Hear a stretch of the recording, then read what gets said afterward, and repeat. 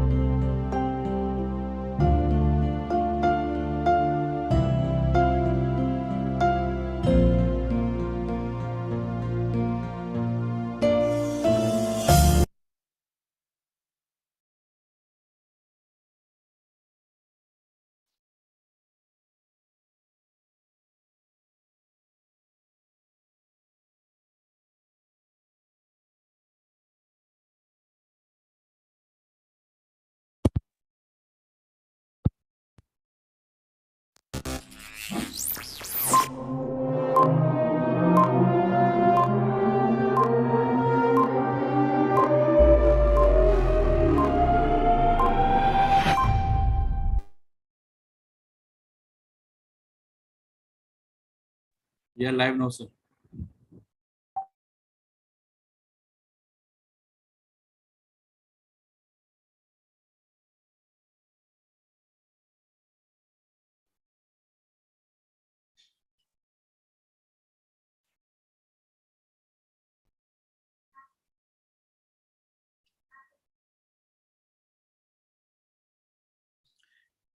good morning, and I welcome you all on behalf of Sepsis Forum of India and ISSM Pune branch.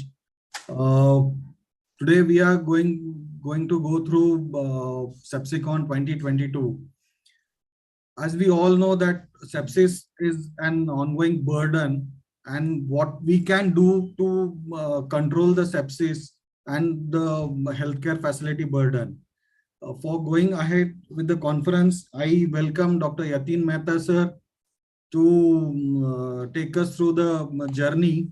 Dr. Yatin Mehta sir, as we are all aware, he is the chairman at Institute of Critical Care Medicine at Medanta Hospital, and he is the president of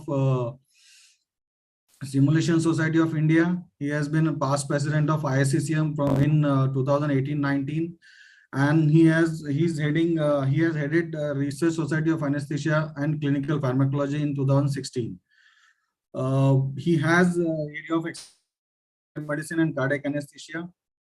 With this short introduction, I invite Dr. Yatin Mehta sir to take us to the with the journey and sepsis. Over to you, sir. Thank you all. Thank you very much. Hello, everybody. This began, Sepsis Forum, the concept began a few years back, along with Kapil Zerpe and Subhash Dikshit and many other seniors who are the members of the executive committee. It's a non-political organization we made primarily to improve research and academic activity related to sepsis in India. And I think we had several conferences in the past during the difficult COVID times, and we had great success with them. They were scientifically highly appreciated and very well attended also. And this year also we have a large number of registrants. So I think we are now involved in a couple of research projects also, multi-center studies involving different parts of India. And primary objective is only academic activity. In addition to the annual conferences, we are going to have regional conferences also. And all of you will feel at some point of time involved with the and touched by the Sepsis Forum. So I would thank all the attendees and all the faculty members, international as well as national, who have contributed to success. Dr. Govil has worked very hard for the scientific content. And I would like to ask Kapil to say a few words, and then we can get on with the first presentation. Yeah, good morning to everyone, and welcome you all. Thanks, sir, for a very brief and very apt introduction of the Sepsis Forum. As you rightly said, the Sepsis Forum is a non-profitable academic forum. We intended to spread the word about sepsis. And it's not only related with the medical fraternity, we'd like to do awareness in a common public. So in future, we are coming up with a few projects which will involve the common public awareness about the sepsis. And this is a third annual conference of Sepsis Forum, which is running smoothly. Last two conferences were online, and we have decided to have an annual event as an online platform. And all of us know that this particular month is a sepsis month. So we deliberately kept our annual conference or plan our annual conference during the September to just celebrate or just create awareness regarding the sepsis in a September sepsis month. And I take this opportunity to thank Dr. Deepak Goyal, who wholeheartedly agreed to take the responsibility of the scientific program. And he has come up with the excellent scientific program and selection of the faculty nationally as well as internationally. And I'm sure next 2 days we will enjoy and will enlighten us with various faculties with their experience. So with this short introduction, I hand over this thing to the Dr. Abhijit Deshmukh for the further proceeding. Deepak, in quick time, would you like to speak? Abhijit? I think Dr. Mehta sir and you have already spoken about the Sepsis Forum, and I am sure that the current program will highlight the current issues in the management of the sepsis, and it will increase the knowledge to everybody. Thank you. Thank you, Yatin Mehta sir. Thank you, Zirpe sir, and thank you, Deepak Goyal sir, for the brief introduction. And I hand over back to Yatin Mehta sir to take us through the journey about the surviving sepsis guidelines. Over to you, sir. Sepsis Forum annual event, and thank you for inviting me. The previous meetings have been great success, so I hope you enjoy this one also. So I'm going to talk about surviving sepsis, what has happened in the journey so far. So the journey began in 1860s when Louis Pasteur talked about the germ theory, and then Robert Koch's theory in 1890. And the first definition of sepsis came in as late as 1992 in chest by Robert Bone. Then classic paper, early goal-directed therapy by Rivers et al. From 2001 from the US. And same time, there was a consensus conference on sepsis 2, which defined sepsis. Then Philip Denninger, there was the first version of the surviving sepsis campaign. The goal was to reduce the mortality in 2004. 2008, we had the Corticus trial. And then with the TRIS trial in 2013, the VAST trial in 2014-15, and in 15 we had the PROMISE, PROCESS, and ARISE trials about early goal-directed therapy and fluid therapy. The sepsis 3 definition came out in 2016, and in 2021 the new guidelines for surviving sepsis published. And this was the group which wrote the guidelines. We had several meetings, physical as well as virtual, and all the representatives of different major countries in the world were there and their societies. So I was lucky enough to represent ISCCM and India in this meeting.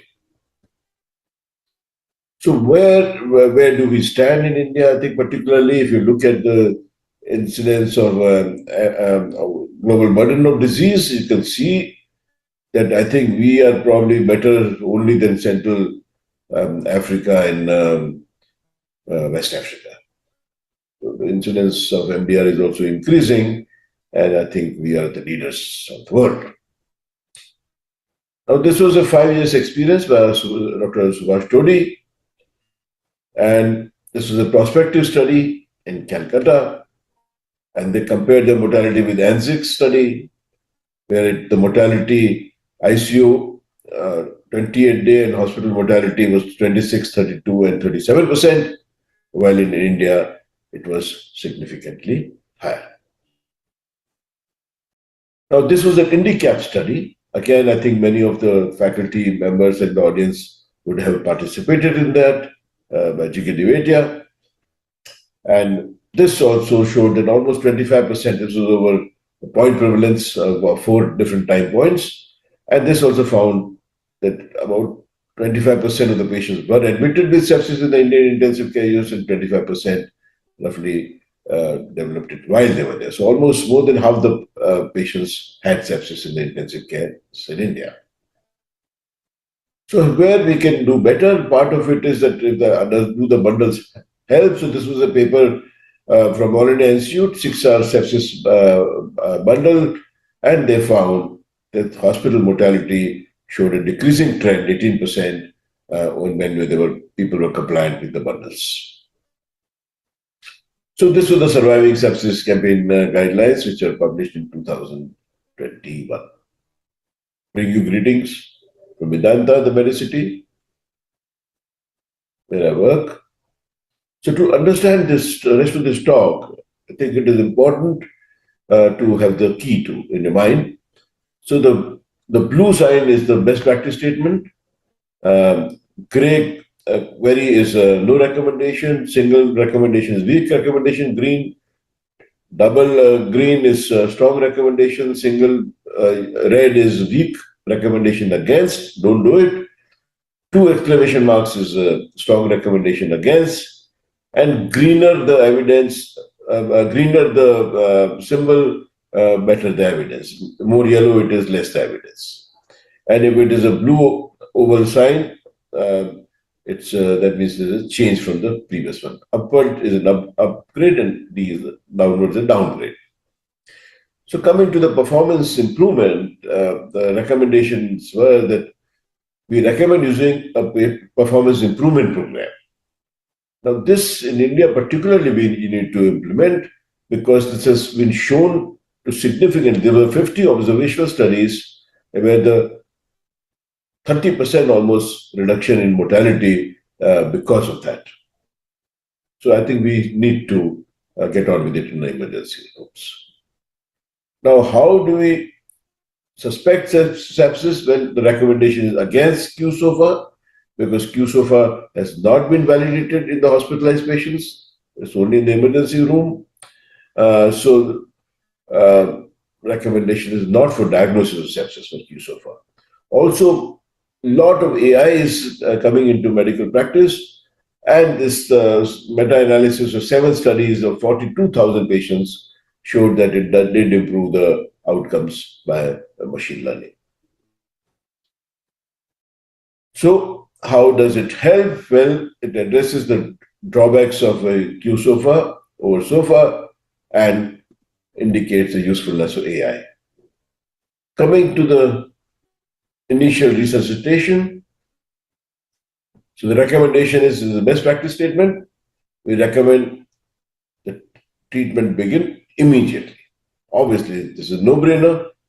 And also for patients with sepsis or septic shock, we recommend using 30 ml per kilo of crystalloids within the first 3 hours. This is a weak recommendation, yellow sign. This is a little change from the previous one. Now, why it was based, this was mostly based on observational studies. But if you look at the average consumption of crystalloids in process, arise, and promise trials, all were, the average was about 30 mils per kilo. And also this one study, retrospective analysis, if less than 30 ml per kilo were administered within 3 hours, then hospital mortality was higher and resolution was took longer time. Then how do you assess how much fluid to give, whether the patient is responding, responder, non-responder? So we recommend dynamic assessment of organ perfusion and intravascular volume resuscitation. How does one do that? We can use PLR for non-intubated patients, or you can use SVV or PPV or SPV in intubated patients. There are limitations of that. I can't get into details of that. And there was a meta-analysis which showed the dynamic assessment, reduced hospital mortality, reduced ICU length of stay, and reduced duration of mechanical ventilation. Coming to serum lactate, there is a little weaker recommendation. Serum lactate should be monitored for guiding therapy, but there is no stringent guidelines regarding the goals of lactate. And in fact, I'll come to that in the next slide, that we recommend using capillary refill time because it was based on the Andromed shock CRT trial, and where CRT was better than the other monitoring tools. So I think this is a very simple tool which costs nothing. The refilling is within 2 seconds. The perfusion, peripheral perfusion is good. If it is not good. Okay. Now, how much is the target for mean arterial pressure? Well, the recommendation is a MAP of 65. Previous studies have tried to show the differences between 65 and 85, but there was no difference between the two. In fact, the cardiac morbidity was a little higher in patients where the MAP was kept at 85. So there is no particular advantage. So 65 is what is recommended. How does all this helps? Well, it recognizes the potential detrimental effects of excessive fluid administration, stresses use of dynamic hemodynamic parameters, capillary refill time, and device MAP targets. How soon do you admit? Well, we recommend within 6 hours. Weak recommendation, weak evidence, and several studies. There's a retrospective study of 15,000 patients where it was more than 3.7 hours per trial. Then the morbidity and was higher. And there was every hour of delay leads to 1.5% in this 400 patients database. Which anti-infective to give? When to give? We recommend that we should evaluate the patient and continuously re-evaluate for non-septic causes if there are any. This is a best practice statement. And look at the likelihood of the investigator, likelihood of septic causes also. This is because unnecessary antibiotics are administered too many times, and almost 1/3 of the patients do not have sepsis who are treated as sepsis.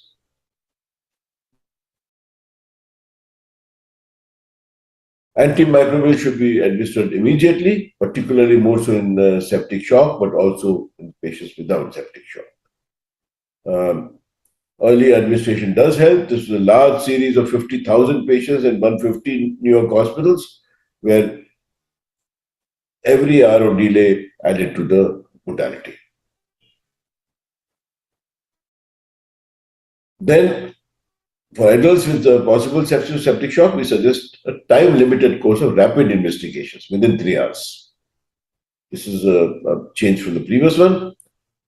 Again, if there is a doubt the patient may not be having sepsis, then defer the antimicrobials. Weak recommendation, weak evidence. Procalcitonin is being extensively used over the last 2 years in India, particularly during the COVID times, and many physicians do believe in doing a procalcitonin to decide whether it is antimicrobial therapy, antibacterial therapy is required or not. But that may not be correct.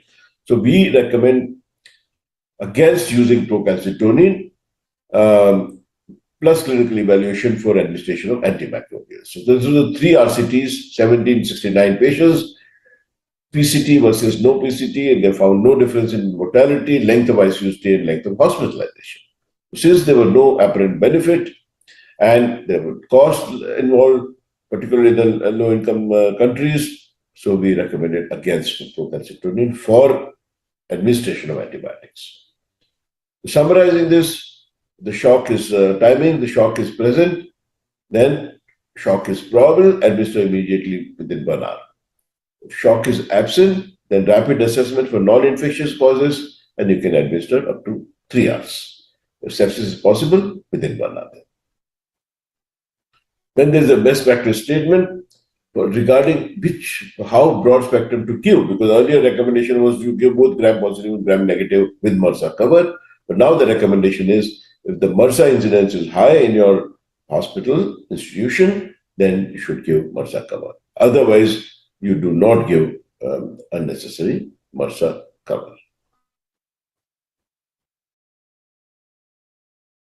If the incidence of MDR is high in your environment, which I suppose most of us would have it, and you are suspecting gram-negative sepsis, we suggest using 2 antimicrobials to give a broader gram-negative cover. If it is low, then do not use 2 gram-negative cover. And once you know the susceptibility, then you can de-escalate. So do not use gram-negative dual cover once you have the cultures. Most of the beta-lactam should be administered as an infusion so that your area over the MIC is higher. So we recommend, now depending on which antibiotics you're using, and we also best practice statement that you must administer antibiotics according to the PKPD principles. So we must understand the PKPD of each antibiotic which you are using. When to de-escalate once you started? Well, we suggest daily assessment for de-escalation. Weak recommendation. We suggest shorter duration of therapy or longer duration of empiric therapy. Again, weak recommendation. And if you're not sure, then you can use procalcitonin for de-escalation. Again, weak recommendation, no evidence. Now, regarding de-escalation, so we are worried about your environment or your antimyograms in your hospital of excessive antibiotic use and the incidence of obviously MDR. But this also, in addition to that, there are collateral benefits. Meta-analysis about de-escalation showed improved short-term mortality, a shorter course, shorter hospital length of stay. And also regarding short duration versus longer duration, full spectrum of sepsis, pneumonia, bacteremia, intra-abdominal infection, and urinary tract infection, there were no differences between short duration and long duration. So short duration is preferred. So we recommend using procalcitonin for de-escalation, but source control is a must. Again, weak recommendation. How do these guidelines help? Well, from point of view of timing of antimicrobial therapy, it differentiates into sepsis with septic shock, sepsis without shock, and no likelihood of or low likelihood of sepsis. It recommends judicious use of antimicrobials, support use of beta-lactams infusion, and de-escalation depending on procalcitonin. Anatomical diagnosis is important. This is a best practice statement. Remove the source of sepsis, including your PICC lines and so on. Again, best practice statement. There are several randomized studies which showed advantages if it is done within 6 hours. Coming to the hemodynamic management, the 3 questions which I'm going to address is fluid resuscitation, vasopressor therapy, and hemodynamic monitoring. So, crystalloids are recommended as the first line of therapy, strong recommendation, moderate evidence. Um, again, a change from the previous one, weak recommendation, weak evidence. We suggest using balanced crystalloid compared to normal saline. And this is an improvement from the previous guidelines, 2016 guidelines. And this is based primarily on the SMART trial, which compared balanced solution with 30-day mortality normal saline. And the secondary analysis, they found the primary analysis mortality was reduced, but also 30-day hospital mortality was reduced, MIG 30 was lesser, and increased RRT and vasopressor-free days in patients who received balanced salt solution. Use of albumin, so we have to be sensible, but yes, if you use excessive fluids, crystalloids, then it is recommended that you add albumin. Now, this was a paper, albumin replacement, multi-center open label RCT, 1,800 patients, and they found higher mean arterial pressure and lower fluid balance when albumin was administered. So again, a meta-analysis of 55 RCTs, 27,000 patients, comparing albumin versus no albumin. They found a higher CVP, higher MAP, higher cardiac index with albumin addition to the crystalloids. Now, what is the cutoff value at which you would administer albumin has not been specified, so we can't comment on that. Regarding starches, I think that's the last we are going to hear about starches in septic shock. Several meta-analyses have shown increased RRT, increased mortality with starches. So starches should not be used in septic shock. Gelatin again is recommended against. This is changed from the previous one because RRT requirement was higher. It's an animal derived source of the gelatin. So anaphylactic reactions are also higher with gelatin. Coming to which inotropes to use or vasopressors to use, well, the first line we recommend norepinephrine. Meta-analysis of 11 RCTs showed lower mortality and lower risk of arrhythmias compared with dopamine. If norepinephrine is not available, then epinephrine or dopamine may be used. In India, some centers are still using dopamine. So, inadequate arterial pressure, despite norepinephrine, vasopressin should be added. This is based on Vanish trial as well as VAS trial, where vasopressin was compared with no vasopressin, and they both demonstrated a catecholamine sparing effect of vasopressin. So normally you start with vasopressin with norepinephrine doses, dose crosses 0.2 mics per kilo per minute. Coming to if the norepinephrine levels and despite norepinephrine and vaso, the arterial pressure still remains low, you can add epi. Weak recommendation, weak evidence. Terlipressin evidence is against, so don't use it.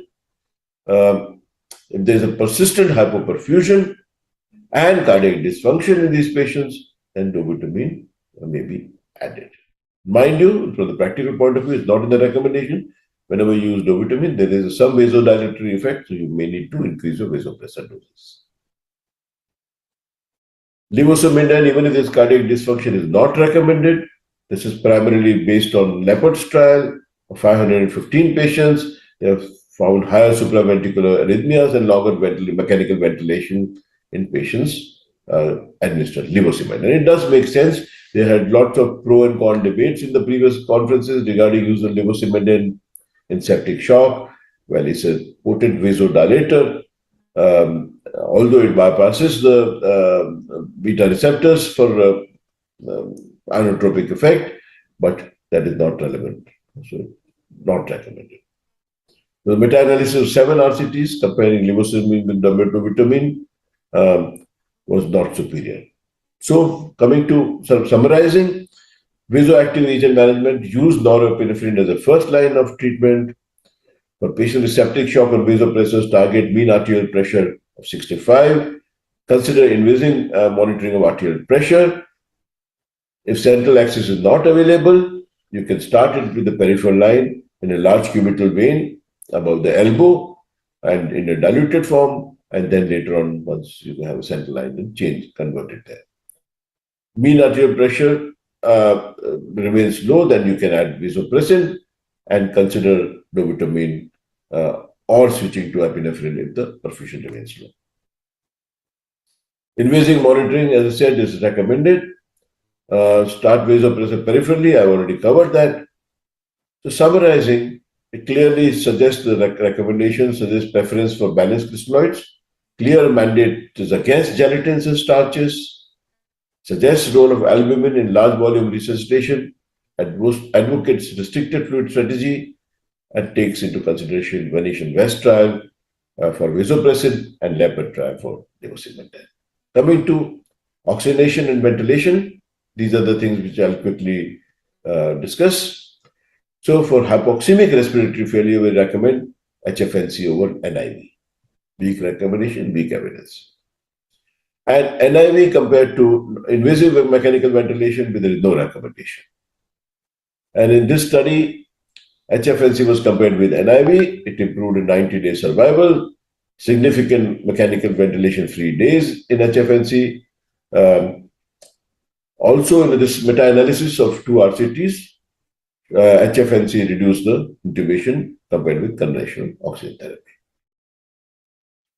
Now, patient with sepsis-induced ARDS, recommendation is 6 mL per kilo based on the ARDS network studies compared to 10 mL per kilo. Strong recommendation. Again, strong recommendation, we keep the plateau pressure under 30. Weak recommendation, using higher PEEP over lower PEEP. This was based on the study, and it showed a higher PEEP reduced the mortality when PF ratio was less than 200.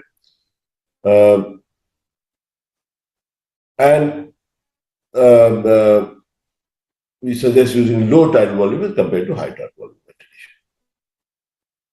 Recruitment maneuvers, which one to use? Well, we recommend weak recommendation. We recommend traditional recruiting maneuvers and not increasing sort of incremental PEEP. Because the negative studies on incremental PEEP, they increase the 28-day mortality in moderate to severe ARDS. Prone ventilation, a lot of it we have used during the COVID times. So we recommend prone ventilation if patient is refractorily hypoxemic for more than 12 hours daily. This is a strong recommendation, moderate evidence. Neuromuscular blocking agents, we recommend boluses over NMDA continuous infusion. Again, this is based on a few studies. If the patient is has refractory hypoxemia, despite all this, then obviously there is no choice left. We recommend VV ECMO in centers which are equipped enough to do the VV ECMO. Obviously, this will be based on several trials, including Caesar trial and Eolia trial. This is one of our own patients on VV ECMO. So how does this help? Well, it recommends on the role of high flow nasal cannula.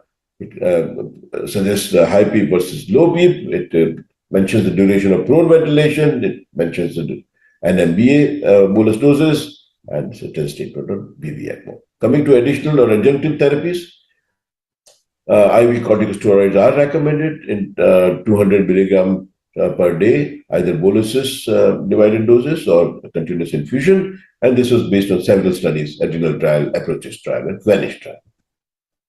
Coming to the adsorbent therapies, the recommendation is against poly-B filter. This was based on a large multi-center trial in the US. So recommendation is against use of poly-B filter. Other blood purification techniques like cytosorb, there are no comments on this because there's insufficient evidence to comment on that. We recommend strong recommendations, restrictive transfusion therapy, against using IG. Stress ulcer prophylaxis is recommended, and strong recommendation, pharmacological VTE prophylaxis unless a contraindication to it exists.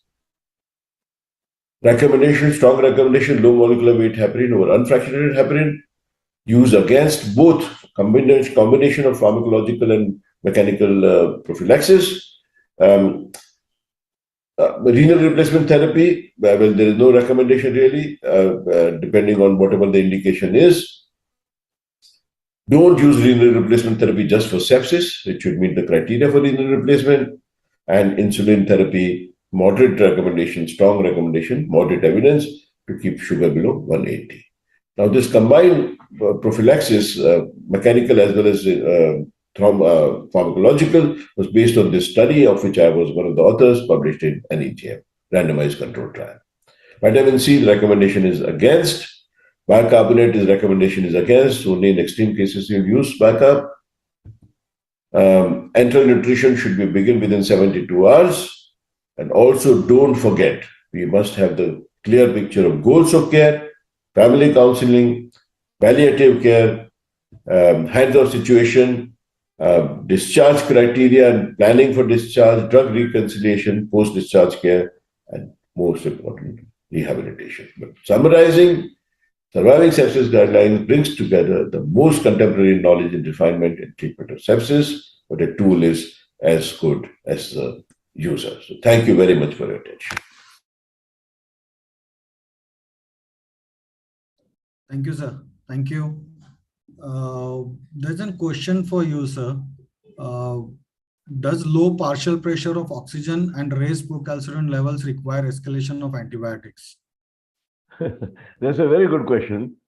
It is difficult. There is no real evidence for that. But if the patient has, say, ARDS, he is on a ventilator, and his oxygen requirement is going up, that may be considered as worsening of the ARDS. And if it is the etiology of ARDS is sepsis, yes, in that case situation, you may consider escalating. Right, sir. Right. Thank you, sir. Thanks. Thanks for your valuable inputs. And I now invite all the esteemed faculties. I invite Dr. Yatin Mehta, sir, Jirpe, sir, Deepak Goyal, sir, and Dr. Subal Dikshit, sir, for inauguration ceremony, for a small lamp lighting ceremony. And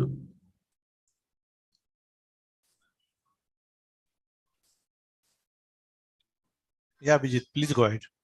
yes, sir.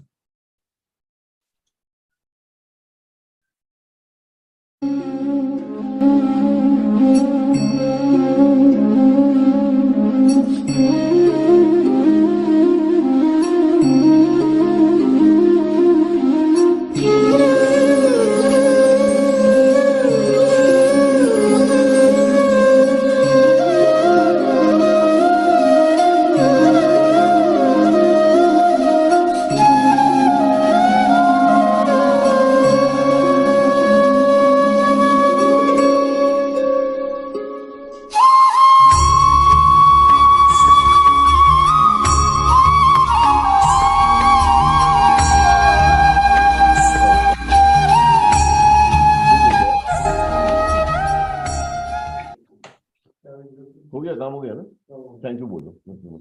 Thank you, sir. Thank you.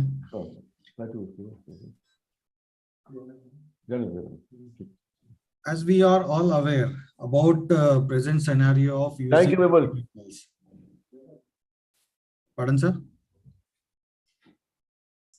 Please go ahead, Abhijit. Yes, sir. Yes, sir. As we are all aware about the uses of antifungals, and in the present scenario, because of increasing number of immunocompromised patients, the use of antifungal definitely has increased. Where we can put in coordination and get better clinical outcomes. I invite Dr. Prakash Shastri, sir, for telling us about antifungal stewardship and its usefulness. Dr. Prakash Shastri, sir, is a senior consultant and vice chairman at Sir Gangaram Hospital, New Delhi. And his area of expertise has been antimicrobial resistance, fungal infections, and in critical care nephrology. So I invite Dr. Prakash Shastri, sir. Over to you, sir.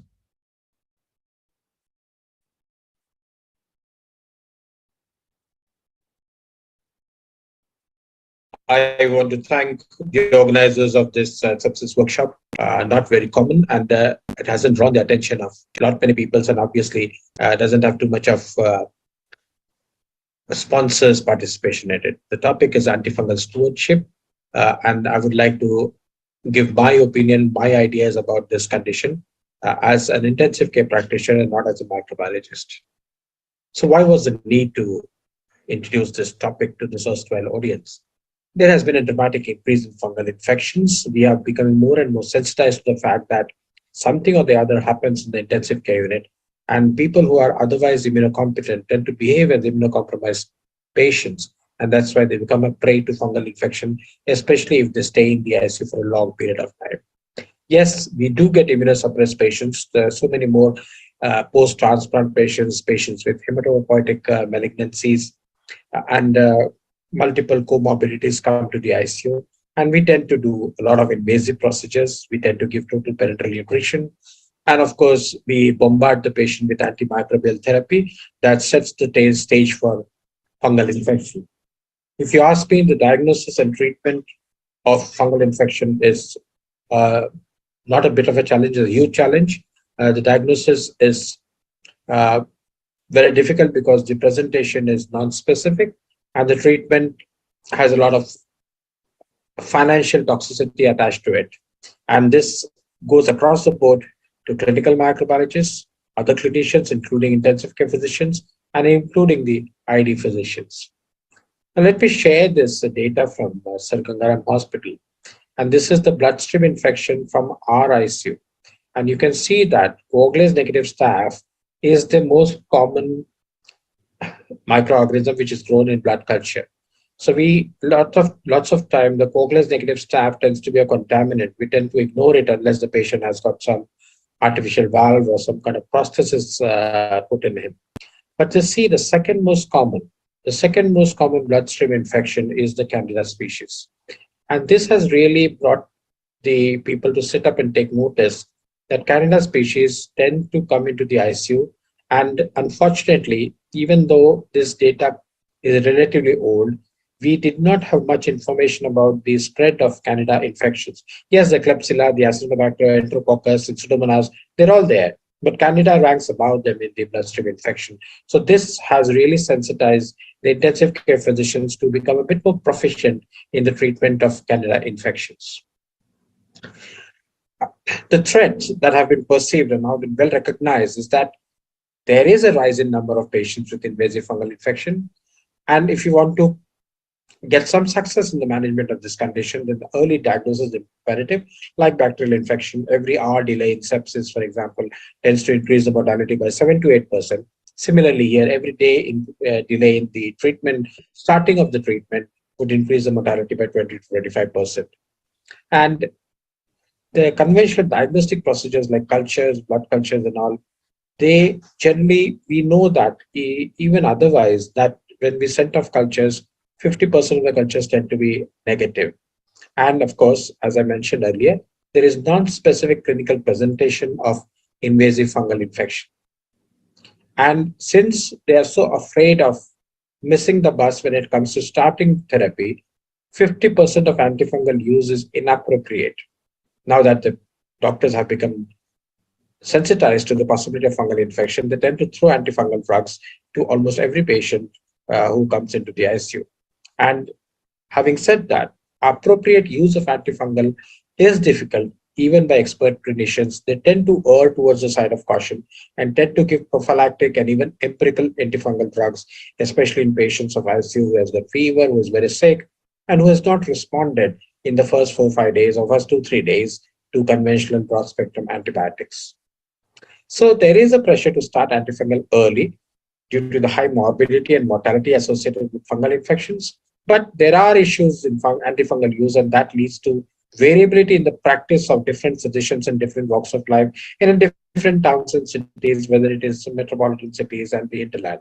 The high cost, the toxicity, and of course, the drug interaction, especially with the azole class of antifungals. There is genetic variability governing difference in the pharmacokinetics of antifungal. We have read about slow acetylators and fast acetylators when we were taught about the antitubercular therapy. Similarly, when it comes to voriconazole and other azoles, there are people who have got difference in the way they metabolize the drug. There are some in whom the metabolism is slow and in some the metabolism is high. And the presence of voriconazole itself tends to inhibit the metabolism of other drugs. So there is a likelihood that if the patients are on immunosuppressants, especially post-transplant patients, that their effect can become magnified. And then on top of it, if that was not enough, there is definite increase in the antifungal resistance. Now, 10% is the cutoff figure. If the number is below 10%, is the number of antifungal resistance is less than 10%, then we are quite okay. But when it crosses 10%, and believe me, it is really crossing. In my hospital, the resistance to fluconazole in Candida tropicalis, the most common Candida that we grow in my ICU, is in the region of 10 to 15%.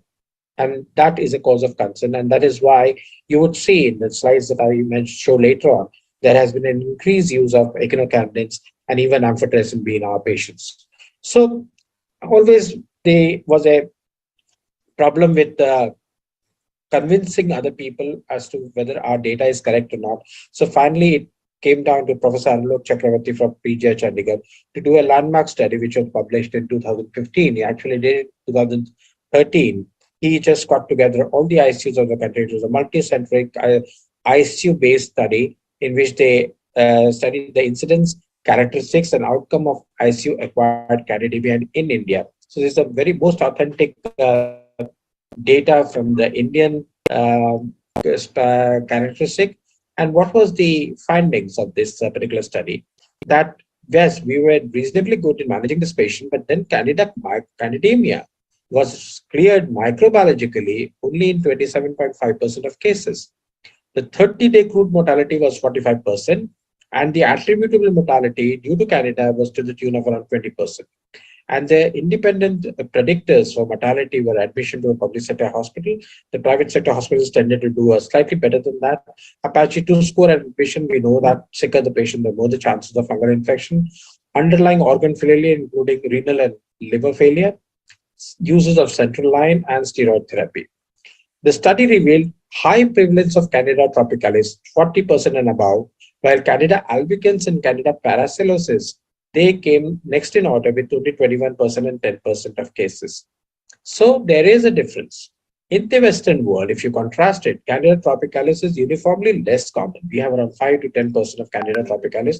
The majority of Candida that are grown in the Western world in the intensive care unit settings is Candida albicans. So it's around 50 to 70% of Candida are Candida albicans. It's so different from Indian setup. And Candida glabrata is the second most prevalent Candida to be grown.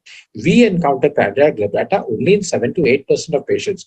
And the rise in Candida glabrata in the Western world is attributed to the increased use of azole prophylaxis. So as you can know that unless we learn from the mistakes, it is likely that we will also follow the same path and we'll end up with azole resistance in our ICU also.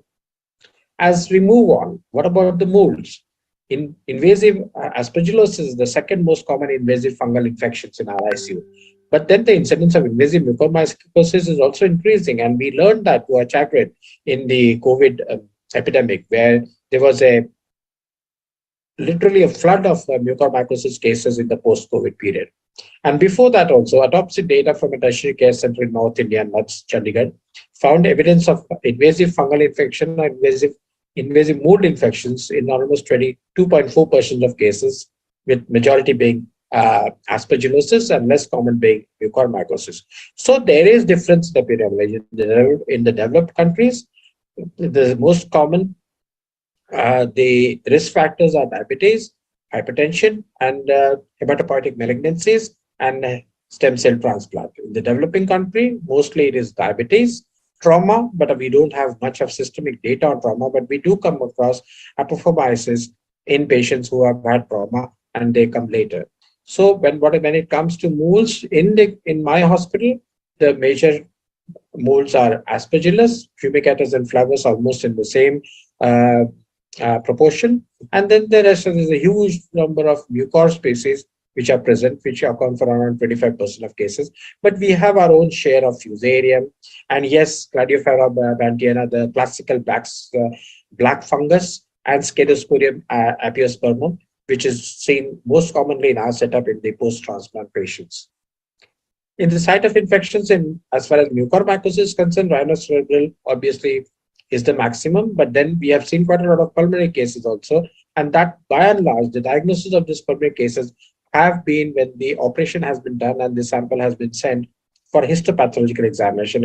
And when I did a study on mucormycosis, I had to take the help of the regional fungal study WHO center to actually extract the DNA from the histopathological specimen and retrospectively find out what the species were. So as I have to mention here, that it is more easy to find out broad spectrum aseptate hyphae in the nasal sphere. Very, very difficult to actually grow them in the culture, and that is why it becomes very difficult to actually label the patient, because you're going to give amphotericin B to this patient, and we know that amphotericin B and chemotherapy are somehow or other almost parallel to each other.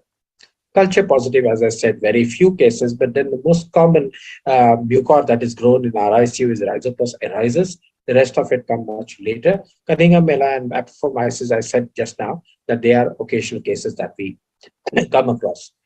So what are the reasons to introspect and work towards antifungal stewardship? So what is expected? So let us define what is expected if we are to embark upon the program of fungal stewardship. So it basically envisages the optimal use of antifungal through careful selection of agents based on, number one, patient profile, target organisms. Obviously, you can't treat mucormycosis with fluconazole. Toxicity, yes, toxicity when the patient is already having fungal organ dysfunction. We can't really give drugs which are likely to have organ-specific toxicity. The cost is involved. Fluconazole comes cheap, but anything other than that is expensive. And then the likelihood of emergence and spread of antifungal resistance has to be kept in the back of our mind, because we don't want to go the Western way, where the increased use of fluconazole prophylaxis has led to the rising number of Candida glabrata. So the objective is to educate the clinicians, the microbiologists, the radiologists, the pathologists, and pharmacologists on antifungal stewardship program. One of the first things that we can do is you can document the amount of antifungal that you use in the hospital and its rationale for the use. So the antifungal drug consumption is measured on the basis of defined daily dose per 1,000 patient days. That is one denominator that we can use because that is the one which is prevalent all over the world. And we can also do therapeutic drug monitoring for azoles. So as you can know, fluconazole is one drug which we doesn't need it, but other azoles would really be better managed and better utilized if we had therapeutic drug monitoring. Posaconazole and voriconazole drug monitoring has become relatively common, still not available in my hospital, but yes, it is being used in quite a few centers and we can get it done from outside. But again, that is not so commonly available. And most importantly, at an institution levels, develop guidelines for the initiation of antifungal use in different patient populations, whether it is empirical therapy, whether it is preemptive therapy, or it is a targeted therapy. As the guidelines are important for starting the antifungal use, so are they important for stopping the antifungal. So stop the empirical therapy when negative tests come in. Use the biomarkers like galactomannan are used when I'm treating aspergillus to monitor the response and guide duration of treatment in proven or probable cases. De-escalate broad spectrum antifungal to narrow spectrum antifungal after specific diagnosis, and maybe move from intravenous compounds to oral compounds. The newly available azoles nowadays, the gastroprotective tablets which have become available now, have become a big pool to allow us to switch from intravenous formulation to oral formulation. The implementation of effective antifungal stewardship program monitors the antifungal use, generates local epidemiology data, antifungal policy for the institution to follow, and make sure that there is implementation of this antifungal policy by doing periodic audits, and obviously based upon the findings of the audit, review the antifungal policy, and then if these things are taken together at the national level, we can formulate a national guideline. So what we have done in our hospital, that we have charted the annual incidence of candidemia. As you can see that the levels in the intensive care unit have gone up, though in the wards they are sort of staying there plateaued. And this is the candida that has grown in my ICU in the year 2020. That was the year when COVID was rampant all over the country. And lo and behold, what do we see? That the most common candida that we have grown in the period after 2020 was Candida auris. And there is something came as a big shock to us, because we know Candida auris. Number one, it doesn't come from the community. It is obviously acquired from the hospital. So we are dealing with something. We were dealing with some kind of an outbreak at that time, and this Candida auris, by and large, were resistant to not only to azoles but also resistant to amphotericin B. It was only sensitive to the echinocandins. And surprisingly, 37, the second most common that we grew at that time was Candida albicans, much like we are following the Western pathway now. And the third most common is Candida tropicalis, unlike what was shown in the Arulog's paper. Sensitivity. So just look at Candida auris here. Candida auris, fluconazole sensitivity is 0% there. Absolutely zero. And what is the sensitivity to echinocandins? Almost 100%. And then we have others, by and large, amphotericin does well, except for Candida auris, where the sensitivity is a bit less. But all the other candidas, by and large, are sensitive to an extent to fluconazole. Of course, Candida krusei and Candida glabrata are something which are intrinsically resistant to fluconazole, and that's why it is you are better off if you are growing a lot of Candida glabrata and Candida cruris, which is rare in Indian setup. You'll be better off to start with either an echinocandin or amphotericin B. When it comes to filamentous fungi, again, as I've showed you in the previous slide, Aspergillus of fumigatus and flavus, they are the most common. Aspergillus niger is much less. TDS is almost negligible.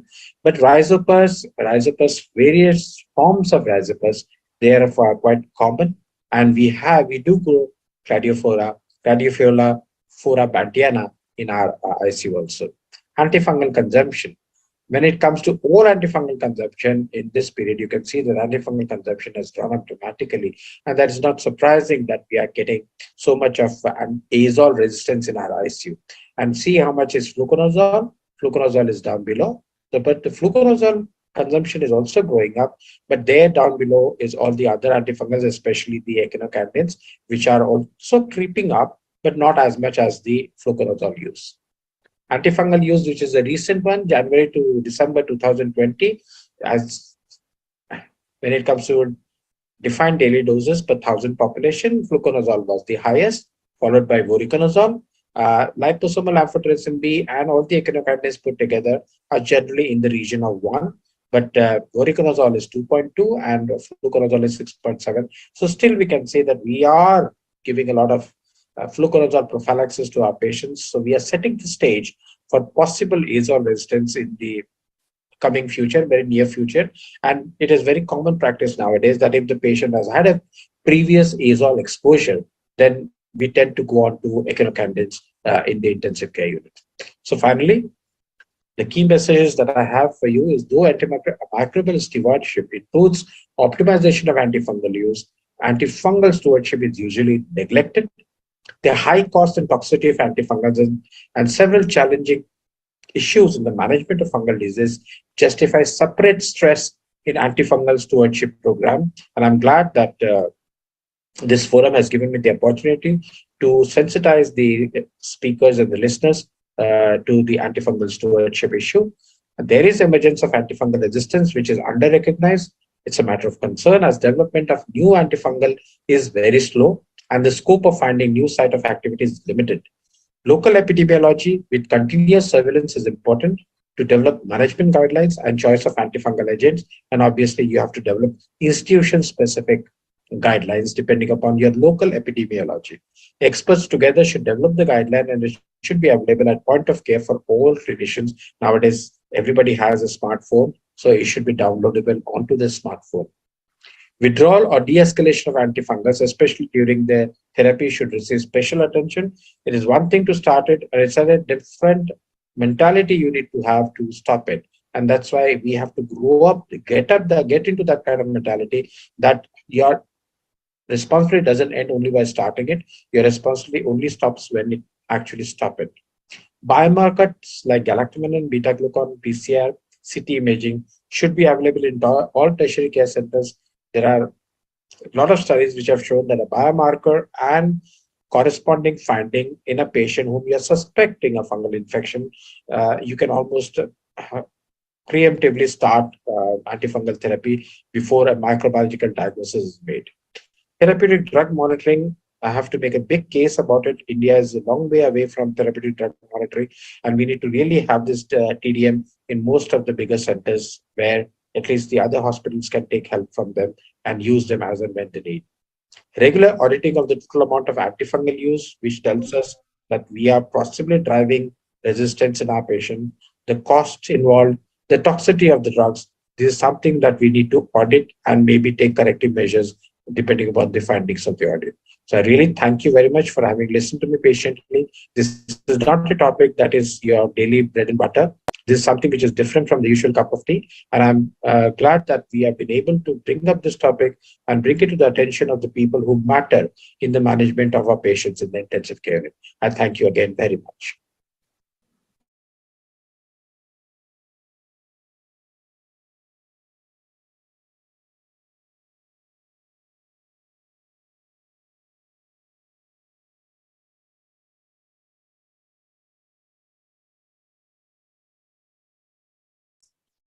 Abhijit, you are around? There was some technical problem. Okay. Thank you, Prakash Asti, sir. There was a question, but I think he has answered in the summary also about use of the markers for starting antifungal therapy.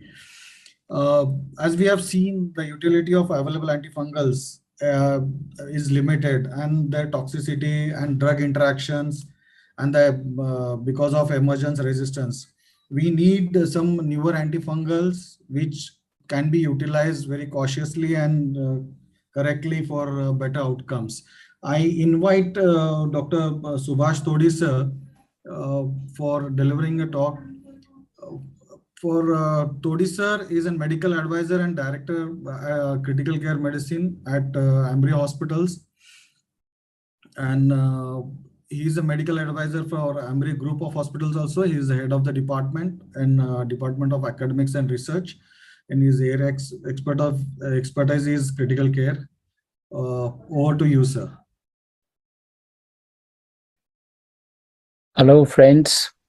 Welcome to this online session on newer antifungal agents organized by Sepsis Forum India on Sepsiscon 2022 on the World Sepsis Day.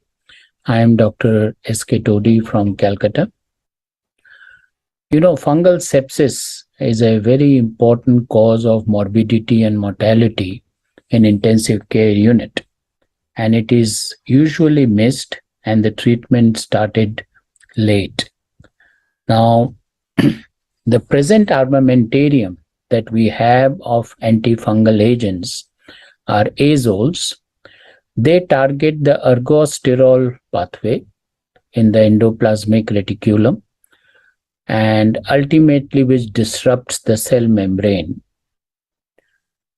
And because they are working through the reticulum, which has got a lot of metabolizing enzymes like CYP354, there is a lot of drug interaction with azoles. Polyenes like amphotericin binds to ergosterol and directly disrupts the cell membrane. Flucytosine inhibits the nucleic acid synthesis. You know, fungi are eukaryotic organisms, and they have a lot of similarity with the human cells. So the cell membrane, the endoplasmic reticulum, and nucleus, they have a similarity in the human cells. So all the molecules which work through these sites usually have toxicities on the host cells or drug interactions where the drugs also use the same site of mechanism. The second is the cell wall, echinocandins. Echinocandins are the ones which directly disrupts the cell wall by inhibiting the 1,3-beta-D glucan synthase. Now, cell wall is usually not present in the human cells, and that's why echinocandins are very safe antifungals because they do not share the same site of action which are present in the human cells. So this is, in summary, the present armamentarium we have. So why there is a need of new antifungals? First of all, the mortality from invasive fungal infection still remains very high, around 30-40%. Most of the drugs like azoles and flucytosine, they don't have very rapid fungicidal activity. Echinocandins do have, but most of the others don't. And as you are aware, the current therapy needs a very prolonged course, almost for a 2 weeks course of antifungals, where most of the antibiotics are usually given for 5-7 days. In fact, their courses are getting shorter. So can we have a drug which can be given for a shorter course? Just like bacteria, even the fungal resistance is gradually growing. We have a lot of this new species of candida like Candida auris, which is very resistant to many drugs with higher MIC. Another reason for new antifungals is, as you know, the fungal world is yeasts and molds. And especially in immunosuppressed individual, when we suspect a fungal sepsis, we are not sure are we dealing with yeast or mold. Even in mold, we are not very sure are we dealing with aspergillus or mucor. So just like antibiotic to cover many gram-negative organisms, both fermenter and not fermenters, even antifungals, we require newer antifungals which can cover yeast and molds, and in molds probably to cover both aspergillus and mucor. And as I mentioned, many of the antifungals, they have the same site of action as is present in the human cells. So there are very toxic, especially like amphotericin and nephrotoxicity. Azoles have a lot of drug-drug interactions. And we do not have much of an oral formulation of echinocandins, which are the workhorse. So it becomes almost 2-3 weeks of intravenous therapy in the hospital. So we definitely require oral de-escalation therapy. So these are the basic reasons for which we require a new antifungal. So a lot of research is nowadays being done on this new antifungals, and a lot of new sites have been discovered within the cells of fungi where the different molecules would work. If we look at the pyramid of research, the first generation are the ones which were already present, like amphotericin, flucytosine, azoles, and echinocandins.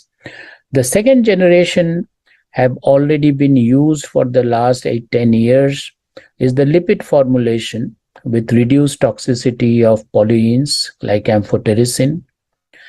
There are structural changes in azoles like voriconazole have come with increased activity against molds. There are other azoles with PK/PD changes which we will discuss. And the completely new formulations like polyenes having nanoparticles, oral formulation.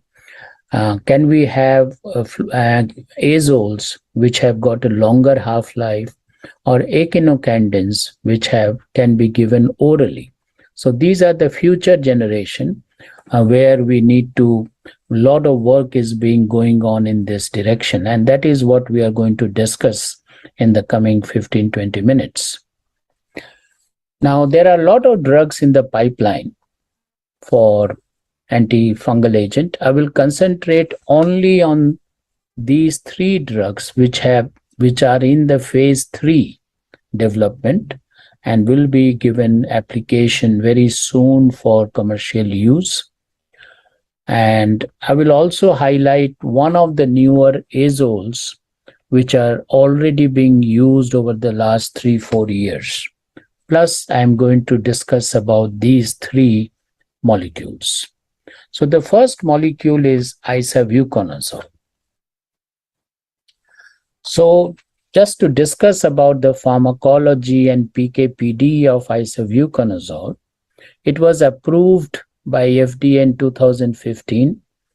It is available as a prodrug, isovuconazonium, which is converted by plasma esterase.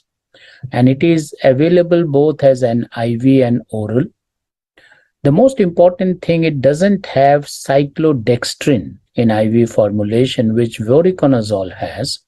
So the problem of accumulation of cyclodextrin in patient with renal impairment and thereby having side effects is not there. So it is very safe to give even in renal failure. Even the oral capsules, many patients in intensive care unit have a nasogastric tube and they have to be fed through that, and the drugs have to be given through that with less bioavailability. It has been found that isovuconazole capsules may be open and the product given through the feeding tube, and they have a very good absorption. Though there is some drug-drug interaction, because being an azole, they work through the ergosterol pathway in the endoplasmic reticulum. So there is some drug-drug interaction. As I mentioned, they are rapidly absorbed and there is no pH effect like other azoles. So, this newer formulation have a more friendly pharmacokinetics. They have a very large volume of distribution because they are lipid soluble. So in critically ill patient having lot of intravenous volume resuscitation and all doesn't affect the plasma concentration of these azoles. They are very highly protein bound, and as I mentioned, they do interact with the cytochrome enzyme system. Most of them are metabolized and not excreted by the kidney, and they have usually metabolized in the liver. They have a very long half-life, and they can be given as a loading dose followed by a maintenance dose. And one can switch between IV and oral administration. And very importantly, routine therapeutic drug monitoring is not required as opposed to the voriconazole. These are the certain pharmacokinetic data regarding the standard dose, the route, the Cmax, and the AUC. This is the PK/PD parameter which is mostly required for azoles. And it can be given in mild to moderate liver disease. In very severe liver disease, one may need to reduce the dose.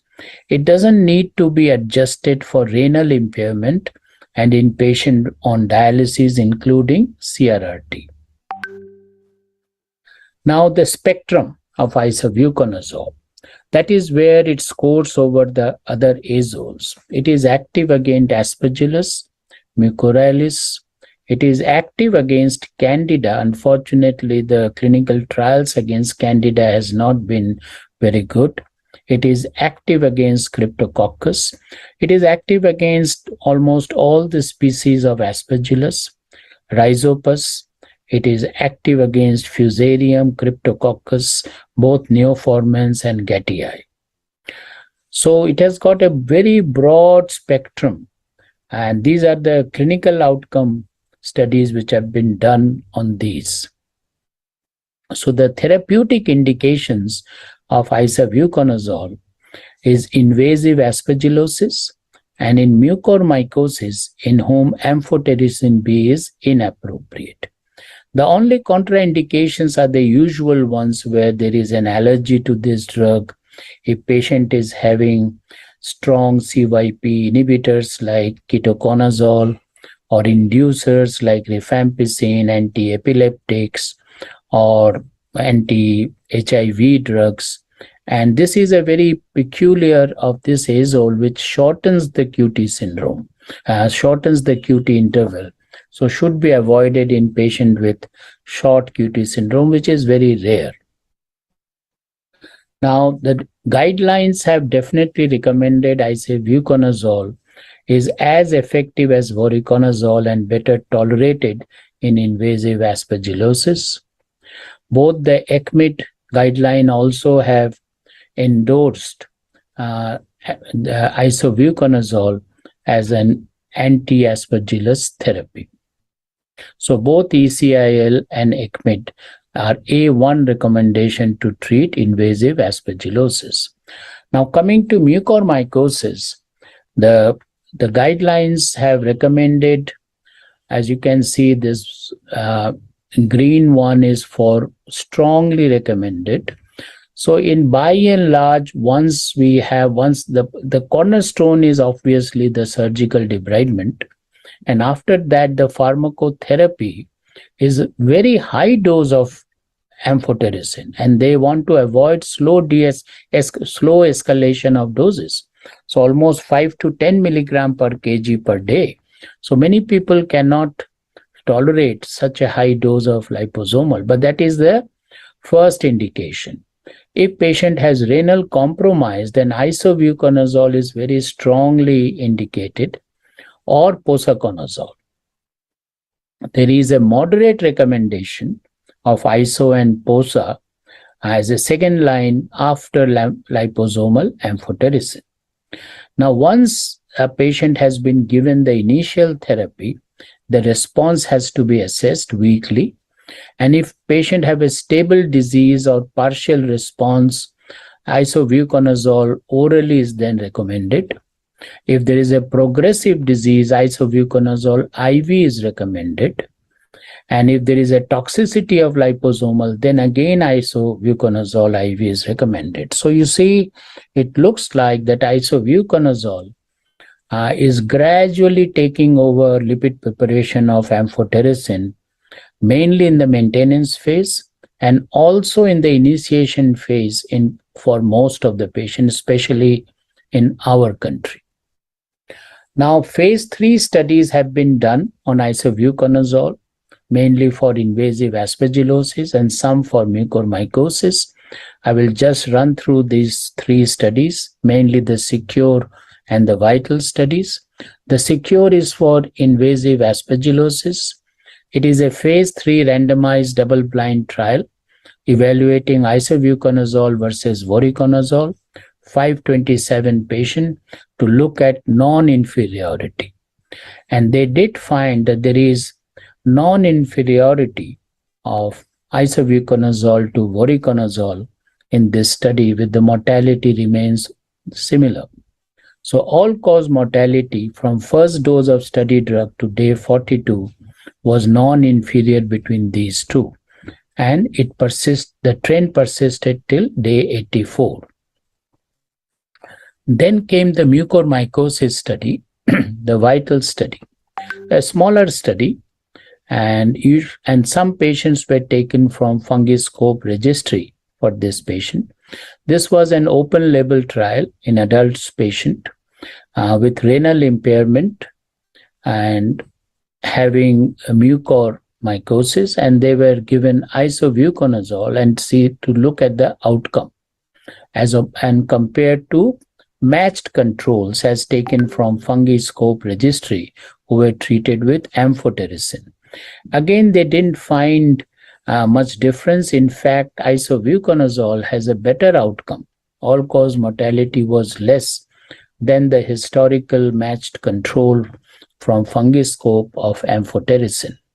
So again, in mucormycosis, though a small study, and in a historical control, it was found to be better than amphotericin. So isovuconazole did demonstrate survival probability in patient with mucormycosis with a good safety profile. Very few adverse reactions apart from some GI involvement, some rashes. So by and large, a very safe drug to give both by intravenous and by oral route. The QTC interval, as I mentioned, it has got a very peculiar dose-related shortening of QTC interval, but usually it doesn't cause too much of a problem. In our experience, we haven't found this to be of much clinical relevance. But one should measure QTC, especially if in a prolonged course of isovuconazole. So isovuconazole has demonstrated efficacy against both invasive aspergillosis and mucormycosis with favorable safety profile, favorable pharmacokinetic profile. So looks like isovuconazole as a newer azole against aspergillus definitely, and possibly for mucormycosis. Unfortunately, the trial against candidemia for isovuconazole has not been successful. So it is only to be used for invasive mold infections. So that's on isovuconazole. I would put it as a newer antifungal because it has come to the market very recently in our country, and many physicians are not aware of this. Now, coming to some other molecules which are not yet commercially available, but have almost completed phase 3 studies and should be very be available for commercial use very soon. Now, rezafungin. Rezafungin is a new echinocandin, and just like any other echinocandin, it inhibits 1,3-beta glucan synthesis of the cell wall. And as we mentioned, the cell wall is not shared by human cells, and so the toxicity is much less. So one advantage of this new echinocandin is the broad spectrum, though the other echinocandins also have some anti-pneumocystis effect, but this new echinocandin is very potent against candida, including candida auris, because as has been shown that candida auris have increasing MICs, and there are mutations in the FKS mutation in many of the candida, especially candida glabrata and also candida auris, which makes them resistant or at least increased MIC requiring higher doses of candins. And that's why this rezafungin will be a welcome option against this resistant candida. It also works against aspergillus and pneumocystis. The other advantage is it's not hepatotoxic, and it is active against resistant strains, and it has got a very long half-life. One can use it once a week dose. That increases compliance, may decrease the hospital length of stay, and it has got a good penetration into intra-abdominal cavity. As you know, many of the azoles and echinocandins, they do not penetrate intra-abdominal cavity. And the risk of resistance would be low because high levels are maintained for a pretty long time, and both subcut and IV formulations are available. The second new antifungal in the echinocandin groups is the ibrexafungerp. It is a glucan synthase inhibitor, just like any other echinocandin. And the peculiarity of this echinocandin is it is available in oral form. And as we mentioned, in order to de-escalate from IV echinocandin, this will be a very welcome molecule. It has got a very robust drug penetration for intra-abdominal candidiasis, because many of the drugs, the azoles do penetrate, but they are fungistatic. So having a fungicidal drug which can penetrate intra-abdominal cavity and secretions is very important. It has been found that in the necrotic center of liver abscesses, deep-seated candidiasis is becoming a big problem, and we require drugs which can penetrate into these tissues. And this new echinocandins does penetrate into the liver much better. It has got in vitro and in vivo studies have demonstrated against most Candida species as well as resistant isolates for Candida auris and high MIC Candida. And just like the rezafungin, it also works against Aspergillus. It doesn't work against Mucor or Fusarium. And as I mentioned, Candida glabrata and auris have this FKS mutation, and these newer echinocandins would work against this mutant. So doing a sensitivity to echinocandins against glabrata and auris becomes very important. And since this is an oral drug, it may be a very viable option in many patients, including for pneumocystis in immunocompromised patient.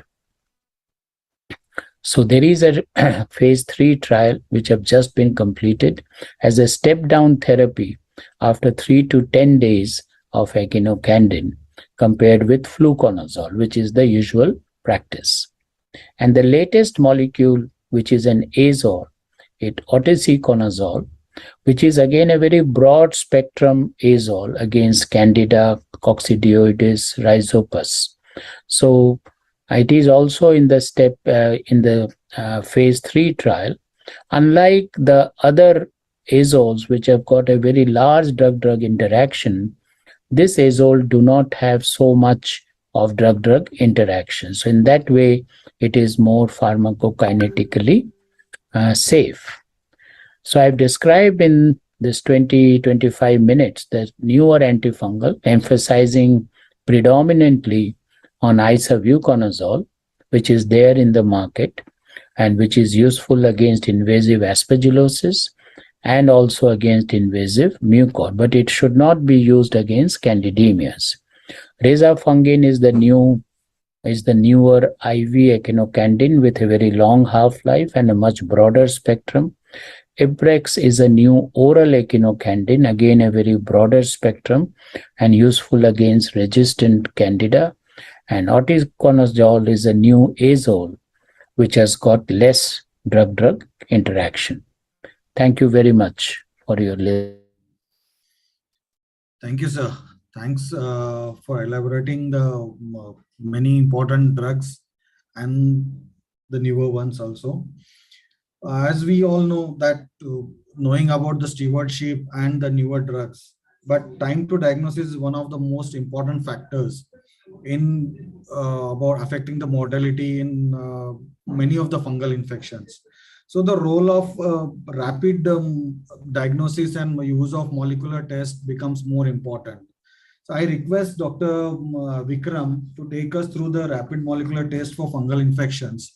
Dr. Vikram is senior consultant in microbiology and infection control at Jahangir Hospital, and his area of expertise has been clinical microbiology, antimicrobial stewardship, and infection control. Over to Dr. Vikram. I'm Dr. Vikram, and I will be talking about the rapid molecular diagnosis of fungal infections. Now, fungal infections are a cause of significant morbidity and mortality, especially in immunocompromised patients, either cancer patients who are on chemotherapy or hematopoietic stem cell transplant recipients and other reasons also. The commonest fungi that we tend to encounter are Candida, invasive aspergillosis, mucormycosis, and pneumocystis. The other issue in fungal infections is that of the emerging resistance to the azoles, especially in Candida glabrata and Candida auris nowadays. And Aspergillus fumigatus also is known to be resistant to the azoles. An early diagnosis and treatment has been associated with better outcomes. And it remains to be seen whether the molecular tests can give us an early diagnosis and thereby an early treatment. Now, if you look at the flow of how samples are processed, initially the sample is collected. We do a direct smear, which takes about 4 or 5 hours. And then we put in the sample for culture on SDA medium. Now, this culture will take anywhere from about 2 to 3 days for the yeasts, sometimes maybe up to 5 days, and 4 to 5 days for the molds. And if it's a slow growing mold, it may even go up to 3 or 4 weeks. Now, once we have growth, we need to do certain phenotypic tests or put it onto an ID AST system for Candida, which will give us the identification and sensitivity in a day's time for the yeast, or maybe a week or two for the molds. So to get a diagnosis or an identification of a fungus, it may take anywhere between 1 week to about 4 or 5 weeks. But this time is very critical for patients who have got invasive fungal infections. The other issues with the current methods are that the smear or direct microscopy has a low sensitivity and is dependent on the observer and the type of stain also which is done. Though cultures are still the gold standard, they're extremely time consuming, and of course you need viable fungus in that tissue or that sample which has been collected. So can molecular tests fill the gap? Molecular tests are supposed to be faster, more sensitive, they can pick up non-viable fungi, and they can pick up multiple fungi. But all these are pretty theoretical at the moment. So let's look at what these molecular tests are. First is, of course, the polymerase chain reaction, or the PCR for fungi, which can be of two types. One is called as a pan-fungal, which looks at detecting all the fungi that are known to us. And the other is, of course, looking for individual fungi like Candida or Aspergillus or Mucor and so on. The other approach is what is called as the syndromic approach, where you try to look at a particular sample for a host of pathogens which can cause an infection in that particular system. The commonest system that we know is the biofile. Another thing, new kid on the block, which is being used nowadays extensively, is the MALDI-TOF, which has definitely hastened our identification of various isolates. The other exciting initiative is the sequencing that is currently being done. And we look at how this is revolutionizing the diagnosis of fungal infections. And lastly, of course, we have two seromarkers, that's biomarkers, the beta-D-glucan and the galactoman. So coming back to our flowchart, once you collected the sample, you do a direct smear, you do the culture, and you get the identification sensitivity. We have seen that this takes about anywhere from few hours for the direct smear to about 2 to 4 weeks for the identification AST. Now here is where the molecular tests can help us. A direct PCR on the sample collected could probably give you the result in 4 or 5 hours with a much better sensitivity than the direct smear. A biofire might tell you about multiple organisms that are involved in, of course, a very niche group of infections.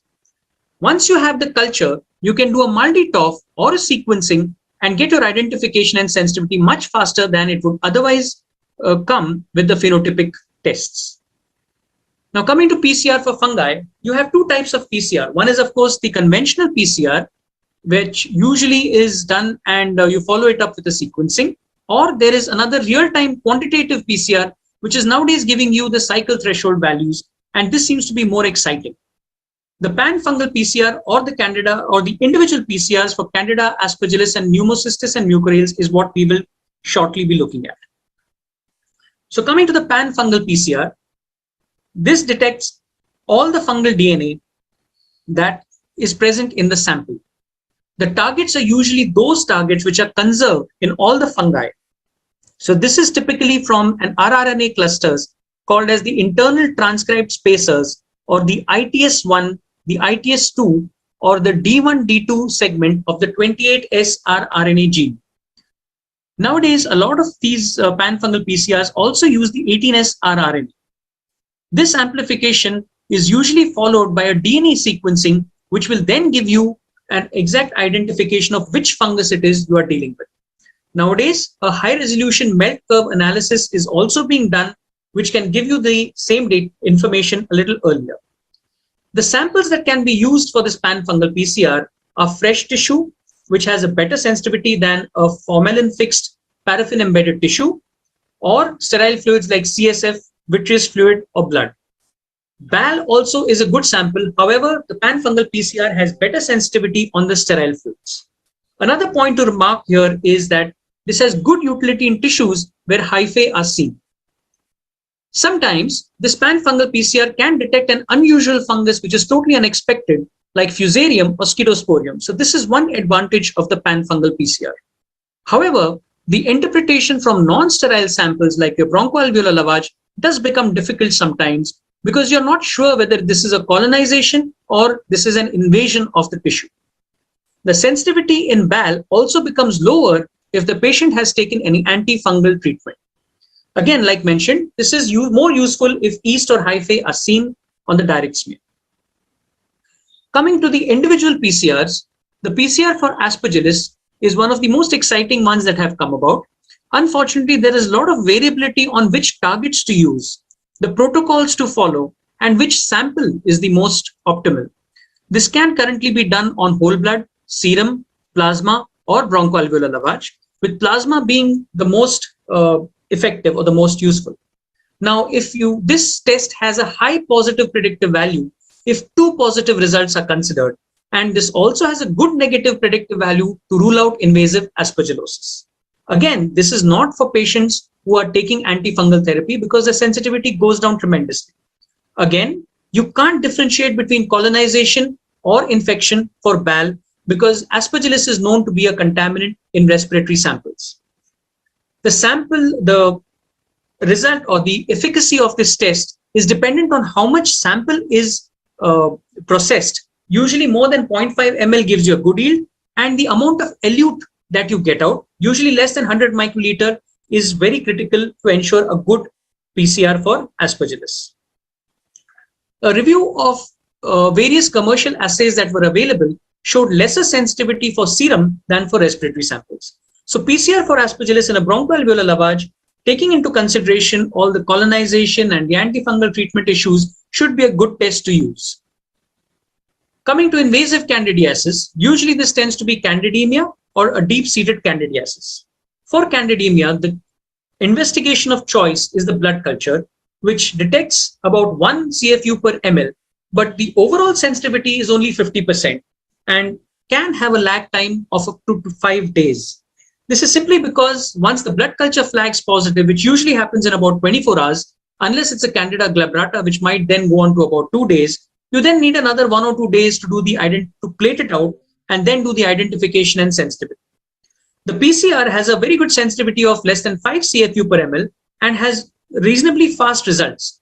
And plus, these are good for those that are missed out by the blood culture. The issues with Candida PCRs are the lack of standardization, a variable analytical sensitivity among different kits, and the need for a nucleic acid extraction step. The targets that are used for Candida PCRs are the rDNA and the cytochrome P450L1A1 gene. The PCR performance has been good for blood, but less for others.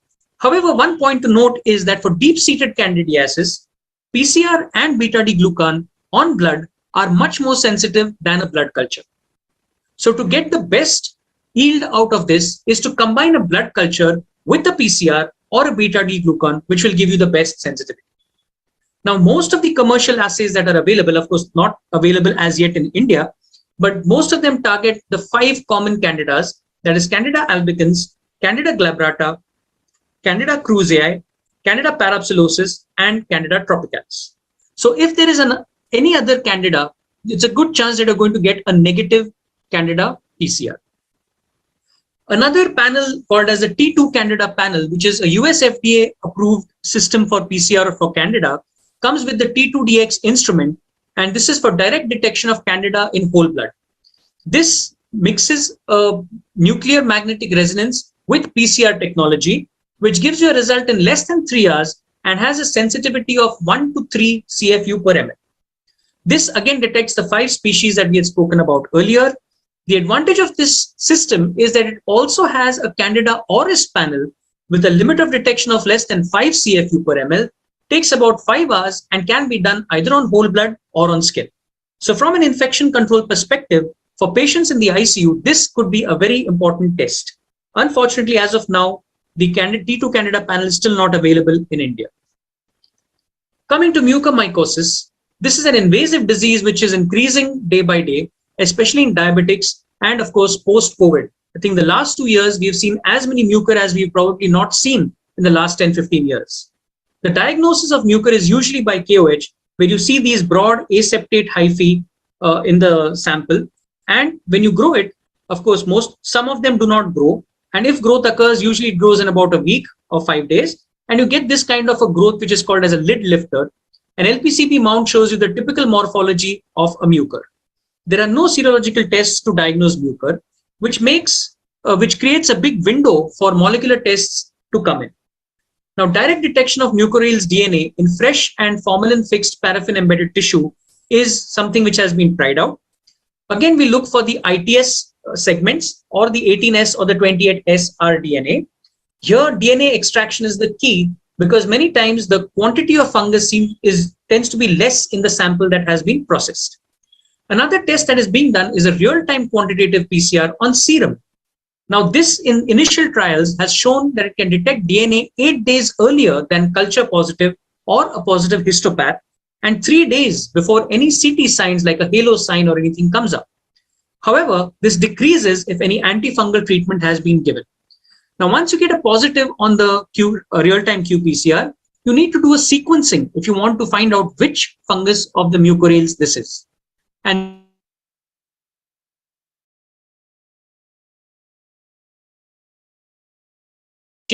silver stain or an immunofluorescence or on histopath. However, the PCR has shown to be more sensitive than staining.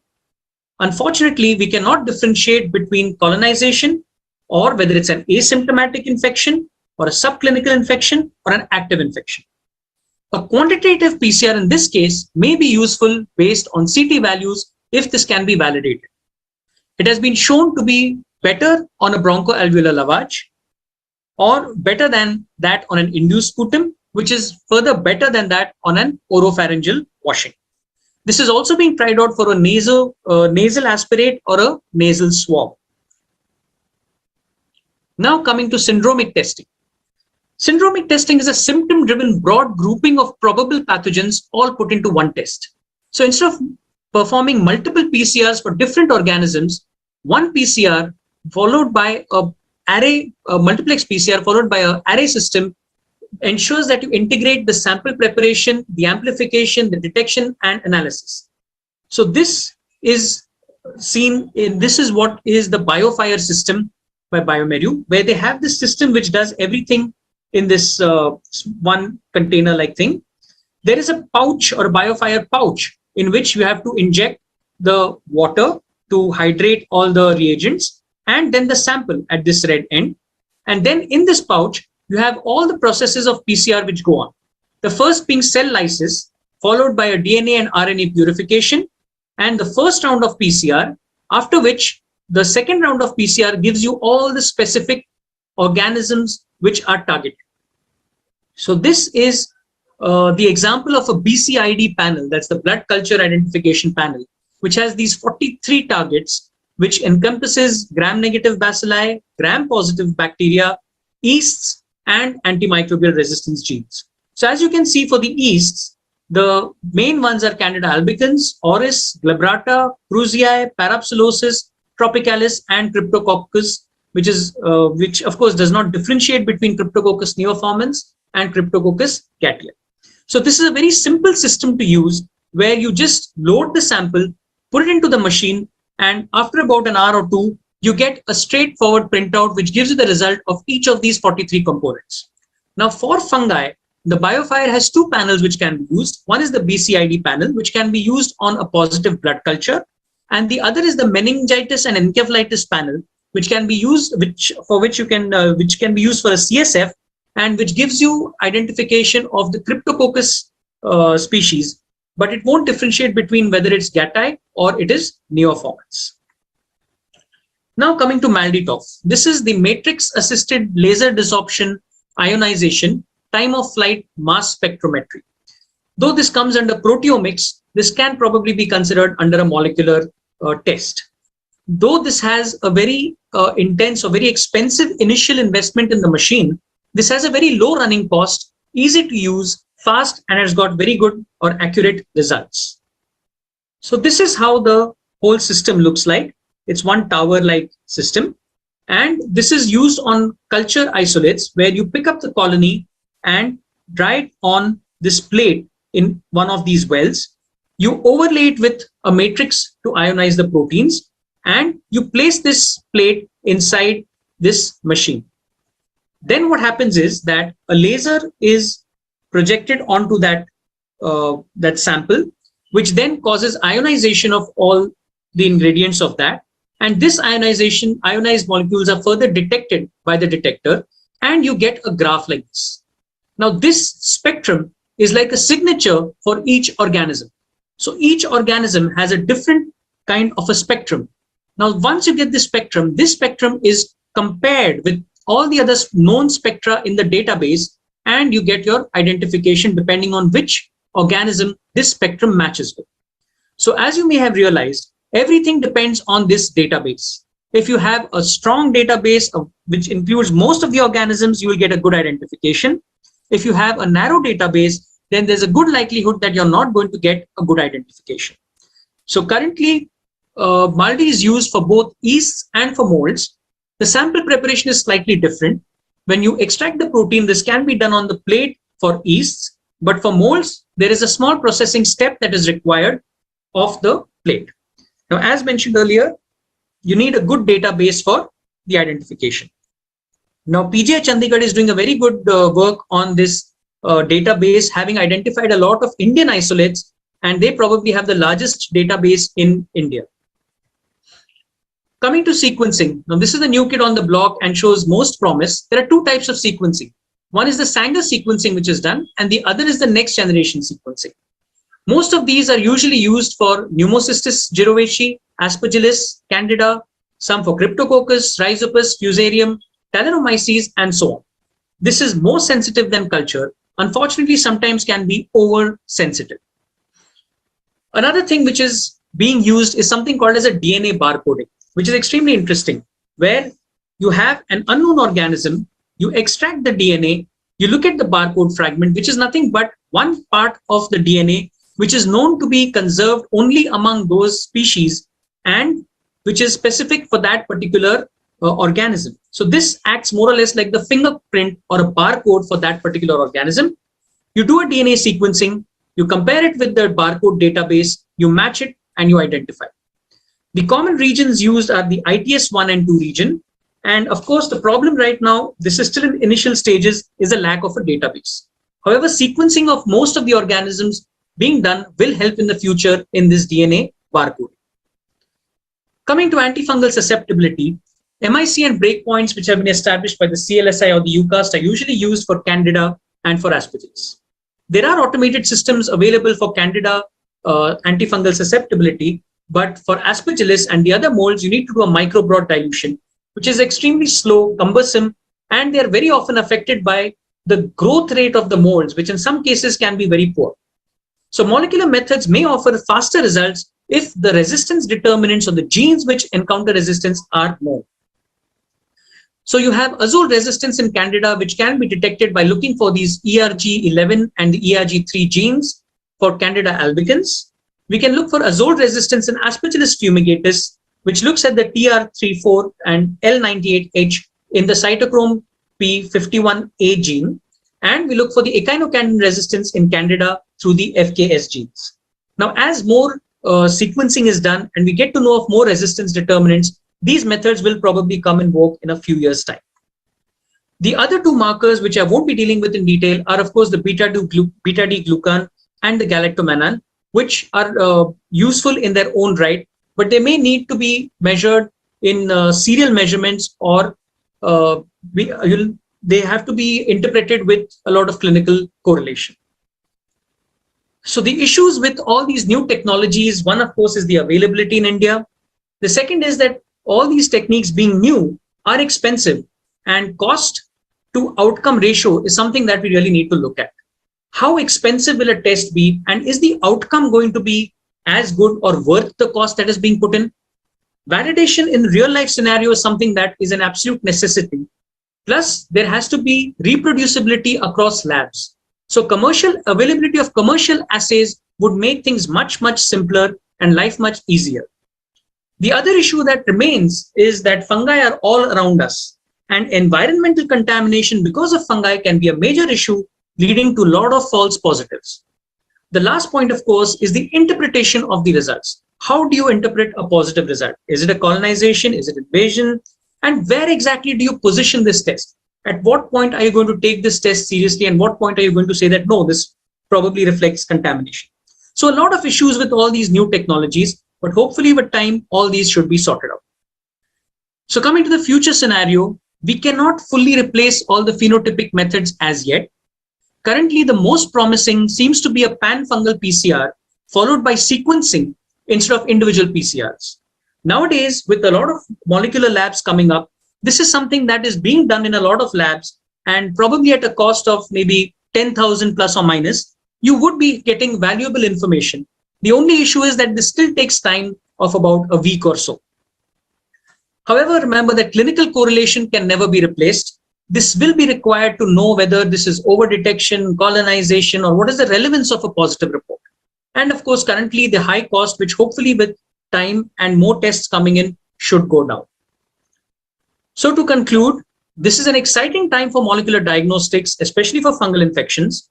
But unfortunately, most kits are either for research use or they are undergoing validation or they are not available in India. But hopefully with time, these problems should be sorted out.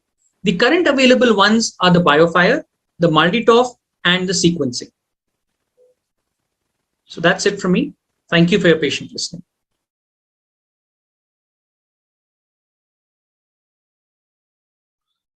Thank you, Dr. Vikram. Thanks for taking us through the newer rapid molecular test. Moving ahead, despite decades of research and work in the sepsis, we are still yet to have any specific treatment.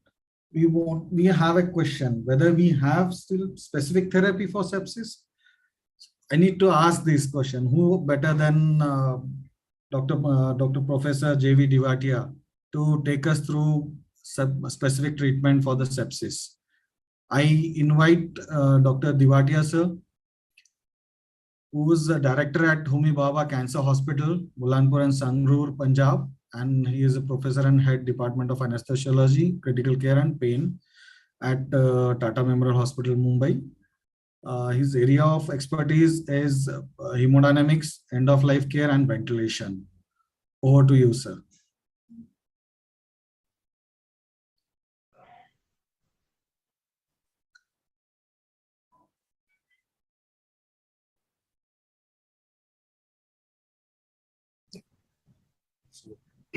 Thank you for asking me to speak in Sepsiscon 2022.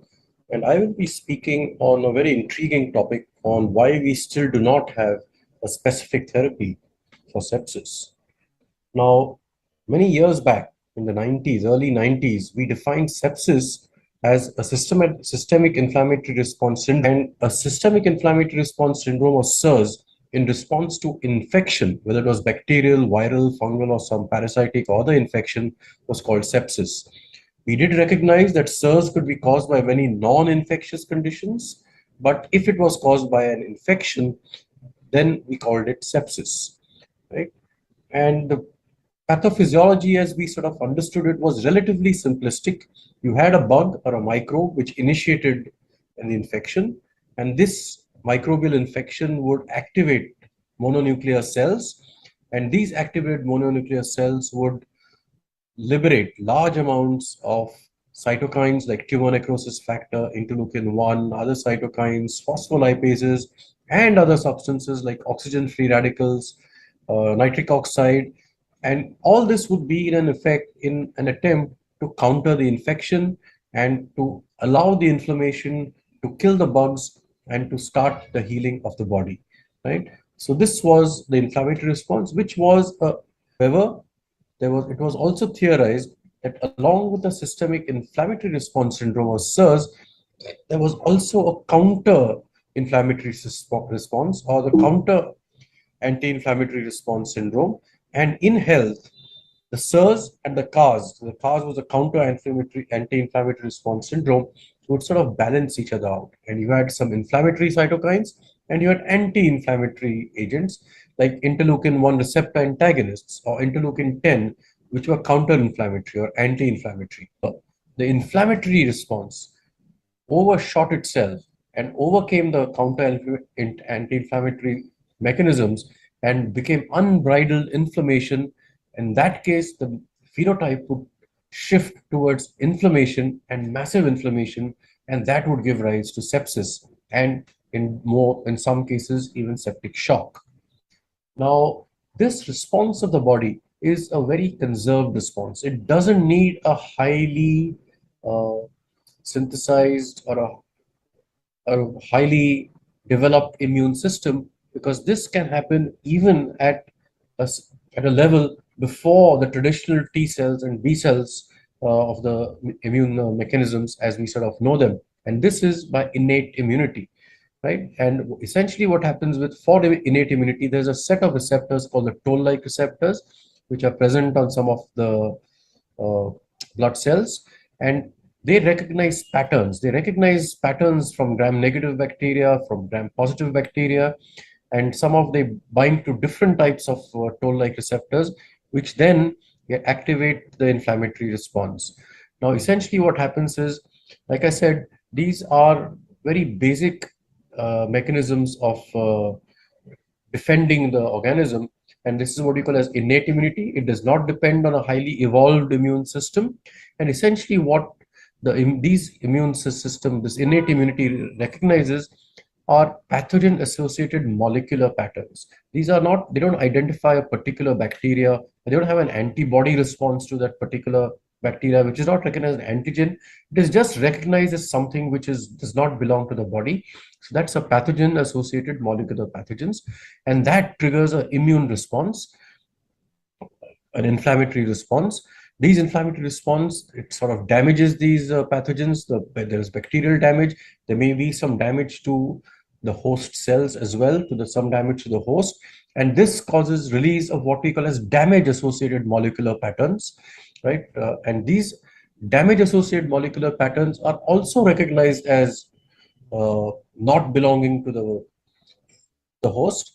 And these damage associated molecular patterns and the pathogen associated molecular patterns both trigger an inflammatory response in the host. And this inflammation, again, if it becomes excessive, can cause damage, and then it can lead to organ failure. So essentially, sepsis has traditionally been recognized as a condition in which there is excessive inflammation, there is massive inflammation in the body, the activation of leukocytes, endothelial and epithelial cells, release of inflammatory mediators, for example, the ones which are most sort of talked about are tumor necrosis factor alpha, interleukin 1, interleukin 6, and some counter-inflammatory mediators like interleukin 10.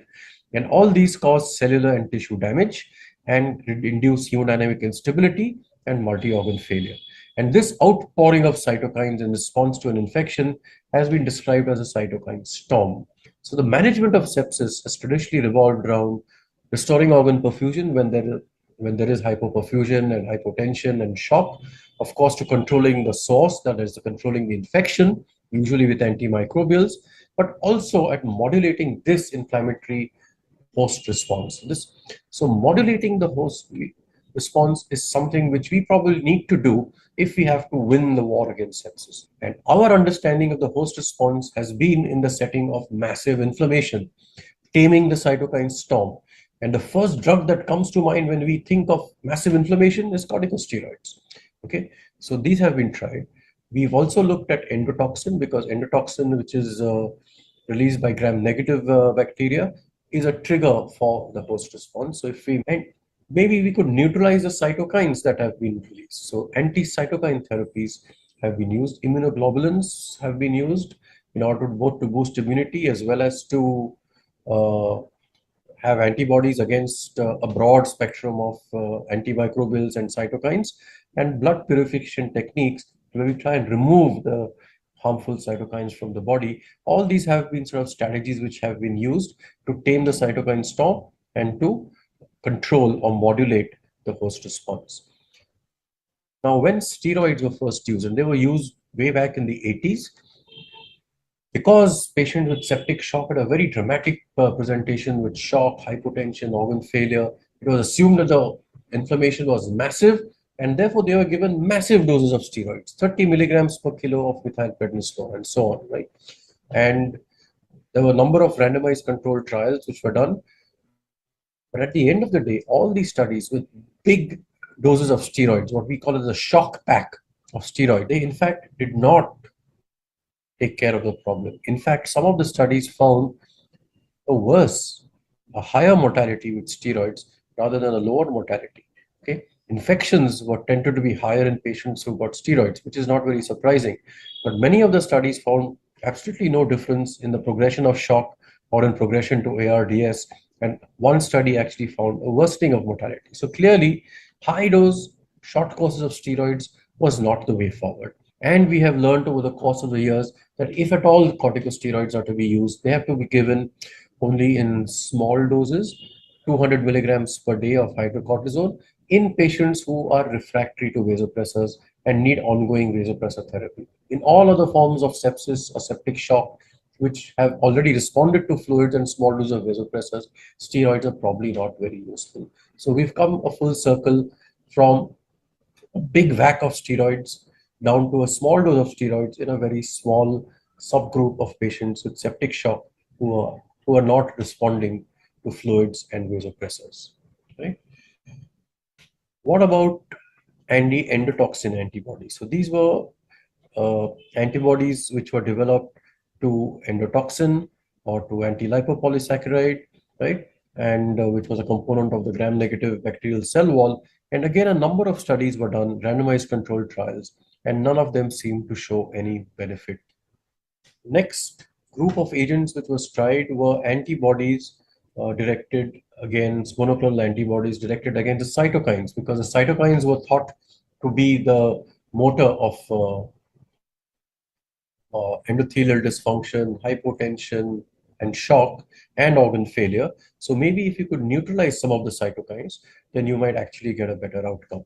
And the cytokines that were targeted were largely anti-tumor necrosis factor alpha, interleukin-1 receptor antagonists were given, right? So they would sort of mop up interleukin-1, which was circulating in all these patients. Now, overall, there seemed to be a small benefit with these agents, but the larger studies of anti-TNF and interleukin-1 receptor antagonists were actually negative. So in fact, the enthusiasm for these agents sort of died down. In fact, in one of the studies, there was a trend towards a higher mortality with anti-TNF agents. And that was understandable because, at some stage, you do need these cytokines, but at some stage, they are harmful.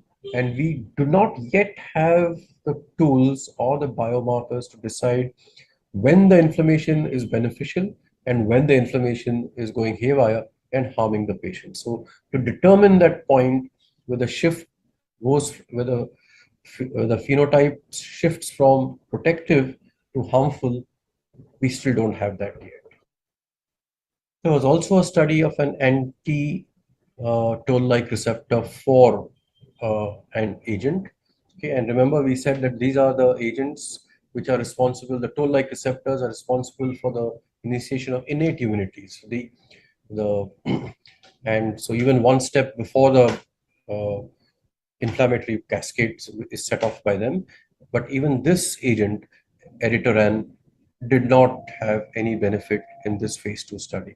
So again, trying to control or modulate the host response by either targeting the triggers of inflammation or the inflammatory cytokines does not seem to make a difference to survival. And from the 80s to the 2000s, there were a large number of studies on all sorts of agents, and none of them showed any benefit. So obviously there was something which we were missing out here, and something which looked theoretically very attractive did not make a difference or did not prove to be beneficial in randomized controlled trials. The focus then also was then on coagulation, because we did know that DIC was important event in many patients with multiple organ failure and septic shock, and it was postulated that microthrombi formed in the circulation, and these would sort of block the flow to the distal organs, so distal tissues, and that would give rise to organ failure. Now, the presence of thrombi meant that there was thrombin present, and this was a very interesting molecule. It, of course, is a procoagulant, but it also stimulates anticoagulants, but more importantly, thrombin triggers inflammation. Okay, so inflammation or sepsis leads to thrombin formation and clotting in the microcirculation, and this thrombin further activates inflammation, which leads to more generation of thrombin. So the So there was a sort of nexus between coagulation and inflammation, and all this would sort of lead to one amplifying the other and leading further to worsening multi-organ failure and tissue hypoperfusion. Therefore, and at around this time, we also had a molecule called activated protein C. Now, this is a anticoagulant. It had mild fibrolytic properties. It also had mild anti-inflammatory properties. And this study, called the PROVIS study on activated protein C, which was published in 2001, triggered a huge interest in coagulation and inflammation and the potential for activated protein C to actually be an important modulator of the host response in sepsis. And in this study, they found that there was a significant difference in mortality between patients giving activated protein C, 25% versus 31% in controls, almost a 20% relative risk reduction in death, which was fantastic. This molecule made a big splash all over the world. There were a number of other trials after the initial PROVIS study, and I mean, virtually all of them did not show any difference in survival. And in fact, one or two studies found an increased incidence of bleeding, which is not surprising considering that it's an anticoagulant and it also has mild fibrolytic properties. Okay, so activated protein C raised a lot of hope, but then it started with a bang, but it ended with a whimper.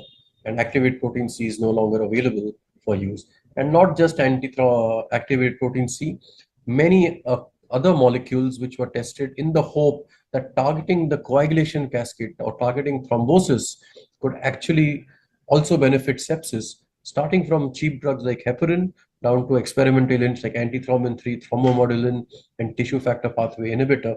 None of these showed a benefit in randomized controlled trials. So again, we were at a dead end. We tried the anti-inflammatory, anti-cytokine agents. We tried the anti-thrombotic agents. And again, we did not seem to make a difference. The focus was also very much on extracorporeal blood purification therapies. And so you ran the blood through an extracorporeal circuit, and these removed the excessive inflammatory mediators and toxins from the blood, and that would modulate the host response. And there are a variety of blood purification techniques, including hemoperfusion or heme adsorption, high adsorption hemofiltration, high volume hemofiltration, high cutoff membranes like the Oxyrus, plasma exchange, and coupled plasma filtration absorption. And the most well-known and available to us in India are the polymyxin B immobilized fire column for endotoxin heat absorption. It's called torimyxin, and that has been reasonably well studied, and we'll talk about it. Cytosorb is a heme adsorptive device which has very limited data, and most of these other filters and molecules and techniques, they've had very little clinical experience, and most of them have not shown any great clinical benefit, including high volume hemofiltration, which is just a sort of extension of CVVH that we do, or high cutoff hemofiltration or hemodialysis using a special filter like the Oxyrus. Okay, so these are familiar techniques, but again, not showing any benefit as far as mortality is concerned. Polymyxin B raised some hopes because there was a randomized controlled trial called the UFAS study in abdominal sepsis after perforation peritonitis, and it tended to show some difference in survival and some difference in organ failure in patients who were treated with polymyxin B hemoperfusion therapy, right? However, subsequent randomized controlled trials like the Abdomic study in France, a much bigger trial, a much larger trial, did not show difference. In fact, a trend towards a higher mortality with polymyxin hemoperfusion. Okay, so the benefit of and again, because it absorbs endotoxin, it has to be in gram-negative infection, but the clinical benefit is still unclear. Registry data is also not very supportive. Registry data from Japan and is not very supportive. There is a trial going on, but the conflicting data at the moment suggests that we have to have caution before we recommend this as a routine technique which is useful, and we need to know which patients to use it in and at what stage to.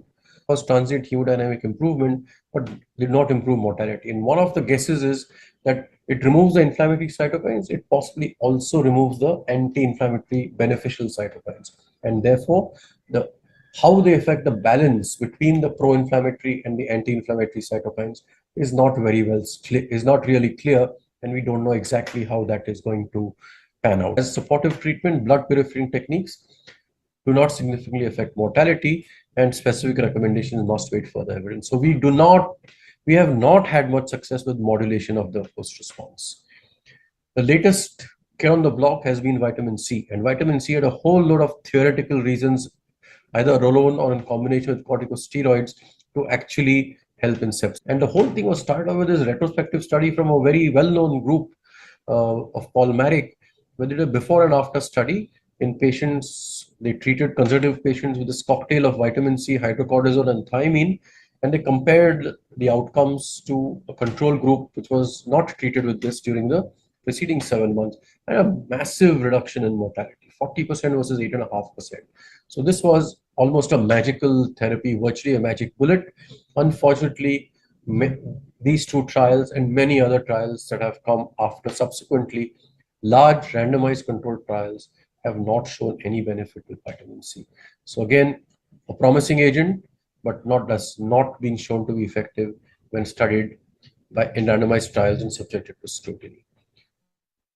What seems to work then? I mean, now, if you just look at the early goal-directed therapy study of Rivers, and this is data from that study.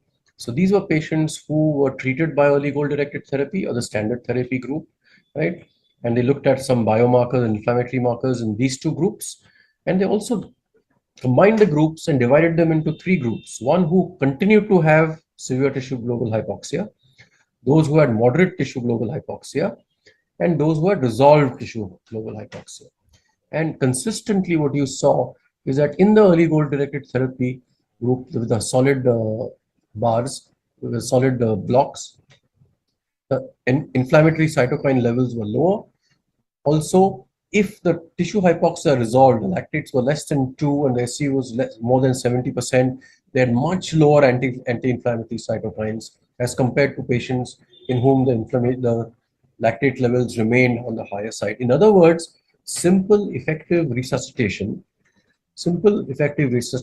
not only restored organ perfusion, but also decreased inflammation, right? So effective resuscitation restores tissue perfusion, but also reduces inflammation and therefore may be beneficial in the management of sepsis. Now, all this was taken into account when the third sepsis 3 definition was coined. And one of the major limitations of the previous definitions that this consensus meeting identified was the previous definitions included an excessive focus on inflammation. We were hell bent on targeting and tackling the hyperinflammation or inflammation. Okay, and they defined therefore sepsis not as a hyperinflammatory condition, but as life-threatening organ dysfunction caused by dysregulated host response. And the key word is dysregulated. It is not necessarily hyper, it could be hypo.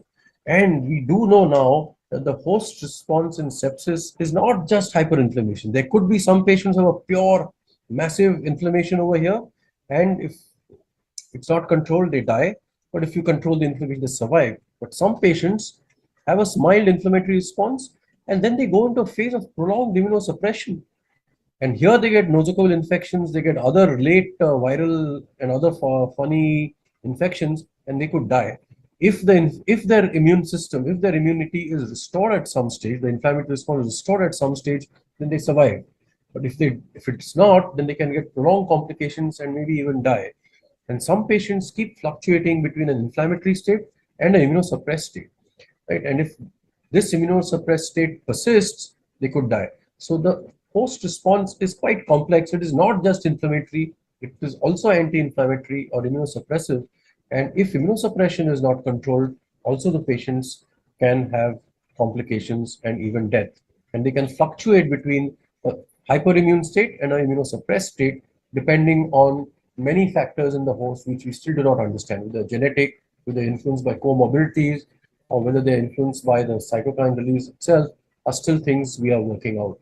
Okay, so host immunosuppression is a real problem in sepsis, and this is sometimes caused by prolonged release of cytokines. It's also caused by apoptosis of immune effector cells and loss of the active cells, decreased monocyte HLA-DR expressions, and essentially you have substances which cause, you have a immunosuppressive state where the cell immune system is exhausted, the T cells are ineffective, and the patients can actually die from more lethal infections.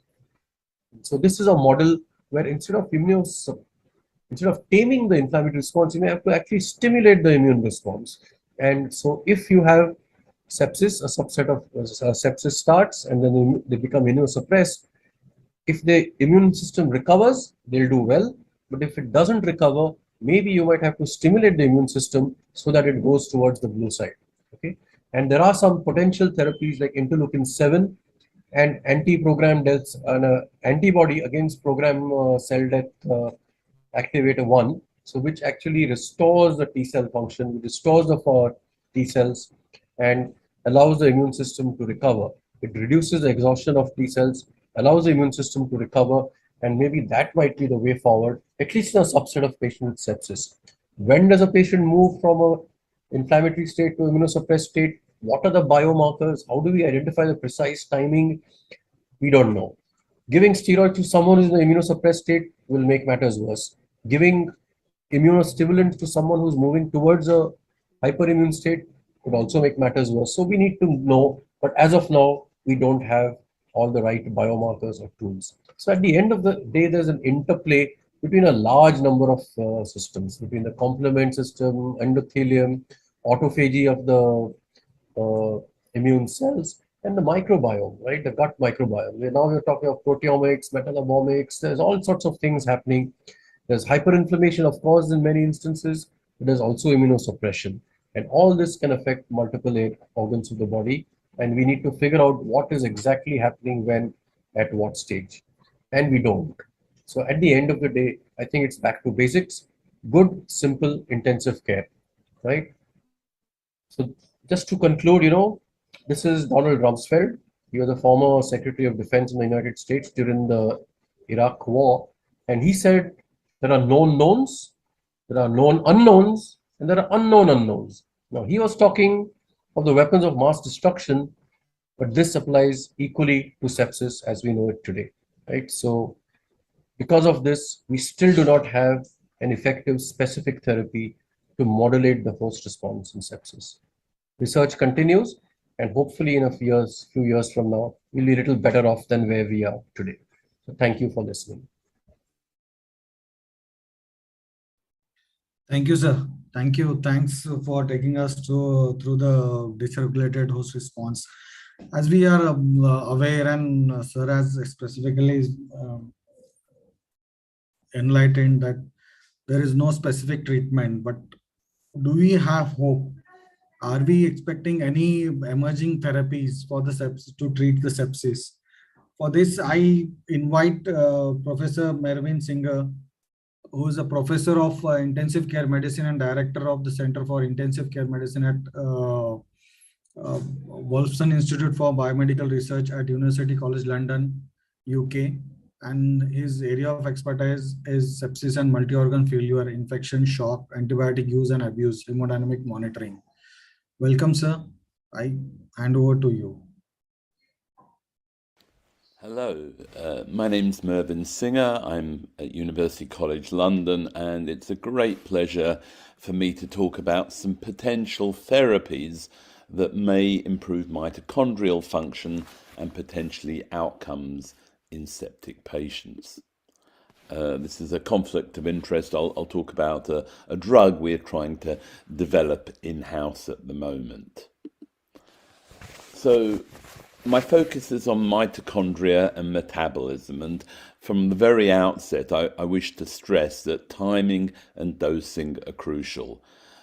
Giving the drug, the intervention may cause benefit at the right time, provided the right dose is given, but it may have no effect or even cause harm if the timing is wrong and the dosing is wrong. This is a nice review article from Sebastian Pro and colleagues in France, where they highlight a significant literature showing energetic dysfunction in sepsis. And they go through the literature in animal models, cell models, in patients, where different organs have been shown to be dysfunctional, and there's a good strong association with mitochondrial dysfunction. A few words on mitochondria. They're present in almost all cell types. They're the primary provider of ATP, energy substrate to the body, the major provider of body heat. They use more than 90% of the oxygen consumption the body utilizes. They're the major source in the body of free radicals, a major target of nitric oxide, carbon monoxide, and as I'll talk about later, hydrogen sulfide. These are endogenous gases formed by the body that can be used therapeutically. It has a major role in triggering cell death, in regulating intracellular calcium, and therefore much of the cell's metabolic activities. It's a major site of action of hormones, such as thyroid hormone. It's important in the production of hormones like cortisol, production of vitamin D. It plays a major role in lipid metabolism and in immune function. So as you can see, many different roles. And in septic patients, there's a literature covering most of these aspects, that there is modification of mitochondria and their function, such as thyroid hormone, cortisol, etc. A little bit of biochemistry revision for you. So in the cytosol, glucose is converted through glycolysis into pyruvate. Pyruvate crosses over into the mitochondria, and the pyruvate that's not utilized is in equilibrium with lactate. So that's where the lactate in our body comes from. The pyruvate enters the matrix of the mitochondria, where it's metabolized by pyruvate dehydrogenase into acetyl-CoA, and that feeds into the Krebs cycle, the tricarboxylic acid cycle.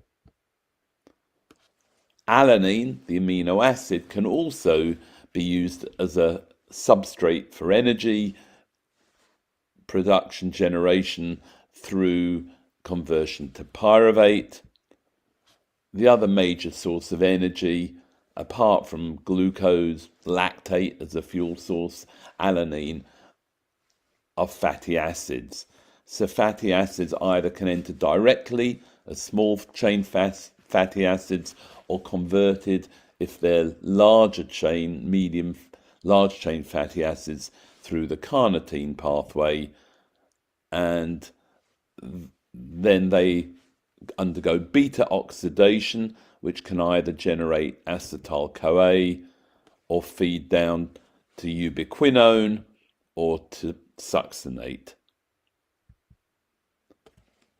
As the Krebs cycle moves round, reduced NADH and FADH2, which are carriers of electrons, pass their electrons to the electron transport chain, NADH to complex 1, FADH2 to complex 2. And the electrons then pass down the chain via coenzyme Q, ubiquinone, to complex 3, and then via cytochrome C to complex 4. As the electrons pass down the chain, right at the very end, oxygen is the terminal acceptor of electrons at complex 4, and this is where most of the oxygen in our body is used. As the electrons pass down the chain, that creates a proton gradient across the inner mitochondrial membrane, and that proton gradient drives ATP synthase to generate ATP from ADP. And the ATP is transported out of the mitochondria into the cytosol via these adenine nucleotide transporters, ANTs. The final thing I want to mention here is that apart from oxygen being utilized for the electron transport chain for oxidative phosphorylation, it can also, at complex 1 and complex 3, be used to form the free radical superoxide. One other thing just to mention about the mitochondria is that the protons don't necessarily go back through complex 5 ATP synthase. It can be bypassed through uncoupling proteins. I'll talk about these later. And as a consequence, heat is generated. And perhaps much of the heat of our body comes from this mechanism. In terms of ATP production, for every mole of glucose, you get 2 ATPs from glycolysis, 2 from the Krebs cycle, and approximately 24 to 30 from ATP. In this little cartoon, just to recapture the situation, glucose, fatty acid predominantly are used and they feed into the Krebs cycle. Electrons are donated to the electron transport chain, and that creates a proton gradient with oxygen being used at the end of the transport chain. That proton gradient determines how much ATP is generated from ATP synthase. As I mentioned, a small amount of oxygen is used, about 1-2% in health is used to generate reactive oxygen species, in particular superoxide. Superoxide can actually cause damage to the electron transport chain, and clearly there are defenses within the mitochondria, very powerful antioxidant defenses, but if the amount of ROS generated is large, that can overwhelm the defenses. And so these antioxidants naturally occurring within the mitochondria, such as manganese superoxide dismutase, thyroidoxin, are very important protective agents. Uncoupling proteins, the famous one is uncoupling protein 1, UCP1 in brown fat, but also there's UCP2, which is in most organs in the body, and UCP3, which is predominantly found in striated muscle.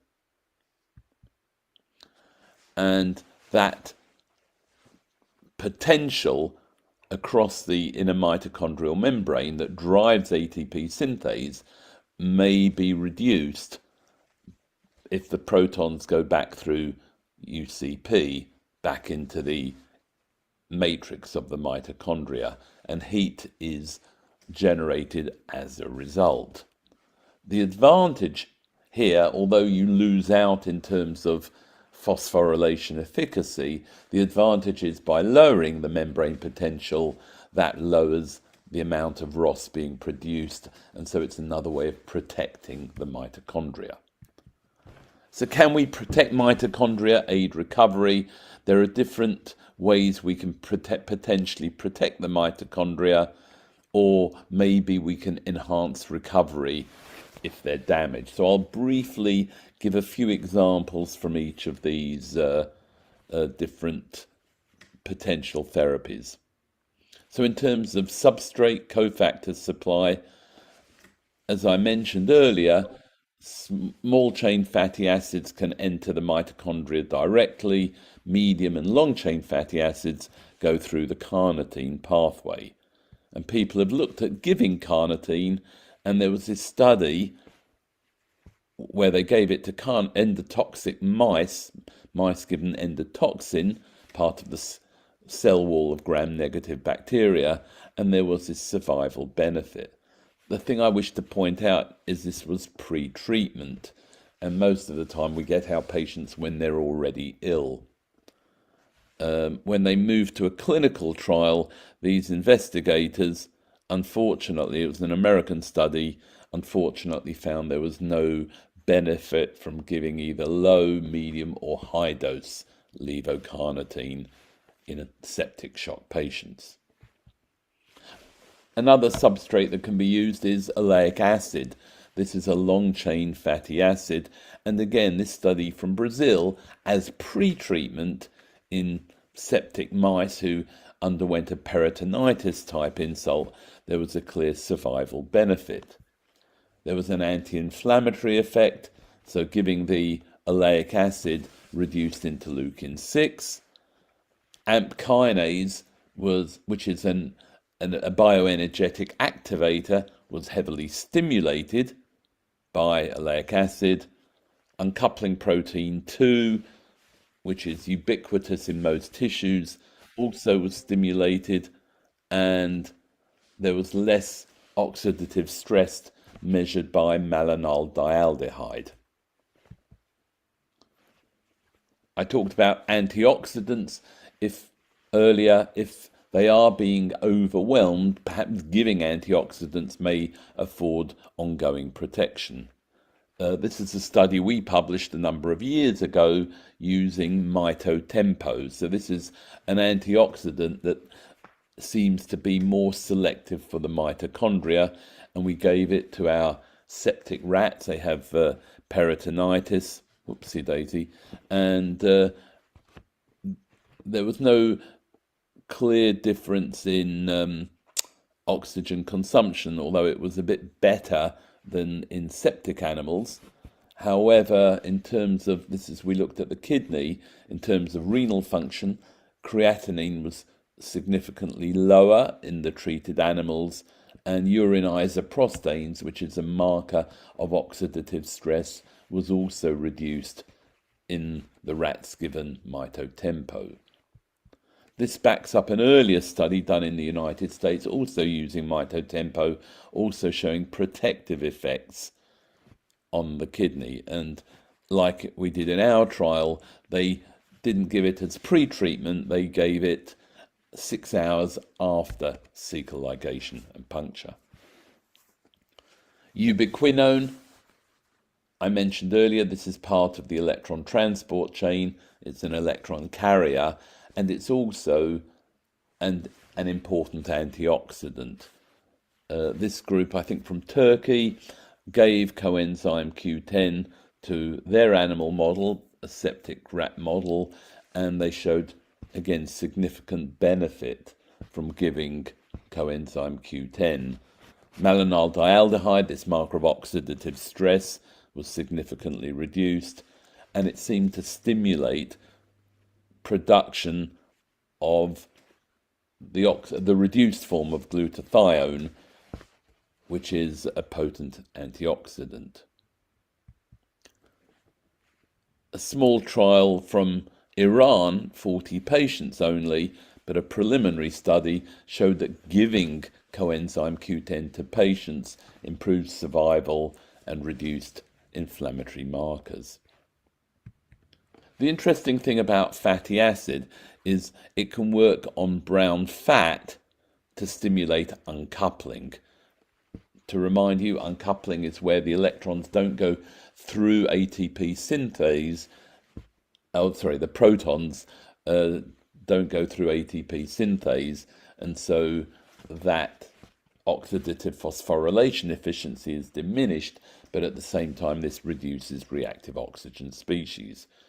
As a consequence of uncoupling, you get heat, and that may be where the fever in sepsis comes from. There are a number of mechanisms this may be important. However, by reducing the mitochondrial membrane potential, the downside is there's reduced ATP production. The upside is that there's a decrease in reactive oxygen species formation. And talking about heat, this fascinating study recently got published in Critical Care Medicine from Richard Hotchkiss's group in St. Louis in the United States. They gave 56 patients who presented with normothermia. They were septic patients, but they did not have a high temperature, and half of the patients were randomized to being warmed. And there was a significant outcome benefit in those patients where the temperature was 1.5 degrees above the lowest temperature recorded. This reflects the findings that patients who present to emergency departments with sepsis do much better if they come in with a pyrexia compared to normothermia or even hypothermia. So we've talked about protection. Can we enhance recovery of the mitochondria? So potentially we could stimulate biogenesis, the formation of new mitochondria. And PGC1 alpha is a sort of coactivator, and that's called the master regulator. And that triggers a whole variety of different actions, for example, mitochondrial biogenesis and formation of antioxidants. And there are direct pharmacological stimuli, ACAR and even metformin. This study from the United States gave treatment around either 24 hours before a septic insult or 1 hour after. So again, not really reflecting what happens in real life where the patient has many hours or even days before they present. But as you can see, there was an outcome benefit from either ACAR, especially if given early, or there was still a benefit if it was given at 1 hour after the insult. The same was seen with metformin. This study looked at ACAR given at 1 or 6 hours after cecal ligation and puncture to both young mice, 2 to 3 months, and mature animals. They're now adults in mice at the age of 11 to 13 months. And treatment with ACAR significantly improved cardiac function, reduced cardiac injury, and it worked not only in the it worked in the young mice only, not in the older mature mice. Finally, a quick few words about mitophagy. So mitophagy is the process of clearing away dead or dysfunctional mitochondria, so you have healthy mitochondria replacing it. And urolithin actually is an interesting molecule that comes from our own gut bacteria. And this study from a group in Switzerland induced mitophagy with this agent, urolithin A, and in a worm model, it prolonged their lifespan, a C. elegans model, and in a rodent septic model, a rodent healthy model, it increased muscle function. So oxygen consumption on activity increased. And this is an example of the improvement in grip strength and running distance with this drug, and a whole load of genes that are involved in mitophagy were upregulated. This group in China showed that mitophagy actually is anti-inflammatory. So they gave it again pre-treatment to their mice, and there was a significant improvement in heart function, left ventricular ejection fraction, and also a much lower troponin T level, which is obviously a marker of cardiac damage. The one quick thing I'd like to add, it's not really to do with sepsis, but we've used it in other instances, other conditions, is perhaps to try suspended animation. And the one that's aroused quite some interest is hydrogen sulfide. This group in Seattle found in 2005 that if you give hydrogen sulfide gas to mice, it reduces their core temperature dramatically within hours down to ambient room temperature, and at the same time it has a number of actions. It's anti-inflammatory, it has vasodilating actions, and it's an important inhibitor of the electron transport chain.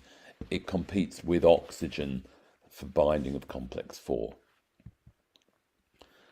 An offshoot of hydrogen sulfide we've been developing is ammonium tetrathiomolybdate. So this is a molybdenum core with 4 sulfur atoms, and importantly, as opposed to sulfide, which is given intravenously but released in a gas form very quickly in the circulation, is it seems to target cells and mitochondria in particular. One or two of the sulfide bonds are broken off and released. And we have been looking at it in healthy animals, and here you can see that it reduced baseline oxygen consumption over 24 hours by about 25%. It reduced core temperature, it also reduced heart rate, but the animals looked fine. We then went on to look at some reperfusion injury models, such as the heart, and you can see this is what a heart infarct looks like, and this is after about 30 minutes of clamping of the left coronary artery. And just at the time of reperfusion, the drug was administered, and there was a significant improvement in infarct size, in BNP as a marker of ventricular function. We also did it in a stroke model in the brain, and again saw similar findings. Improved histology, infarct size was reduced in the brain, and S100B, a marker of brain damage, was also significantly reduced. So in summary, there are multiple means of protecting mitochondrial function or encouraging recovery. These are promising, but none as yet have been shown to produce outcome benefit in human sepsis. Thank you very much indeed for listening, and it was a detailed talk, but I hope you followed it clearly. Thank you, Professor Mervyn. As we have gone through the different topics and the recommendations which has been suggested by the experts, so the question arises for the extracorporeal therapies. Is it a end of road for its use in sepsis, or still we can use it? I like to invite Dr. Abdul Ansari, who's the Director of Critical Care Services at Nanavati Max Super Specialty Hospital, Mumbai, and his area of expertise is critical care medicine. And along with that, Dr. Deepak Goyal sir, about the pros and cons for end of road for extracorporeal therapies. Dr. Deepak Goyal sir is an Director Critical Care Medicine at Medanta Medicity Hospital at Gurugram, and his area of expertise is ventilation, hemodynamic monitoring, ultrasound, and sepsis management. Over to you, sir.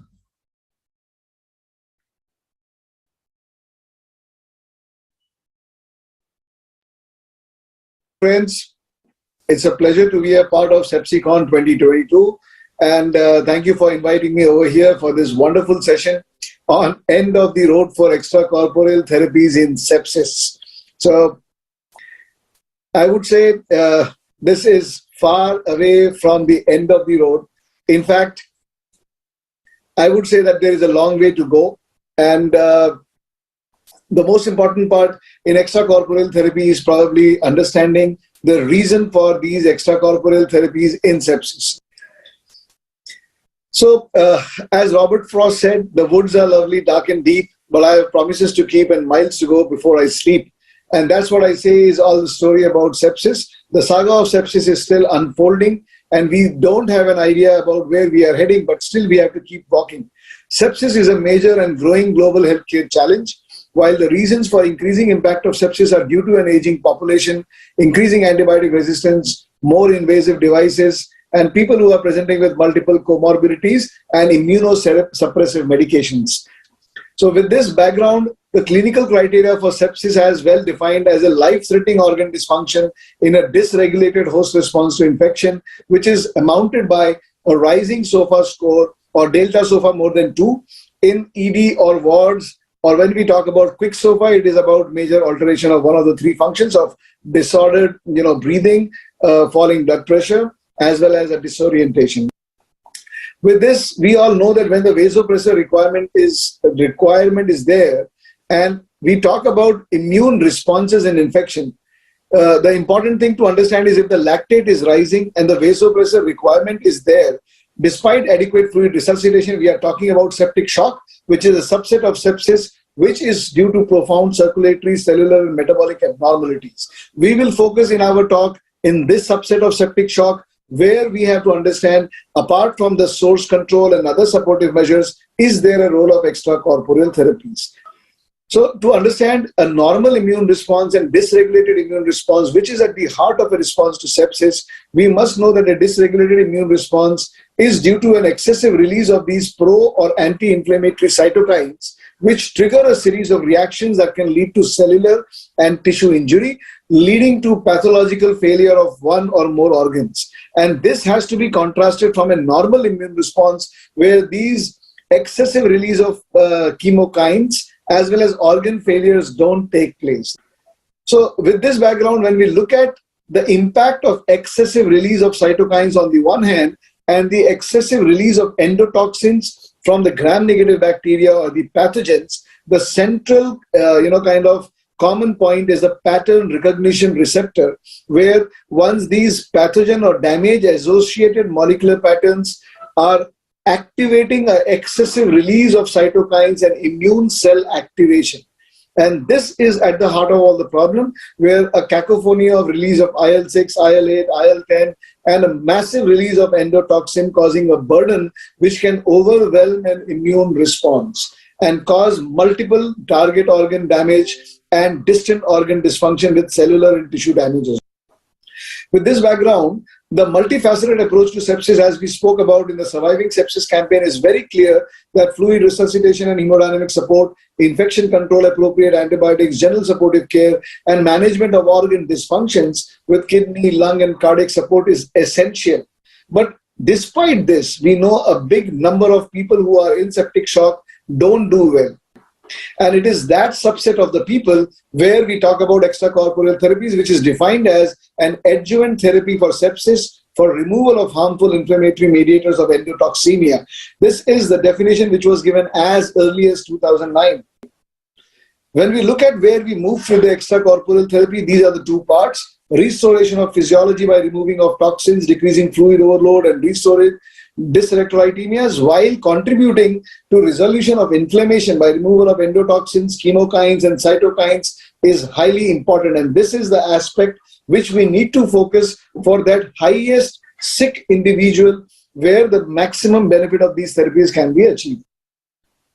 When we talk that the absolute indications for commencing renal replacement therapy, which is one of the simplest form of RRT or extracorporeal therapy, is severe hyperkalemia, acidosis, organ dysfunction, uremic complication, life-threatening complications. All of these can cause absolute indication for starting CRRT, while futile therapies or patient who is not having clinically important fluid overload, or the kidney function is very slowly deteriorating, and probably there are harmful effects of RRT by removing of antibiotics, or probably who have responded well to a furosemide stress test. Those are the reasons where you don't think about an extracorporeal therapy in the form of RRT. But taking further, when we talk about the continuous renal replacement therapy, it provides an essential metabolic platform on which you can support and provide homeostasis for this dysregulated host response. When we talk about organ dysfunction, the use of CRRT is one of the simplest extracorporeal therapy, which even in stable patients, it can provide a technical advantage of better solute control, better acid-base hemostasis, better fluid control, and reducing organ edema and avoiding fluid shifts. And this has been shown to be consistently better, provided the timing is taken into account, and most important, organ crosstalk is looked after. The common indications in CRRT for in the ICU, as we know, is either for acute kidney injury, severe acute pancreatitis, fulminant hepatic failure, while extension of that could be plasma exchange or direct hemoperfusion, which we do in forms of fulminant hepatic failure, TTP, or in drug intoxications and endotoxic shock, where we can use polymyxin immobilized filters and other heme adsorption filters, which we will be talking about soon. With this, in sepsis, why are we talking about CRRT? Because it's not just a treatment to deal with water and metabolic balance, but also something which can regulate the inflammation. As we all know that the inflammatory cytokines or the middle molecules are better recovered or better removed with a continuous veno-venous hemodiafiltration. And in addition to the benefits of organ recovery, when we talk about immunodysregulation in sepsis, the pro and anti-inflammatory mediators are more consistently removed by CRRT, allowing the organs to have immunohomeostasis, which was shown as early as 2003 by Ronco et al. In its classical study that CRRT causes a balance of these pro and anti-inflammatory mediators, allowing the immunohomeostasis to take place. With this background of importance, the extracorporeal removal of inflammatory mediators can be used to address the effects of unbalanced immune system by both endotoxin and cytokine removals with various devices over a period of time. Yes, so this was one of the study where very high EA levels, more than 0.6, versus intermediate levels were very clearly shown that higher circulating levels of endotoxin can have a very high mortality, and this was correlated with 107 patients over a large database, very clearly showing that higher EA levels are directly proportional to mortality. And with this background, Andalus et al. In cytokine have shown that combined scores of pro and anti-inflammatory interleukins also give a kind of mortality prediction in serious sepsis. And they showed that elevated plasma IL-6 levels were also associated with an increasing risk of mortality, and cytokine profiling would be very important to categorize these patients into high risk or low risk septic patients. And another filter which has been shown to have a 3-in-1 blood purification process, which can provide with an AN69 base membrane, which is a normal RRT membrane, which is coated with polyethylenamine, which can absorb endotoxin, and also a heparin coating, which can allow the membrane to last longer and remove both cytokine as well as endotoxins. So this has been shown to be beneficial as an adjunctive therapy for sepsis while delivering CRRT at the simultaneously. And this study, which was done by Mellard et al. And published in Intensive Care in 2018, very clearly showed that this filter, Oxiris, when compared with another two heme absorption filters, cytosorb and toremixin, had shown that there was an effective removal of both cytokine and endotoxins by Oxiris, and toremixin was removing very good amounts of endotoxins, while cytosorb was very specifically associated with removal of high levels of IL-6 and other inflammatory mediators. This had very clearly shown that these three things, which Oxiris can specifically remove endotoxin along with cytokines, can be a very, very important game changer over a period of time. And another study, Turani et al. Showed that the various adsorption actions of Oxiris in septic patients in a case series showed that there was an improvement in MAP, increasing PF ratios, decreasing norepinephrine requirement, and there were decrease in SOFA scores. Although the mortality benefits were not to be shown in a smaller number, but majority of them had a trend towards improving other functional parameters, and there was a parallel decline in both pro and anti-inflammatory mediators like IL-6, IL-10, and other markers of infection like endotoxin activity, and even pro-cal levels. This was the continuation of the study, which very clearly showed that there was a change from the baseline to immunological parameters to the end of treatment with Oxiris after 74 plus minus 36 hours. And this was a proof of concept that majority of these cytokines and endotoxins, as they can be manipulated in severe septic patients, there could be a trend towards better and early physiological stabilization. So various studies have shown by multiple observers have shown that the organ function and hemodynamic improvement in septic shock patients can happen by utility of Oxiris, which is a balanced kind of a hemoadsorption along with CRRT in these septic patients. And this was another study with cytosorb, where hemadsorption was showing an improving mortality over 28 days in ICU patients with a propensity score weighted retrospective matching. And this was also a proof of concept that majority of these patients would improve and have a better outcome over 28 days. And another study which was published in Artificial Organs in 2020 showed that this retrospective case series, that a combination of CRRT and cytosorb is a safe potential rescue therapy in critically ill COVID-19 patients with AKI, ARDS, septic shock and hyperinflammation. And the majority of these critically ill COVID patients who underwent CRRT with cytosorb survived while non-responders had increased prevalence of organ dysfunction and moving into multi-organ failure. So in a summary, this was another study by Burns et al. Which showed that CRRT effect was very effective in endotoxin removal. And this was another study by Claudio Ronco, where he had propensated about the role of extracorporeal various therapies in sepsis, which is an interesting article to go through. Next, it showed that the improvement in SIRS and the CARS response is important, and we cannot undermine the effect of fluid balance in these people, and CRRT helps. And this has been very clearly shown that apart from removal of the mediators, and fluid control, which is consistent along with, would be very beneficial. So in conclusion, when we talk about CRRT, there is a preferred method for sepsis control with middle molecule removal. Timing is important, has a greater impact on the negative fluid balances, and it can reduce downtime and improve outcome. And coupled with other heme adsorption therapies, we can have a great handle in controlling septic shock with other organ dysfunctions. This was actually a case report which I thought I will end up with. This is a gentleman who is right now with me, 78-year-old, who has underlying hypertension, ischemic heart disease, presented with history of fever and cough, and was positive for SARS-CoV-2. And this kind of a bad lung where he went on ventilator, his PF ratio was 74. He could not be prone because he had renal dysfunction, metabolic acidosis, and abdominal dysfunction. He was initially on NIV support and had to be put on ventilator.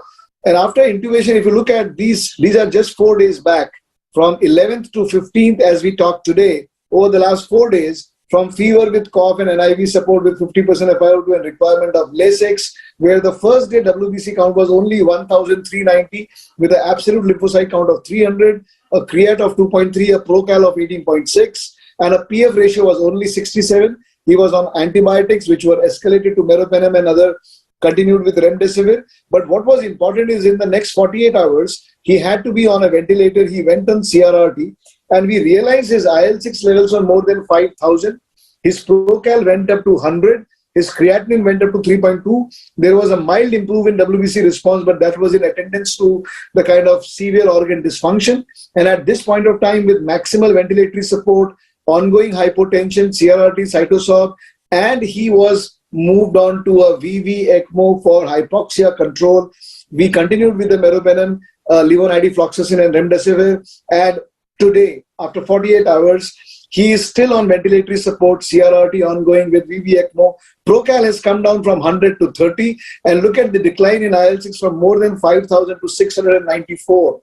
The PF ratio has moved up to 142. But he is also on ECMO with a flow of 4 liters. His pressure control and the oxygenation requirement has come down to 50%. The PEEP is 8, he's on lung protective ventilation. And this is the current scenario. So I understand, I can always argue that for the last 4 days, this bad patient who would not have survived, he's still hanging on with CRRT and ECMO and cytosol. His inotropic requirements are improving. It is work in progress. And I cannot say that we are at the end of the road of extracorporeal therapy. What we need to understand is this complexity has to be unified, and we need to find better ways to control. And in the absence of understanding, we must know that there is a major role for the most sickest of the population to have a unified extracorporeal platform where we can buy some time to get these people the best of the therapies. Thank you very much. Good afternoon, dear friends. So you have already heard Dr. Ansari. He talked about the use of extracorporeal therapy in sepsis, and I am sure that he is able to put his word very effectively that they are the future. But today I'm talking about these extracorporeal therapies in sepsis. What I feel that there is a end of the road for these therapies. I would like to start with few quotes. No one can stop a bad idea whose time has come. So I feel that their time has already come. However beautiful the strategy, you should occasionally look at the result. This quote is by famous person Winston Churchill, and that stands true for these therapies as well, because these therapies, they look very logical, they look very fancy, they are costly. People feel that they are the Sanjeevani Booty, they can save the life, but one has to see at the end what are the results, whether they are able to do the miracles, whether they are able to save the life, or just spending money. Sepsis is a complex clinical and biological syndrome. It is defined as life-threatening organ dysfunction caused by a dysregulated host response to infection. That is not a new thing. All of you know this thing, but there is an interaction between the resistance, that is the inflammatory response, and resilience. There is a limiting inflammation by adaptive immunity, and the balance is key to the survival. But in some circumstances, not completely understood, this complex and delicate balance is lost, and sepsis syndrome may develop. Extracorporeal therapy have the potential to remove both injurious and protective substances involved in the pathophysiology of sepsis. Extraction of protective factors diminishes beneficial physiological response such as immune hemostasis, restoration of immune hemostasis, endothelial integrity re-establishment, as well as reduction of coagulopathy. So they can be harmful as well. These are the different extracorporeal immunomodulation strategies which are being used in the sepsis. One is a toremixin column, another is LPS column, another is oxalis column, then cytosol column, and there are so many other filtration techniques as well. What is the evidence? Dr. Ansari has showed a very good evidence, but we have to take that evidence with a pinch of salt. I'll tell you why. This is one paper published way back in 2013 where they have compared the high volume versus standard volume hemofiltration for septic shock patients. Ivoritile is a multi-center randomized controlled trial, and as you can see here, is a hardly any difference in the survival population. Another study published last year only in intensive care medicine is comparing the high dose coupled plasma filtration and adsorption in a septic shock patient. So it was known as a compact 2 study. In this study, they studied around the coupled plasma filtration in treating with the septic shock patients. 115 patients were randomized. They look for the safety and efficacy of coupled plasma filtration, and as you can see, the survival is almost same. There is hardly any difference. Coming back to the columns which we discussed earlier, I'm talking about, in this slide, I'm talking about two columns. One is the polymyxin B impregnated filter and another is a LPS adsorber. Both are adsorbers, both work for a gram-negative sepsis. So let us see what is the evidence. I am sure this UFAS trial was discussed by Dr. Sari, and it was about the early use of polymyxin B hemoperfusion in abdominal septic shock patients. And as you see here, it showed a good benefit in the mortality, but don't believe everything you hear. Don't believe what he's saying can be everything true. If you twist the data, things can be different. Don't believe everything you read, only believe half of what you see. I'll tell you why. There are so many limitations in this study. This study was highly targeted on a certain patient population where source control was already done. Physicians were not blinded, so results could be biased. A trial was stopped early and had a very small sample size. Smaller studies and early stopping tend to overestimate the true magnitude of clinical effect. And there is an inability of the trial to provide definitive answers on the effect of dose, duration, and number of required polymyxin B treatments. Another study known as a Abdominix trial, which again failed to show any mortality benefit. Rather, the mortality was little higher in the PMX column patients than the standard. Another study which published few years back only, which probably put a death nail to these type of filters or these therapies, was the Euphrates randomized control trial. It was a big clinical trial in which the 921 patients were screened and 450 patients were randomized. After second interim analysis, where the multi-organ dysfunction score of more than 9 group become a primary analysis of interest for FDA. And as you can see here, there is hardly any difference in the mortality. Thus, extracorporeal hemoperfusion with polymyxin B has shown improvement in organ dysfunction and a survival benefit in a small study including a small randomized trial, while larger trial failed to confirm these findings. That is the biggest thing. A high-cost therapy should have a clear prognostic effect before generalization. We cannot put that type of therapy to each and every sepsis patient, believing that it is going to work and my patient will survive. There is no trial till date has shown any benefit in the mortality in last 2 years. This PMX filter is available in the market in last 20 years, but no trial has shown any great benefit. Coming to another filter which is gained popularity during the COVID era is the cytosol. Although there is a significant body of experimental studies supporting the potential use of cytokine removal in septic shock, there is a far less evidence from the human studies. So experimental evidence is there, but real evidence is missing. Over 100 case studies describing the use of cytokine removal in many clinical scenarios are there, but clinical studies in general are a small case series, not our big randomized controlled trials. These are different studies, few randomized controlled trial also, but the study size is very small. The 43 patients, 25 patients, 97 patients, 16 patients or so. Okay. The main study describing these are the main studies. This is another study, the PLOS-1 study. This study published in a PLOS-1 journal is the effect of novel extracorporeal cytokine heme adsorption device on IL-6 elimination in septic patients. So mechanically ventilated patients with severe sepsis or septic shock and acute lung injury or acute respiratory distress syndrome were eligible for this study. This was randomly assigned to cytosorb hemoperfusion for 6 hours per day up to 7 consecutive days or no hemoperfusion. And you can see the results. After adjustment for patient morbidity and baseline imbalances, no association of hemoperfusion with mortality was found. So again, this is a negative study.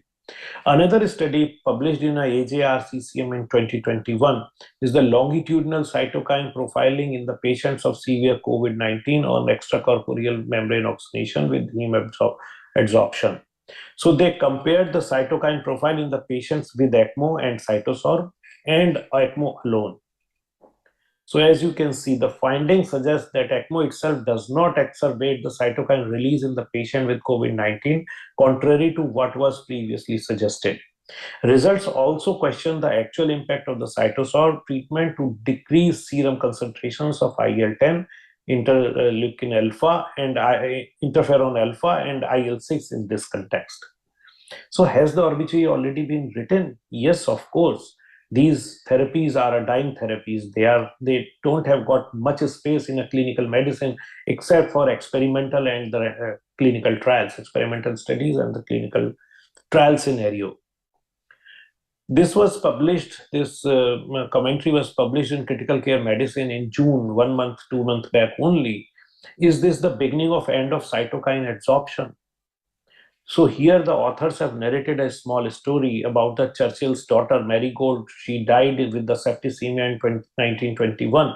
100 years later, we aim to save as many lives as possible midst of the pandemic health crisis. But does this justify using untested device like cytosorb? In the era of evidence-based medicine, we need new strategies to build a solid database of new intervention and devices rather than using them indiscriminately. In 2020, insurance company in Germany paid for cytosorb treatment in at least 6,600 patients without increasing the evidence level to today's standard. So just imagine, in 6,600 patients it was used, but there is hardly any evidence today which can justify its use. So to conclude my discussion, no matter how intriguing the mechanism behind a proposed therapeutic strategy might be, the intervention must still be substantiated by positive results of well-designed and adequately powered clinical trial. We can't prescribe these filters just at the heck of prescribing that if nothing is working, try this. But again, believe me, they are not going to work. Unselected drug clearance in the patients with sepsis is an under-researched area. we still do not know how early and how long the treatment session should be. So they are all limited to a experimental state, not for a clinical setting. Thank you very much. Thank you, sir. Thank you, Ansari sir, and thank you, Deepak sir. So, depends upon the clinical condition of the patient, whether to go with the evidence-based medicine or try newer strategies for extracorporeal therapies. That depends upon the clinician and with the help of the expertise. I hope there are no questions for this pro-con debate. I would like, Dr. Abhijit, I would like to make a comment here. Yes, sir. As pro-con is there and Dr. Ansari put his points forward, I also put my point of view forward. The thing is that for these extracorporeal therapy, we need to identify the right person, right dose, right time. And sometimes it becomes very difficult and challenging in clinical practice to correctly identify those patients. And if we are not able to identify those patients, then of course, people feels that therapy is ineffective. I'm sure Dr. Ansari will agree. I completely agree, sir. I completely agree. My apologies. I had to catch a flight, but I completely agree with what Dr. Govil had very clearly elucidated, that the evidence is still significantly lacking. We are only relying on case series, but definitely what I only wanted to say, that a small subset of patients in the right timing, we may be able to extract benefit out of them in conjunction as adjuvant therapy along with standard cares for sepsis. Thank you very much. Thank you very much. Bye-bye. Thank you, sir. Have a nice flight, Dr. Ansari. Happy journey, sir. Thank you. Thank you, sir. Thank you for the valuable inputs. Moving ahead, as we all know, the critical step in early diagnosis of sepsis and the time limits and the diagnosis, uncertainties of the diagnosis. We would have some biomarkers to be used for that. The role of procalcitonin has been discussed widely. So let's have an panel discussion on that, whether the procalcitonin is used carefully or misused in the critical care areas. For that, we have a moderator, Dr. G.C. Kilnani, sir, who is the chairman at PCRI Institute of Pulmonary in New Delhi. And the panelist will be Dr. Pawan Tiwari, who's a consultant at All India Institute of Medical Sciences. Dr. Zirpe sir, at the director of neurotrauma unit at Ruby Hall Clinic, Pune. Professor Dhruv Chaudhary sir, who is director at PGIMS Rohtak, and Dr. YP Singh, who is consultant at Max Super Specialty Hospital, New Delhi, and Dr. Srinivas Samavedam, director of critical care at Virenchi Hospital, Hyderabad. So I welcome you all for a panel discussion. Hello, everybody. I welcome you all to this panel discussion on rational use of procalcitonin in critical care, a case-based discussion. So why we are discussing today the procalcitonin critically ill? This all boils down to antibiotic stewardship. The stewardship is a coordinated intervention designed to improve and measure appropriate use of antibiotic agents by promoting selection of the optimal drug regimen, dosing, duration of therapy, and the route of administration. A burning issue is antibiotic resistance, which is growing, and then pipeline for new antibiotics is running dry, especially for MDR gram-negative bacilli. And two main approaches have been suggested. One is the new antibiotics, which are not coming because the research and invention of new antibiotic is too expensive and the yield is very low. So what we are left with is a better use of what we already have, that is the existing antibiotic, and practice antibiotic stewardship.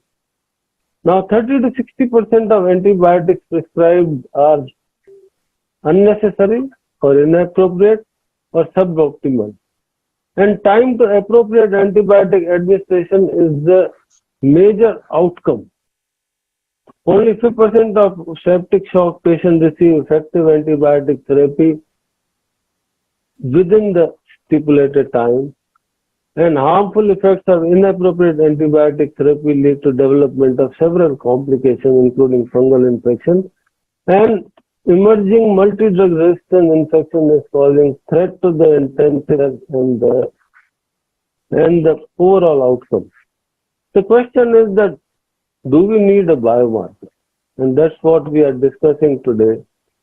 And the commonest cause of drug use in ICU is antibiotics, leading to enhanced cost and care and adverse effects. And majority of patients in ICU, irrespective of etiology, receive antibiotics. We all know, rarely we have a patient, especially on ventilator, who is not on antibiotics, whether he has evidence of infection or does not have infection.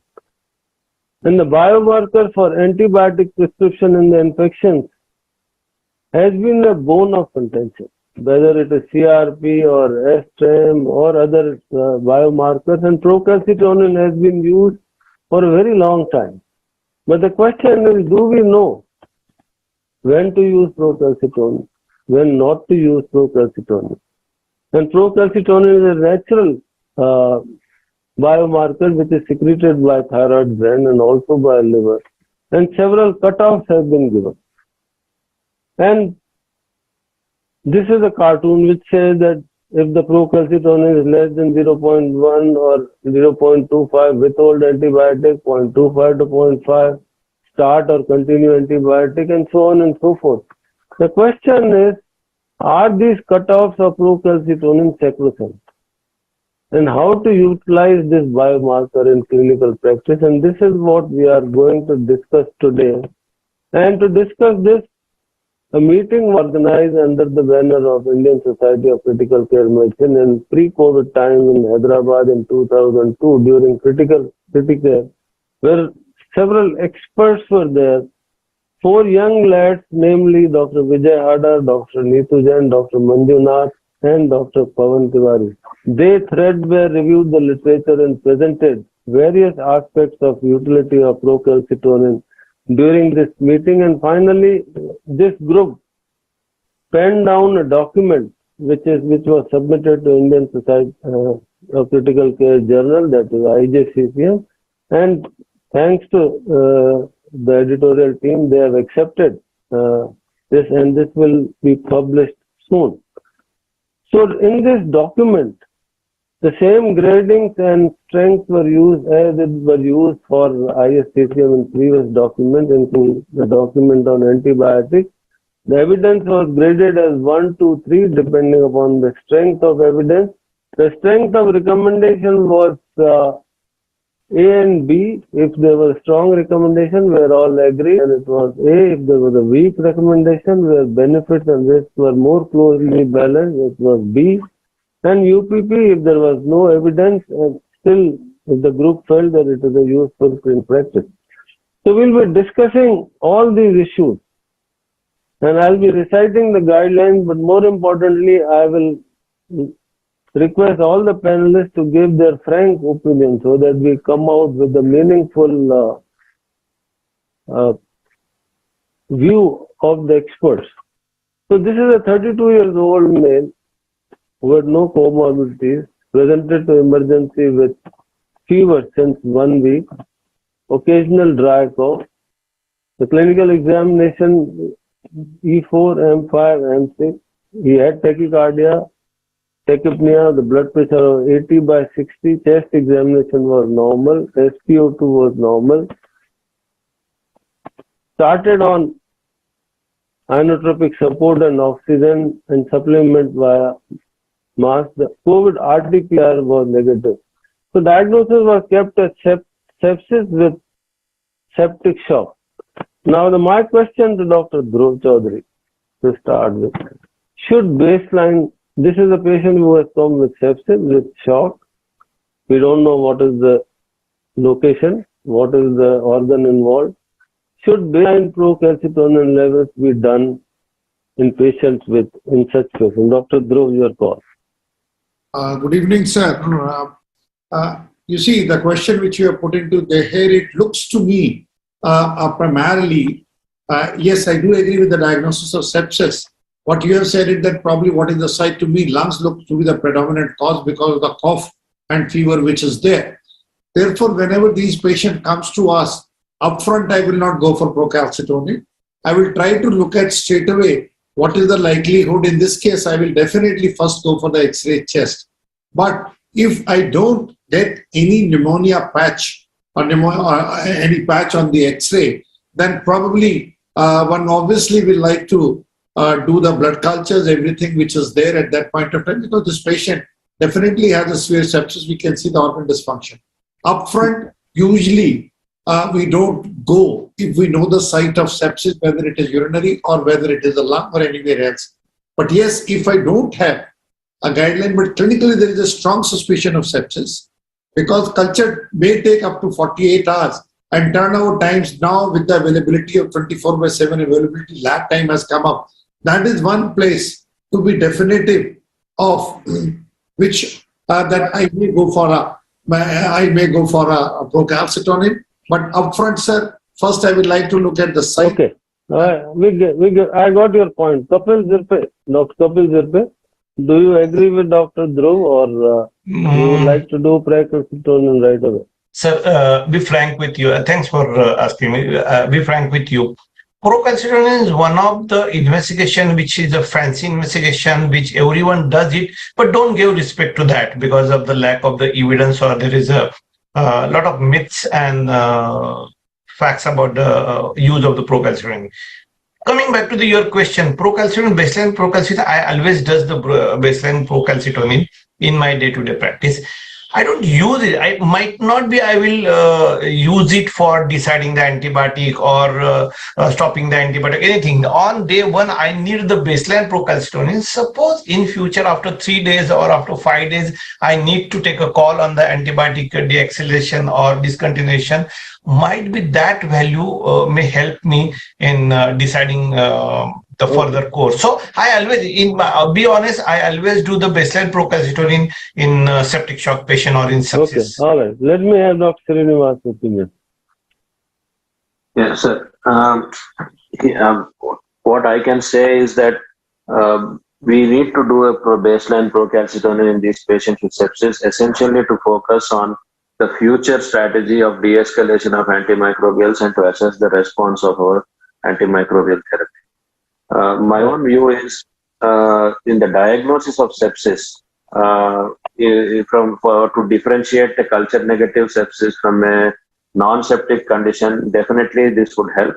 A positive procalcitonin should probably provoke a further more detailed investigation for the presence of a bacterial or a fungal infection.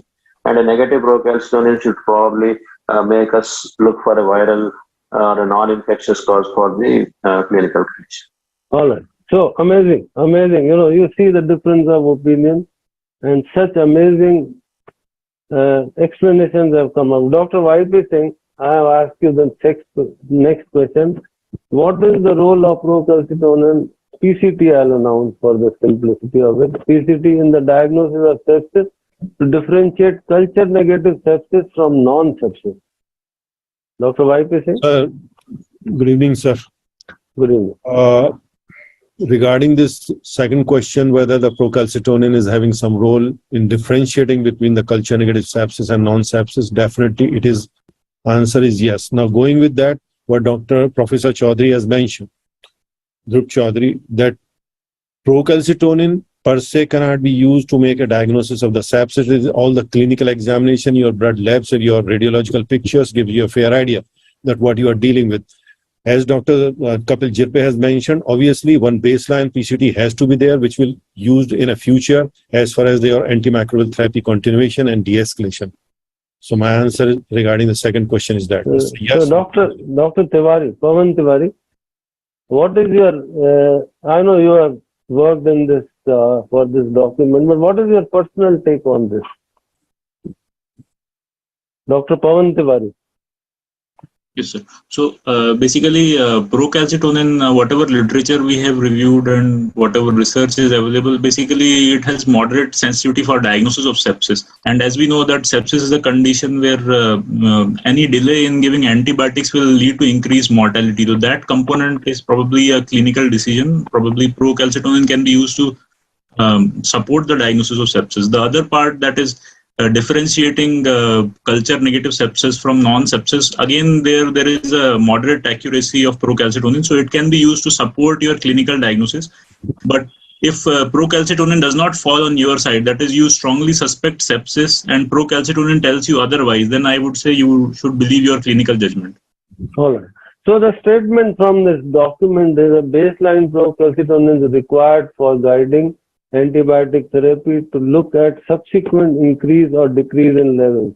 Most randomized controlled trials have done a baseline value in suspected sepsis patients and utilize it in procalcitonin-based algorithm to limit the duration of antibiotic therapy.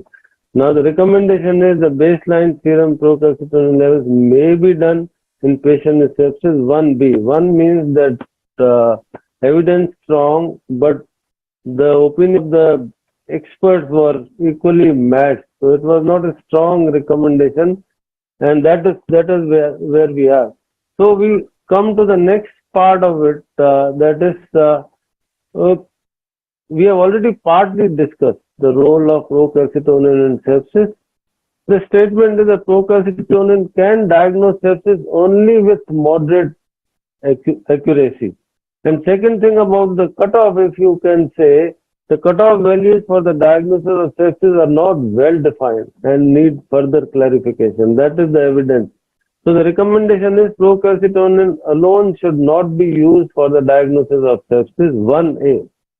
Strong evidence and high level of evidence and the strong recommendation, we suggest that PC be used to differentiate culture negative sepsis from non-sepsis 2B. That means the moderate quality evidence and weaker recommendation. So that is where we are as far as this is concerned. So ultimately, the blood and sputum culture was sent, as Dr. Dhruv suggested. Patient started on ceftriaxone and erythromycin. Supportive treatment continued. Patient weaned off inotropes and oxygen in next 2 days. He had actually pneumonia. Day 6, he was asymptomatic. DLC was normal. Now the next question is, I'll again come to Dr. Dhruv. Should procalcitonin be used for antibiotic de-escalation in sepsis? So this is one place I will straight away affirmatively say yes. It can help us in cutting down the duration of the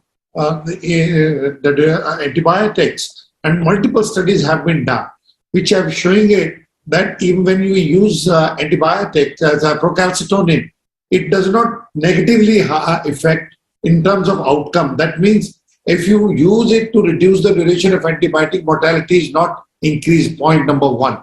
Point number 2 is now further data has shown up that if you use it for the de-escalation, probably your intensive care days admission and hospital days have also found to be reduced. Therefore, unequivocally today, it has become an important part of antibiotic stewardship program in terms of reducing. So unequivocal answer is yes. Okay. So Dr. Kapil, I come to you for the next question. That is, what level of procalcitonin should be used for discontinuing or de-escalation of antibiotics in sepsis? Yeah, sir, I will add into the Professor Dhruv's answer. Sure. I was involved in a DINA study which was published in 2020 in ICM. It was a multinational study, and one of the major findings of the DINA study was only 16% of the clinicians try the de-escalation on day 3 and subsequently day 5. And that speaks a lot about if you do not have a algorithm or protocol to de-escalate, then you are in a deep trouble in discontinuation or de-escalation of the antibiotic. So And that also answers the first question. There has to be the baseline procalcitonin value. Now, during the de-escalation or discontinuation, it will help to know what was your procalcitonin. So procalcitonin, one value doesn't have any meaning in de-escalation. It has to be done regularly. So if I have the baseline procalcitonin level, then if my levels are more than 80% showing the downward trending, then I may consider the de-escalation or discontinuation. And there is no specific cutoff value. There are so many evidences available, but there are no specific cutoff value. Few of them 0.25, few of them are 0.5. But what we suggest is less than 0.5 background per liter or more than 80% declining values of your baseline procalcitonin. You may consider for your de-escalation and discontinuation, and it should not be the only depends on your biomarker procalcitonin. It should clinically correlate. That means patient should be hemodynamically stable, patient should not have a fever, inotrope should be cut down, output is maintaining, and overall patient is clinically better. I think it's a combination of the biomarker and clinical status which decides your. I think there is very little controversy regarding use of procalcitonin in using the de-escalation or stopping the antibiotic. The question is, Dr. Srinivas, how often should procalcitonin be repeated? Every 24 hours, every 48 hours, 72 hours? That is the question. There is a lot of variability in how it is being used in different parts of the world. In healthcare systems where everything is funded and everything is taken care of by the government setup, daily PCT CRPs are being done. But I think the middle pathway is probably doing it at 48 hours, but not later than 72 hours. This is my viewpoint. All right, that's a very, very precise answer. Dr. Y.P. Singh, what is your take on all these three questions? So I will second whatever the opinion is given by Dr. Dhruv Chaudhary, Dr. Jirpe, and regarding the duration, definitely it is the 48 hour we do use in our ICU, but not less than, not in any patients who is on a ventilator or a sick.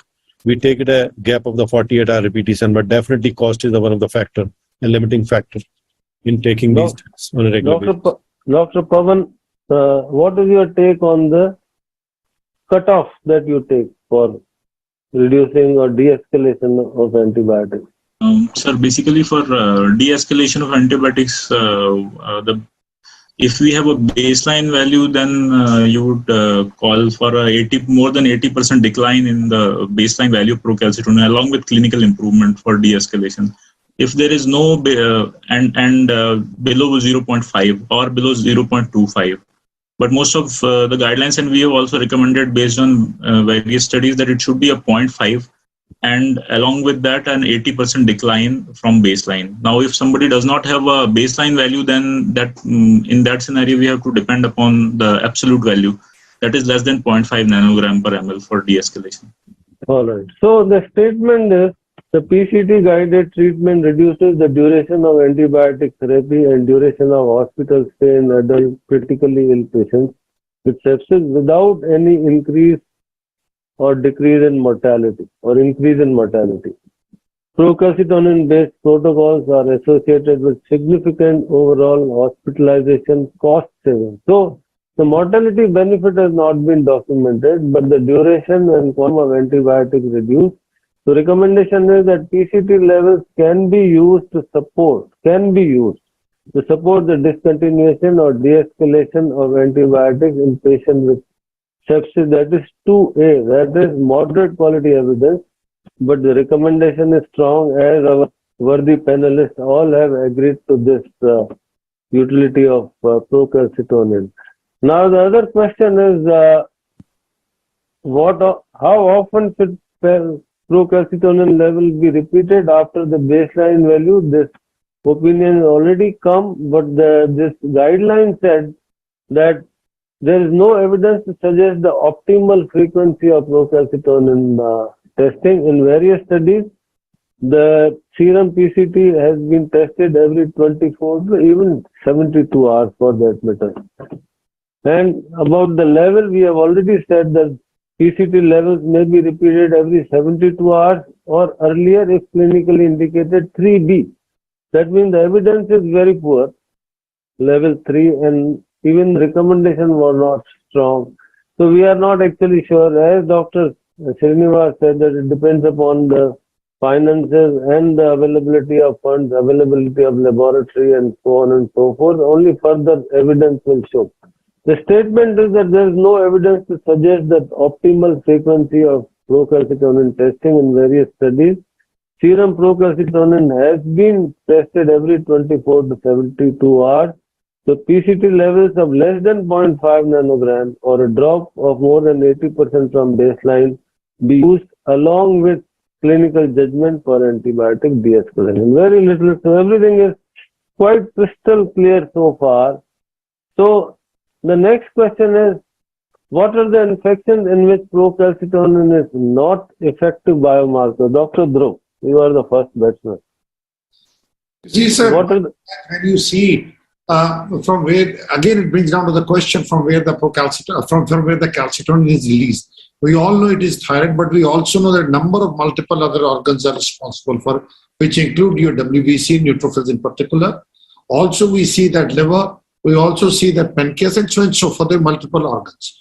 Therefore, by and large, it has been taken as a marker for the bacterial diseases, particularly more correlation is with pneumonia and some amount with the sepsis. So anything which causes pro-inflammation like trauma, pancreatitis, you may have a falsely elevated levels. Therefore, it's not only infections, but it is equally important to know what condition has caused a severe systemic inflammatory response. As far as coming to your question of infections, first I would say it can be elevated, let's say in scrub typhus. We have been seeing tropical fever syndromes. But the places where it has not been seen to be elevated primarily is either fungal infections or viral infections. That is one thing where we are seeing that dominantly it levels are not there. If you see it in the COVID epidemic, a lot of people used to get it done, and we were finding near normal values and how antibiotics were abused. So in short, primarily viral infections followed by your fungal infection, you will not see it to be elevated. Some amount of elevation is also seen in atypical bacteria, but not to the extent the stimulation which we see with the bacterial infections. So the sensitivity and specificity are much, much lower for atypical bacteria like Legionella or other ones. For the Mycoplasma and Chlamydia, it is not elevated. So, Dr. Zirpe, your call on. Almost he covered every list of the viral, fungal, and then some malaria or scrub typhus. But one of the most interesting and important examples, like when you are coming across the insisted type of the infections, like in empyema or tonsillitis or sinusitis, where you may not get the procalcitonin in that value for helping you for the in decision making. So almost the list he has covered and the reason, nothing to add. Dr. Srinivas, your view? I agree, sir. I agree that when there is a localized or a walled off infection, PCT may be spuriously low. What I also feel is in a country like ours, to discriminate a tropical infection from a bacterial infection probably is not possible with the use of procalcitonin. How procalcitonin behaves in tropical disease is not very clearly known. So there is variability in its response. So that is a situation where there is a manifestation of sepsis, but your procalcitonin may be absolutely normal.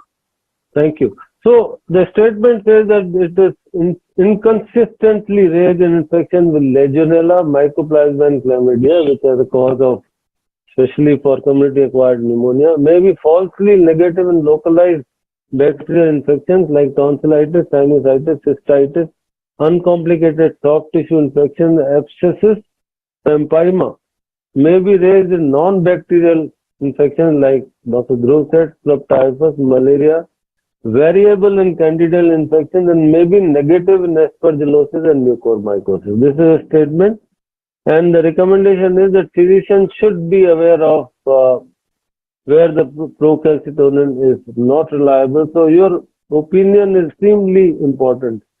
So I go to the next case. Anybody wants to comment anything on this case? Because in the interest of time, I have 3 cases. This was a longer case. So second case is a 45-year-old male, no comorbidities, presented to emergency with fever, cough, purulent expectoration, 1 week, dynamically stable. SpO2 was 90% with the respiratory rate of 24 per minute, started on oxygen supplementation via face mask, culture sent, shift to the ICU, and this was X-ray. You can see left side, I do not need to describe X-ray because the subject is different. So the question is, diagnosis is severe CAP, of course it is written. So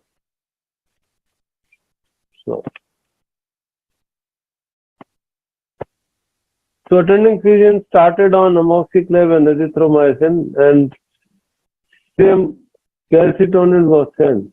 Now this is a case of CAP. Dr. Y.P. Singh, should baseline PCT should be done in this particular situation where you have, you know that it is pneumonia. It is severe pneumonia and patient is requiring ICU care. Does it help you in starting antibiotic initiation? That is the question. Dr. Y.P. Singh. Sir, am I audible now? Yes, sir. Yeah. Regarding the question that initiation of the antimicrobials and the use of the procalcitonin, as we all know that in a surviving sepsis campaign also, they says that we are suspecting a sepsis, which in this case, which the patient is coming with a severe community-acquired pneumonia to the ICU. The one has to send the culture reports, one has to initiate the empirical antimicrobial therapy based on the epidemiology and the clinical history. In this case, as it already been started. And the procalcitonin need to be sent, but remember the procalcitonin is not one of the limiting factor. It is only on the clinical basis, and you need to take your call to initiate a microbial therapy.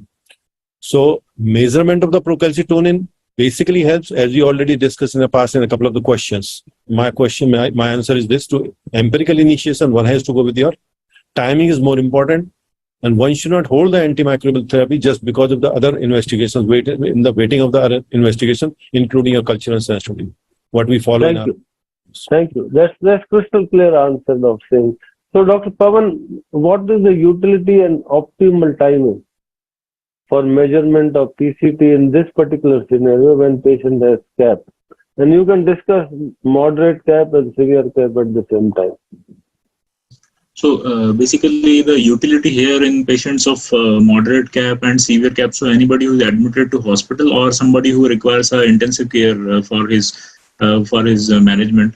Again, the initiation of antibiotics is based on clinical judgment and epidemiologic data as stated by the earlier speaker.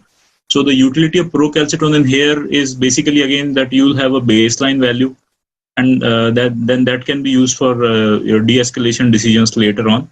The optimal timing, again, if we decide to do procalcitonin, is basically at admission, so that we have a baseline value. Usually, studies and even practically, you have a baseline procalcitonin value within 24 hours of admission in the hospital or in the ICU. So, do you, Dr. Tiwari, feel that patient who have mild to moderate pneumonia, who is not requiring ICU care, and is not in hypotension, is not requiring oxygen, but he has lobar pneumonia, should we do PCT on the first day or wait for some time? It's a cost factor, you know. So, sir, basically, if we do a baseline procalcitonin, the only benefit is that we can use this value for earlier de-escalation. Let's say if we were to give antibiotics for a guideline designated duration, that is 5 to 7 days of antibiotics in mild to moderate CAP, then probably baseline procalcitonin will not help in the non-critical cases. But if we were to de-escalate earlier, that is before the standard guideline-based de-escalation duration, that is 5-day duration of antibiotics or earlier, then probably we can use this clinical improvement along with the baseline procalcitonin can be used to look at that 80% decline from baseline, then it can help in shortening the duration of antibiotics. So this is a little contentious because, one is that atypical organisms cause a significant proportion of pneumonia. As we understand, viral pneumonias are common. We have seen in COVID. And after all, procalcitonin is an expensive investigation. So I come to Dr. Dhruv. What is your take on mild to moderate pneumonia? See, sir, yes, sir. Sir, by and large, in mild to moderate pneumonia in the clinical practice, we are not as much using this thing. And we are, by and large, going with the practice perspective, I'm saying, with the clinical profiling, because radiology can take a little longer to resolve. But when things start doing it, we usually, in the low respiratory tract infection, but yes, when we are in a doubt, or when we are seeing a relatively patient not responding, then we usually tend to go with the procalcitonin level for two reasons to decide about it, because at that particular point of time, we just seeing it, whether the infection is resolving or not. And again, a single value may not be of a value, then we repeat 48 to 72 hours, looking at the half-life of the procalcitonin. So that's how we are practicing, honestly speaking. So the statement says that baseline PCT levels have not been consistently shown to reduce antibiotic exposure in community-acquired lower respiratory tract infections. Most guidelines recommend against withholding antibiotics in LRTI or CAP based on baseline. So everybody agrees that they have no value in as far as the initiation or withholding the antibiotic. The recommendation is that baseline PCT level alone should not be used to withhold empiric antibiotic therapy, that in CAP and LRTI 1A. And based on clinical judgment, prompt initiation of optimal empiric antibiotic therapy is recommended, including that in CAP. Both are 1A. So there is no ambiguity about it. So we'll not spend much time on that and go ahead with the next question. What is the utility of optimal timing of measurement of procalcitonin of antibiotic registration in CAP and other LRTI? Partly this question is answered, but there are a lot of ambiguities seems to be there, because do it in the first 6 hours or do it in 24 hours, especially in the moderate CAP. I'm not sure. Dr. Zirpe, what is your take on this question? We are not using procalcitonin to decide or initiate the antibiotic even in a severe CAP. It is a clinical judgment. We should not wait. So, but I need the baseline procalcitonin value. So I will send it within first 24 hours to know my baseline value, and then later on I can use it for the de-escalation. That's what I will suggest in community-acquired pneumonia. So in patients with community-acquired pneumonia, baseline procalcitonin alone has limited utility in clinical decision-making regarding initiation of antibiotics in clinical trials. PCT measurements have been performed at randomization or emergency or hospital admission. So recommendations should not be routinely measured for initiations of antibiotics. Everybody agrees that, and can be obtained in severe CAP for subsequent de-escalation. The question is severe. So if indicated, baseline PCT should be measured the beginning. So that is now the last question in this: can PCT level be used to differentiate between viral and bacterial etiology in CAP? Dr. Dhruv has partly answered. I come to Dr. YP Singh. Suppose the procalcitonin is 0.5 versus 2.5. Do you discriminate between viral and bacterial pneumonia? Or it is, let me put it as 10 and 0.5. Dr. YP. So regarding the procalcitonin level in between these two etiologies, the viral against the bacterial, again, as we have already been discussed, it is a more of a clinical kind, your examination, history taking, clinical examination, your labs, they gives you a fair idea on that. But as far as procalcitonin is concerned, if the patient we can edit later on. If patient is coming to the ICU Am I audible now? If the patient is to the ICU, I consider it to be in a severe form because patient is not able to maintain the vitals. Hence, patient shifted to the ICU. So in that case, obviously, as routinely, what we do here, we send a PCT on arrival, a patient from the casualty triage in ICU. We initiate our therapy, antimicrobial therapy for the patient, but definitely the clinical examination, primarily going to the detail, looking into the different labs, give you a fair idea between the viral and the bacterial infection. So, Dr. Tiwari, your call on that. PCT 10 versus 0.25. So, sir, definitely low PCT will probably rule out infection with typical bacteria, or it will be very highly sensitive for ruling out infection with typical bacteria, particularly gram-negative bacilli. But if we talk about low PCT ruling out viral versus what we call atypical bacterial infection, then PCT is not a good marker to differentiate between a viral infection and the atypical bacterial infection. And again, a low PCT will not rule out a gram-positive bacterial infection also, though 0.25 is kind of very low. But it can anyway not rule out a atypical bacterial infection. So again, in that scenario, we will have to give antibiotics which cover for atypical bacteria. So higher PCT levels are strongly associated with typical bacterial infection. Baseline PCT levels have varied sensitivity in differentiating. Varying sensitivity differential bacterial and viral cap. There are currently no established threshold values. So this is the final. So this is what the recommendation is. Should not use to differentiate bacterial from viral etiology. The last case is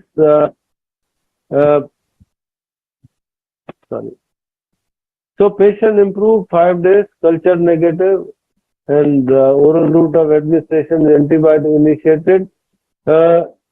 Should PCT be used to determine duration of antibiotic therapy? That is the question. And patient now he goes into complications. I have to go a little faster, and he required HFNC. His procalcitonin was 1.2. He developed hospital-acquired pneumonia. He was initiated on piptazo and levofloxacin. Supportive treatment was continued. Patient showed clinical. In this case, should it have been wise to use procalcitonin levels beside antibiotic initiation? And how should PCTB levels to be repeated after baseline and HEP and WEP? So, Dr. Srinivas, quick answer from you. Yeah. Use of PCT in HEP and WEP.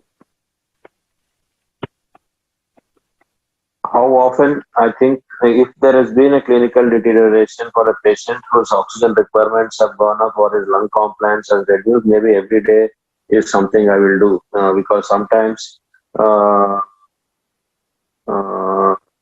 there may be a lag between the clinical manifestations, radiological and biochemical manifestations. So in a situation where a recovering patient has an issue of suspicion of HAP and VAP, maybe daily procalcitonin may not be off the risk. Okay. Dr. Zirbay, your quick opinion, two-line opinion on this. What was the question, sir? Sorry. Use of PCT for HEP and WEP. I think the answer will be same what we are discussing up till now. It should not be use it for the diagnosis as well as the initiation of antibiotic. We can use it for the baseline value we should do and for the de-escalation in a due course after 72 hours. All right. So in the interest of time, I'll not read that. Everybody seems to be in agreement, and it grew Pseudomonas, patient improved clinically. Treating team repeated PCT on day 8. Serum PCT was 0.4. Should PCT be used de-escalation of antibiotic, and what cutoff should be used for HEP and WEP?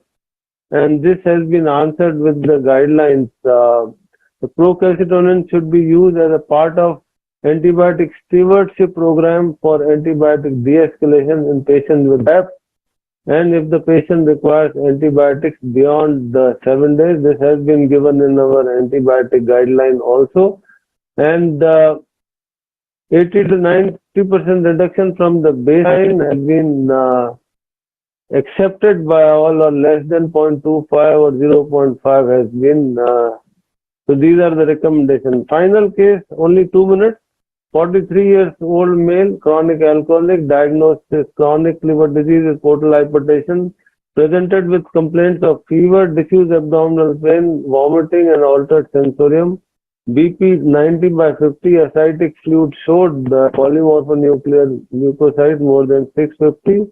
Gram positive GNB, the diagnosis of CLD with spontaneous bacterial peritonitis and septic shock made. The question is, which I am asking Dr. YP Singh is, what is the utility of PCT in infections among patients with in SBP? Dr. YP.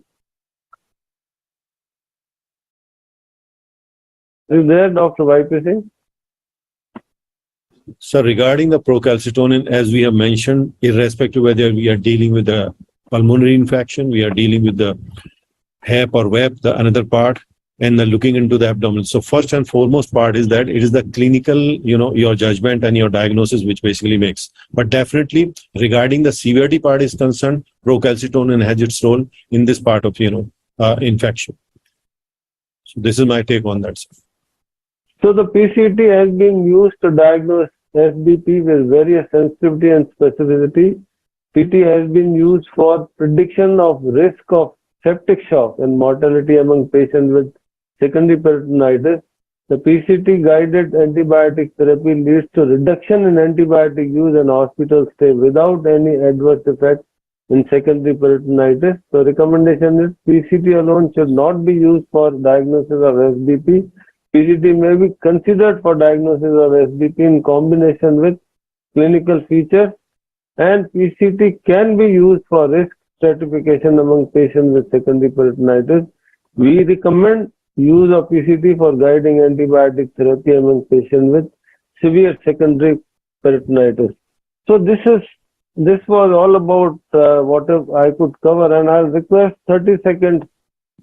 Please, you give your final opinion, Dr. Dhruv. 30 seconds. Please unmute yourself. Sir, biomarkers cannot be a replacement for the clinical judgment, but yes, together they can help us making a more precise management and can be used as a tool for antibiotic stewardship. That's my overall take on this. Dr. Zirpe. I agree with Dhruv, sir.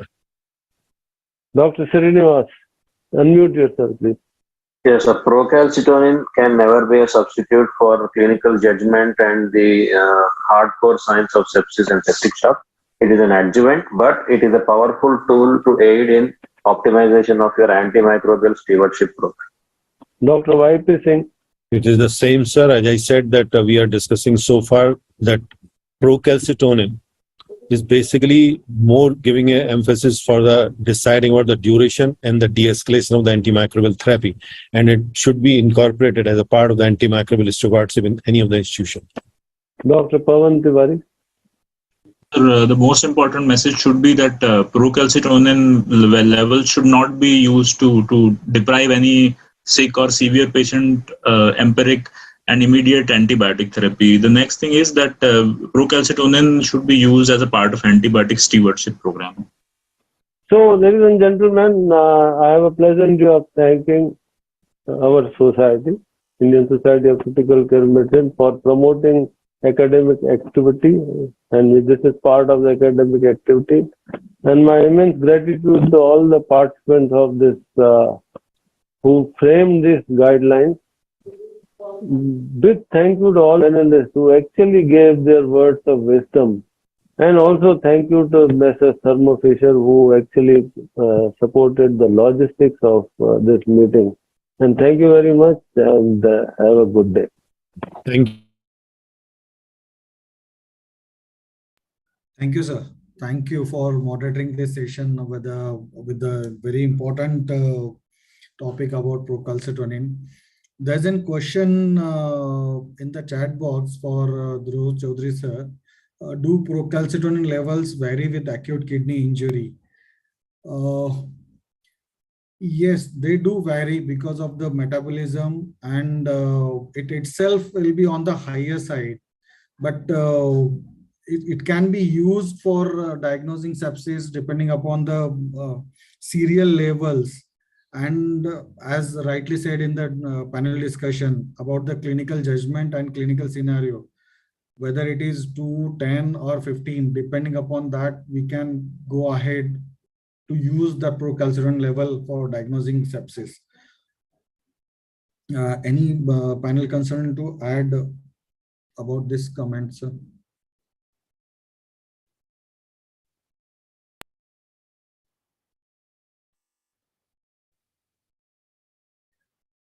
Okay, moving ahead, we'll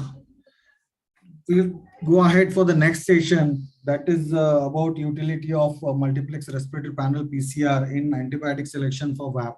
We all know, as we are facing many bacterial infections and many resistant pattern for the infections, and choosing a right antibiotic after knowing the organism is going to impact on the whole for the patient's clinical scenario vis-a-vis the impact on the cost factors.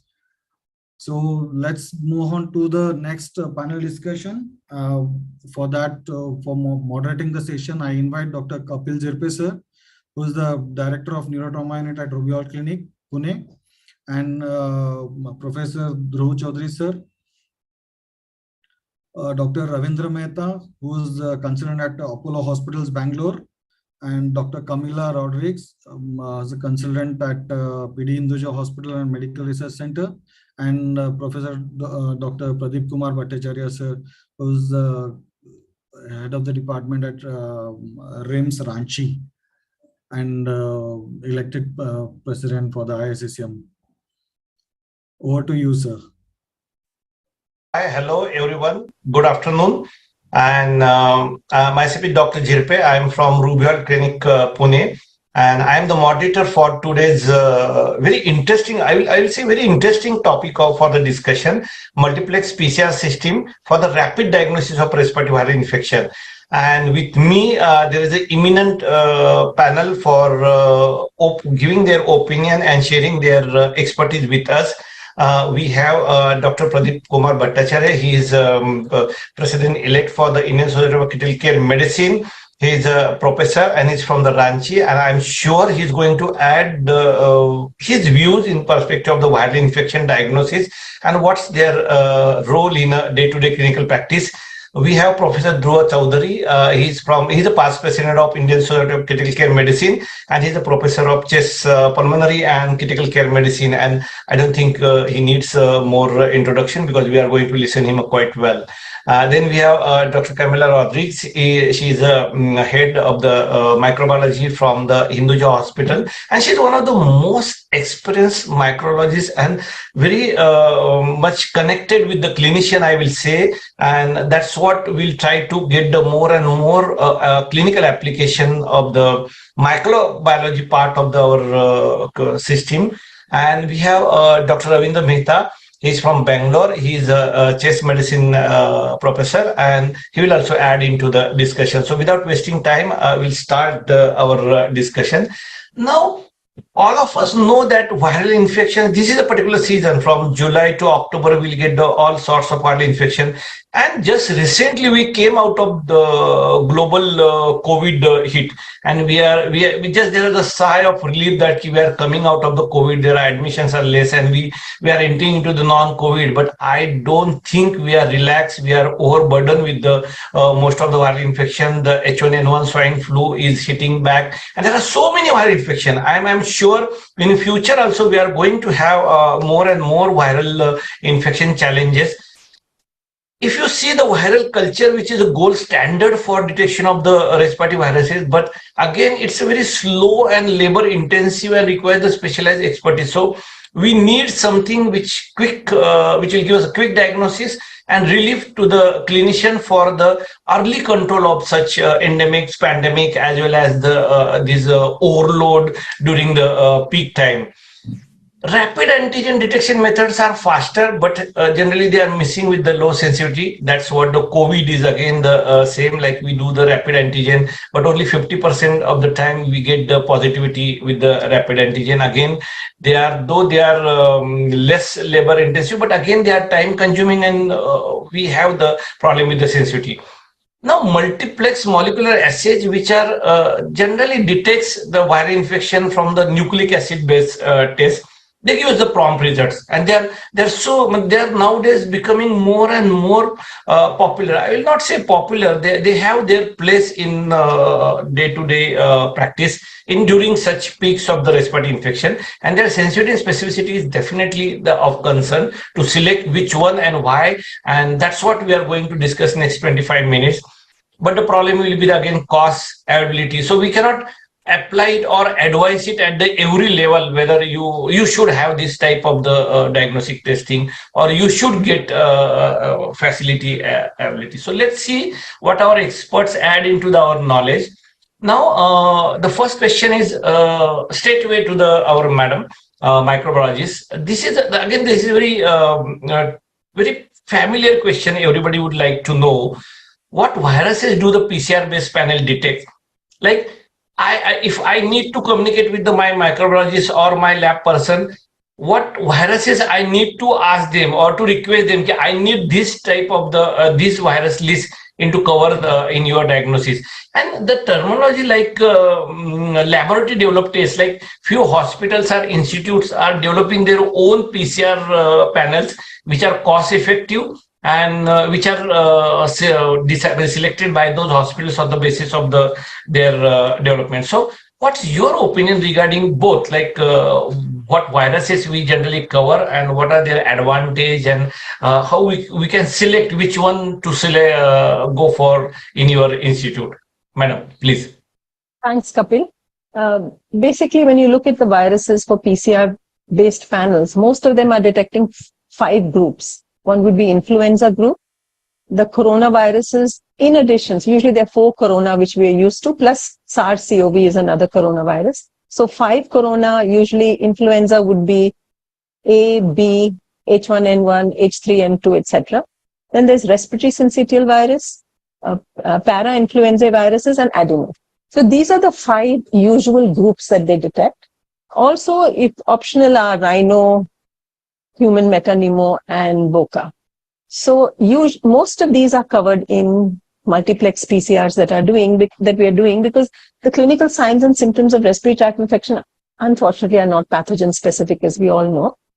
And multiplex PCRs essentially match the sequence of multiple targets that are there. The second question you asked me was, what are lab developed tests? Now, lab developed tests are offered by a hospital lab. They have been designed, they've been manufactured and sort of used within the hospital lab. Usually they are in-house, they are much cheaper, but the downside is that they are not FDA approved.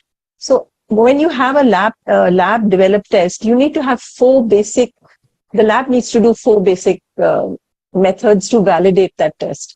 They need to have a limit of detection, you need to have accuracy, you need to have precision, and you need to know what is the analytical specificity. So it's much cheaper. And actually, for example, in this particular time when COVID, H1N1 was actually replacing COVID to an extent, we actually had to develop our own in-house, which was really a quarter the rate of the multiplex panels that are available. So you need to know the flavor of the month or the season so that you can quickly home in. And we developed H1N1 with COVID, which was easy to do. And that was our lab developed test. We also, the conventional platforms, all of us know, are really excellent in the sense they have such rigorous testing in terms of quality control. They're usually approved by, regulatory bodies such as WHO, such as FDA, such as the CE.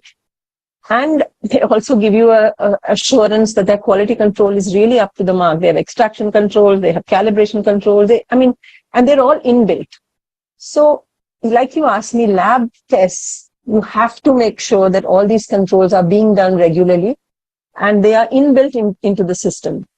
And I Madam, think these, madam, sorry to interrupt you. What Huh? you will guide us. So we just like we know, you know that we are resource limited country, and that's the fact. It's not possible for except the tertiary care centers or those corporate hospitals who can afford. They can very well go through the whichever the available PCR multiplex techniques. But then, if suppose they are like you mentioned, they are reducing your cost burden by almost quarter or 50% of the your Quarter. this thing during the peak days like these three and I know that in Pune just now H1N1 is rampant, so I can make them more comfortable. So I just want these 5 viruses in that panel. So how you will advise for all of us how we should select and how to go ahead with selecting the panels?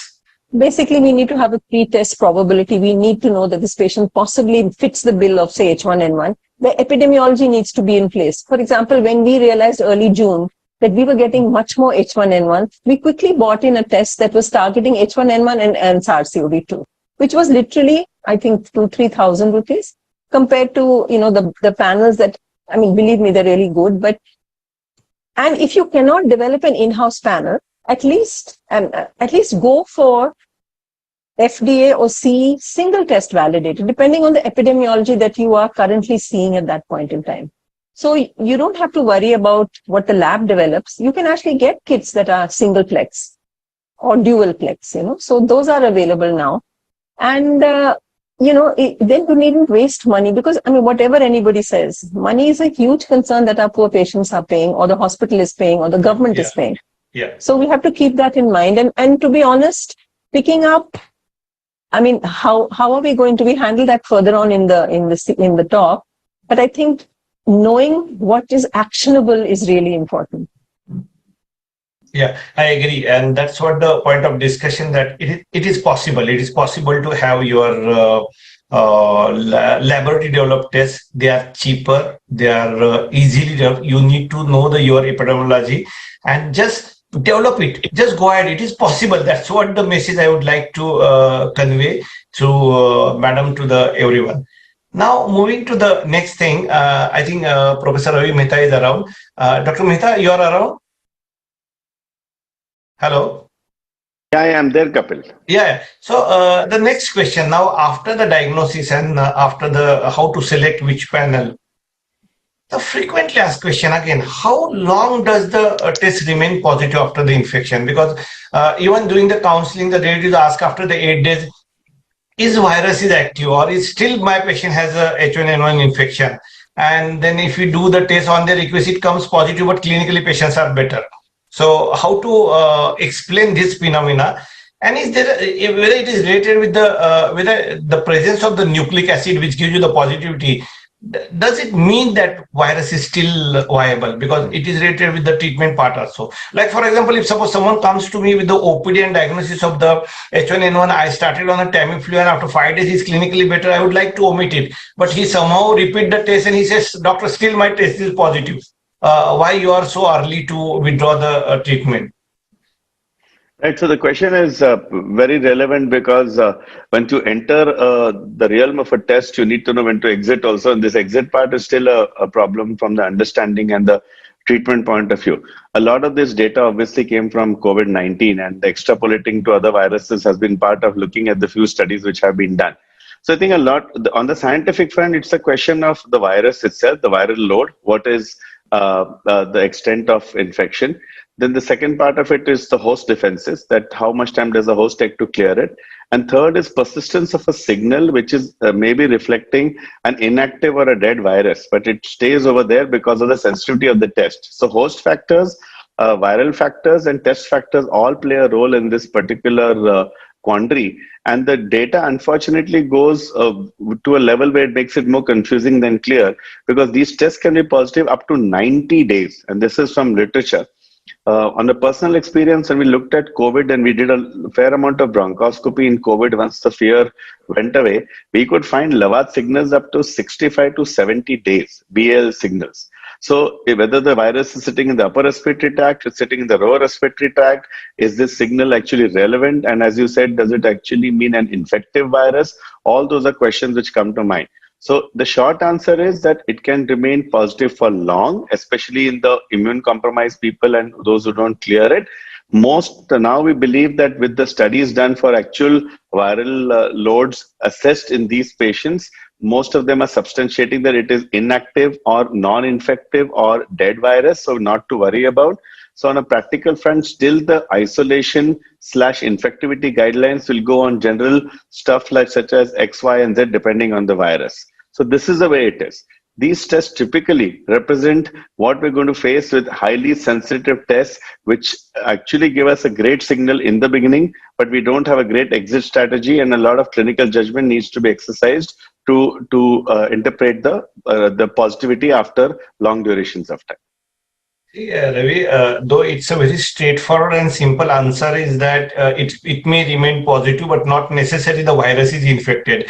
I came across recently the VVIP person who is a comorbid 80-year plus, and his COVID was positive still after 2 months, and he was supposed to undergo the laminectomy. And the question is, shall we take that risk of this thing? So finally, we advise the viral cultures, but again, it will be the time consuming. So this is practically very relevant. The virus may remain dead and still you can get the positive test, but the infectivity is lost. But my question is, okay, he is not infective. Does he fit for any procedure, or does he fit for any major operation? So I think if we talk of COVID in particular, because before that we never cared about it, right? We never really bothered about flu, H1N1 and clearing for surgery. After a certain time, 7-10 days, they were fine. If they had to go through something, they had to go through it. When it comes to COVID, I think post-vaccination, this entire original thing of outcomes being bad for procedure and surgery is totally revisited, I think, at this point. So on an average duration, if they're clinically non-infective, on a further testing front, if they have at least the basic marker CRP is coming down, they are reasonably vaccinated, then anytime after 7 to 10 days, we are saying go ahead and do surgeries depending on the surgical requirement. Obviously, elective surgeries will get deferred to 2 weeks, but something which is so you will prefer the CRP and the infective marker versus viral culture in such cases for the major surgery? Yeah, so currently what I can tell you is what is gone. Certainly this IL-6 and all that stuff is gone. D-dimer is something which you should most of the time not look at only, is what I would say, and my colleagues can comment on it. A declining CRP is desirable before you clear for procedure. And that too depends on the procedure. Endoscopy, bronchoscopy, we don't worry so much. It's clearly about a cut procedure where there is an inflammatory reaction of the body. You don't want to test the waters till we know more. But definitely, original fear of 4 weeks, 6 weeks, 8 weeks, I think is now consigned to history. Okay. Radhika, madam, you'd like to add anything? It only gives a positive test. It doesn't differentiate in between the live and the dead virus. Absolutely. I couldn't agree more. And I think now we ourselves are trying to sort of revisit this question. When we, from a perspective of surgical prophylaxis, for pre-surgery screening, we have decided that since we must do a test, let's do a slightly less sensitive test. And we are, from Monday onwards, we're going to go just for RAT. In patients who come for screening, and a RAT, knowing its imperfect sensitivity, should be fine to rule out patients who are really infected and are asymptomatic. Yeah, that's what the UK guidelines also. UK follows the same. They do the only RAT now for the pre-operative or anything if they would like to know. So we'll move further. The third question, Pradeep, is to you. What is the clinical significance of these results? How you look at, if you get your registrar will give you the report that this virus is positive, this virus is negative, and how you will judge clinically? What is clinical significance? Sometimes they are positive, false positive. Sometimes they are too many viruses are positive.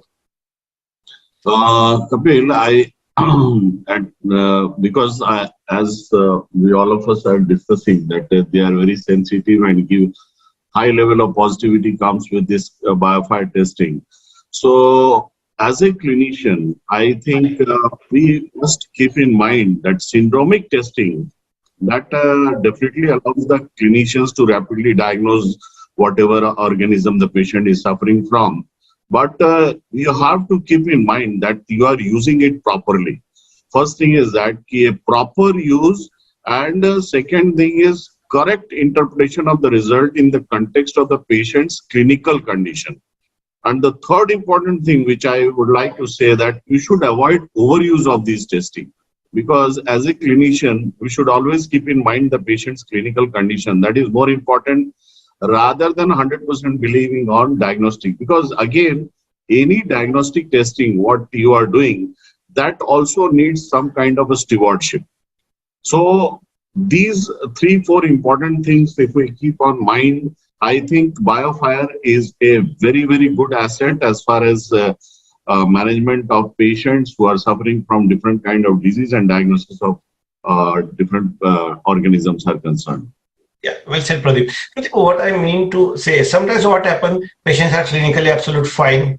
They're in a ward or they are in an emergency, and your viral panel is positive. So not necessarily every that positive results suggest that it's active infection. Might be it is a dead virus, what we discuss, or sometimes it is a suboptimal infection. No need to treat that. Second thing, false positivity is inevitably there is a one virus will come positive. Not necessarily you should correlate clinically. Like I still know that in 2019 February, one of the viral panels says coronavirus positive. At that time it was not there. Nobody was aware. So it's a routine seasonal coronavirus. Not necessarily it is a SARS-CoV this thing. So I retrospectively start at that time we never thought okay, this was patient is all right. So okay, this is one of the virus and clinically no need to significant. So there are so many things with the viral panel we need to keep it back of mind. False positive doesn't indicate it's a virally active, not necessarily it is active infection. False positivity is just there. Out of 10 might be one virus will come positive. You need to see whether that virus is really significant in your clinical practice, and not necessarily your panel will cover whatever the viruses you are targeting. Sometimes your panel is not listed that virus, and that virus is typically positive. So you need to keep a high suspicious of index and correlate clinically. So with this, we'll move to the next question to the Dhruv. Dhruv, is the positive result is indicative of the current active infection, and does it rule out the possibility of the another concomitant infection or superinfection? Now it's a very tricky and a very clinical, and you are the only right person to answer this, being a chest physician and working in wards and ICUs. Thank you, Kapil. First of all, I think what I will start this answer, what Dr. Bhattacharya said, and you summarized it. One, we must remember when we are talking about what we mean by current active infection. Now, when you are looking at the respiratory virus panels which are coming out, one thing which is very important is they're not talking about bacteria. And when you look in terms of concomitant infections, especially in the setting of influenza, a lot of bacterial superinfections can be there, which can be, if we are only using respiratory viral panel, we can miss. That is point number one. Second point, which is important, is that sometimes disease may not itself present. As you know it, patients may have an acute exacerbation of asthma. They may have an acute exacerbation of obstructive pulmonary disease. Or what we have seen this time is patients may not be, but the underlying chronic disease has become destabilized and it has become decompensated. Therefore, they can present in multiple ways. And at that, if person is symptomatic and is acutely disturbed, worsen of any of the condition, and then the virus comes positive, for me, probably it is related to that, unless and until I have any other factor to explain. So I think that will answer to you one. Second is the question of timing of sampling and the quality of sampling. They two are also very, very important. If you do, let's say person has become asymptomatic, and then you are trying to do, it could be obviously, we are looking at the molecular fingerprints. The molecular fingerprints may stay positive, and depending upon the type of testing you are using, like COVID classical example, if you used to use with the RT-PCRs, initially we have a 35 cycles, then we used to say 40. But if you go with the gene expert testing for the COVID, it used to be 45 and it's negative here and a positive there. I think that is again an important thing. And a lot of people will continue to harbor infections, which are the positivity. Ideal would be a viral culture, which is easy theoretically to talk than practically to do. So clinical plus these asymptomatic are the people, and commonly in adults at least, we see these things with sometimes with adenoviruses. Boca is again, which is very commonly seen. And also we can see with the rhinoviruses, though we can't differentiate all the time between rhino and adeno. So depending upon the type of virus which is there, but answer to your question of a superinfection is that bacterials are not there, especially in the setting of influenza. Giving you again an example, we had a VIP's brother brought to us with a pneumonia. We did a biofire panel. Within 2 hours, we knew he had an influenza A, and along with it, he had a staphylococcal infection. But there, that panel was of a pneumonia panel. That was not of an upper respiratory viral panel. And finally, we need to know, sometimes there is a probability of these things staying there. So we do not know. Presence we know, we don't know the quantitatively how much is the amount. Because whether it's a colonizer, it just stays sitting out there as asymptomatic versus this becomes difficult. But yes, bacterial superinfections, if we are only using respiratory panel of this thing, can be missed. And again, one of the data which has been shown in a study, they had 108 cases, they followed it up to 1 year. Even in symptomatic cases, in 50% they missed it. Therefore, correlate clinically, but if you are not finding, you are very sure of the infection, you recheck it. If again it is a negative, then I will definitely lower and go for the bacterial thing. But answer to your question is, it is the clinical context which we need to see and look at it. And symptomatic cases can be negative in spite of their high sensitivity. Therefore, be careful. You have touched almost every aspect of the clinical practice. Like first thing, how sample is collected. What the time of the sampling, what method you are using, the sensitivity specificity. Then not necessarily your virus is positive doesn't mean that there is a concomitant bacterial infection. Though it is a viral panel discussion, we need to know that most of the time there is a mixed type of the infection. There is a super added or super infection is always there with the bacteria. We need to know that this viral infection may not pick up. You need to have another diagnostic method to get your that bacterial panel, and you need to adjust your antibiotic and antiviral accordingly. I think that's what the this question to you and your answer was absolute to the what it is helping us is, Dr. Kapil, is that it is helping us in cutting down unnecessary antibiotics which is being written. Yes, yes. The flip side is the cost. That is why people are going from the biofire, which is expensive. Gene expert is relatively cheaper to that. That's why they are going with the inbuilt house testings to cut down the cost. No, even the first question where we were selecting the which multiplex PCR panel, few panels require the preparations and few doesn't require. One should know that. Otherwise, your sampling may be not the adequate sample or the right sample, and which may divert you from the actual infection. So one need to know everything about such tests and then utilize in a clinical practice. And that's what the purpose of the today's discussion. So we are coming to the end of this panel discussion. I would like to have quick bites from all our 4 panelists regarding how you look at this respiratory viral panel in your day-to-day practice. Is it worth to have? Is it practical? Or you will take it with the very selective group of the patients, or your advice will be something different? We'll start with the Pradeep, then Dhruv, then Kamila Madam, and then Ravi. Kapil, because now it is time of summation, I'd like to say that laboratories must implement strict measures to ensure that these all syndromic panels are being used responsibly through optimal clinicians' ordering practices. First thing. Second thing is that prohibit somehow the repeat testing should not make it a money-making machine. And continuous education of the clinician on assays is useful for limiting and doing this test on regular basis. And the fourth important thing is that diagnostic stewardship is our best hope to maximize the benefit of this syndromic approach. Dhruv? You see, I am using it quite often in my clinical practice, more so both to get 3 answers. First answer is when we start looking at it, a particular, like people start coming upper respiratory infections, or people start coming with the running nose, or people start coming with the increased incidence of pneumonia. I need to know what it is causing. Is it simply COVID, it is influenza, or something else? I think to begin with, as part, unless if you are not doing an epidemiological surveillance, it is very, very important for us, A.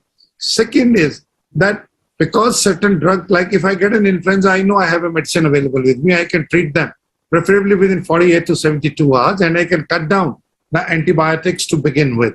Therefore, that is the second thing. It can help me deciding antivirals. Similarly, if I have an adenovirus, I again have a pseudocytovir available with us. So drugs are available. If I get a person has got a COVID today, and all data, we did it in the Delta also, and I'm very happy that ultimately data has proven that early use of antiviral probably is far more happier in 3 to 4 days rather than using it later on. And finally, where we are using in the intensive case settings is when patients are come to us with the pneumonia and past history of a little viral infection. So it defines which epidemic we are dealing with. As you are talking in terms of Pune H1N1, you're again seeing it.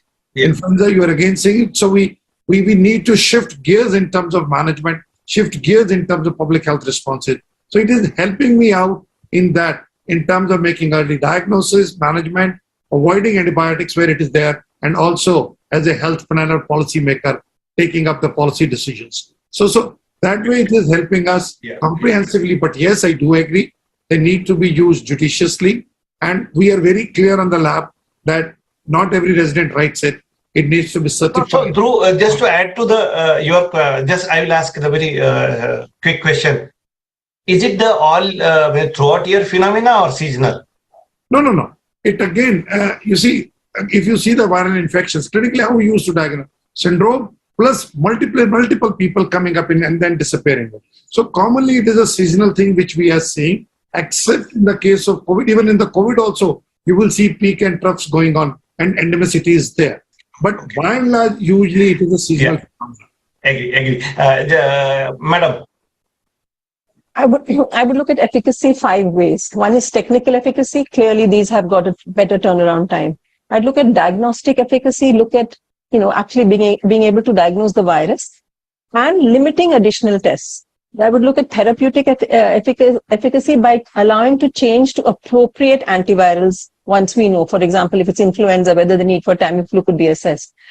And from the therapeutic efficacy, I would also look at limiting or instituting infection control processes in the hospital, depending on what we do. And I would look at outcome efficacy, look at length of stay. At this point, I don't know whether in India, correctly, we can address this in terms of the cost. And lastly, I would look at societal efficacy. So basically 5 efficacies is what I would address in these. And I think that's it. Perfect. Ravi. Yeah, so to wind up in a very interesting fashion, first of all, it's clinically, I think it's excellent science. You really enjoyed it because this world of virology was alien to us until this all started. So on a pure sense, it makes a lot of sense. As diagnosticians, we want to know both for accurate diagnosis and to limit therapy, which has been brought out. Thirdly is the fishnet approach. The fact is that when people come in sick, and some of these have got both bacterial and viral components, you're actually in a position to not only figure out which one is there, sometimes they can be confusing, but a lot of the times very helpful. And at the same time set the stage for resistance in the bacterial spectrum. But it's a fishnet you're throwing because ultimately clinical care is not pure and we have all these issues. Fourthly, the specific subsets which benefit are these immunocompromised folks. The immunocompromised folks, really you need focused therapy. You cannot throw everything from pneumocystis to CMV at them. And so these panels combined with other appropriate tests help us to cone down therapy and impact on outcome, if nothing else, prognosticate them. And then other complex subsets such as recurrent pneumonias and so on, it helps to put things into perspective. The flip side is what we talked about, a science in evolution. Costing is an issue. We still need to figure out the right subsets and we need to put them in the right clinical perspective. But indeed, provocative science, which is making a lot of sense in the right subset, in the right patients. Yeah, I would like to continue this discussion for another half an hour, but the timelines are not allowing us. Kapil, I'm very happy that probably what Dr. Kamila said and what I was saying, there was a lot of commonality actually. That's how we are looking at it. Yeah. And that's what I'm trying to summarize, Dhruv. What I gain it from this discussion is that, yes, there is a place of the respiratory virus panel in your day-to-day practice. Maybe it's a seasonal. Like viruses and the bacteria are becoming more smart and smarter. Why can't we apply those smartness in our day-to-day practice? these panels are not helping us to select the or diagnose the particular virus, but they are more helping you to cut down your antibiotic, cut down your additional investigation. Cutting down might be the some days in a ICU and a hospital, and it itself is resulting into the cost effective affair rather than seeing the only cost of the that particular test. So there are so many aspects of this thing. And the last part I really like from the Dr. Ravi is that we need to target those immunocompromised patients. We cannot offer them the 10 antibiotic and the 10 viral infections or antivirals and just hoping that something will this thing. If we are able to diagnose, yes, it was H1N1, then naturally you can cut down the rest of the 9. So I think every one of us is gained by this discussion, and might be next time we will request the organizers to get another 15 minutes extra to sum up in a very good manner. So I take this opportunity to thank all of you, and really I appreciate your time and your expertise and your knowledge. Thank you. Thank you. Thank you. Thank you. Thank you. Thank you, sir. Thanks for an energetic discussion, and thanks for putting the inputs about the use, rightly use for the time. Moving ahead about the investigative parts, I would invite Dr. Sachin Gupta for enlightening us on biomarkers about the past, present, and future.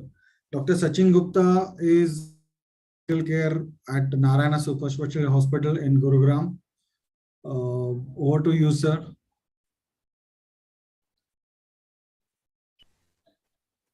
Today I would be speaking on biomarkers, past, present, and what are the future ones that we are looking at.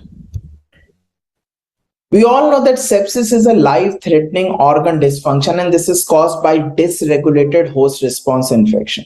Roughly, there are 30 million cases of sepsis which are occurring almost every year. And 1 out of every 17 patients in the hospital has sepsis.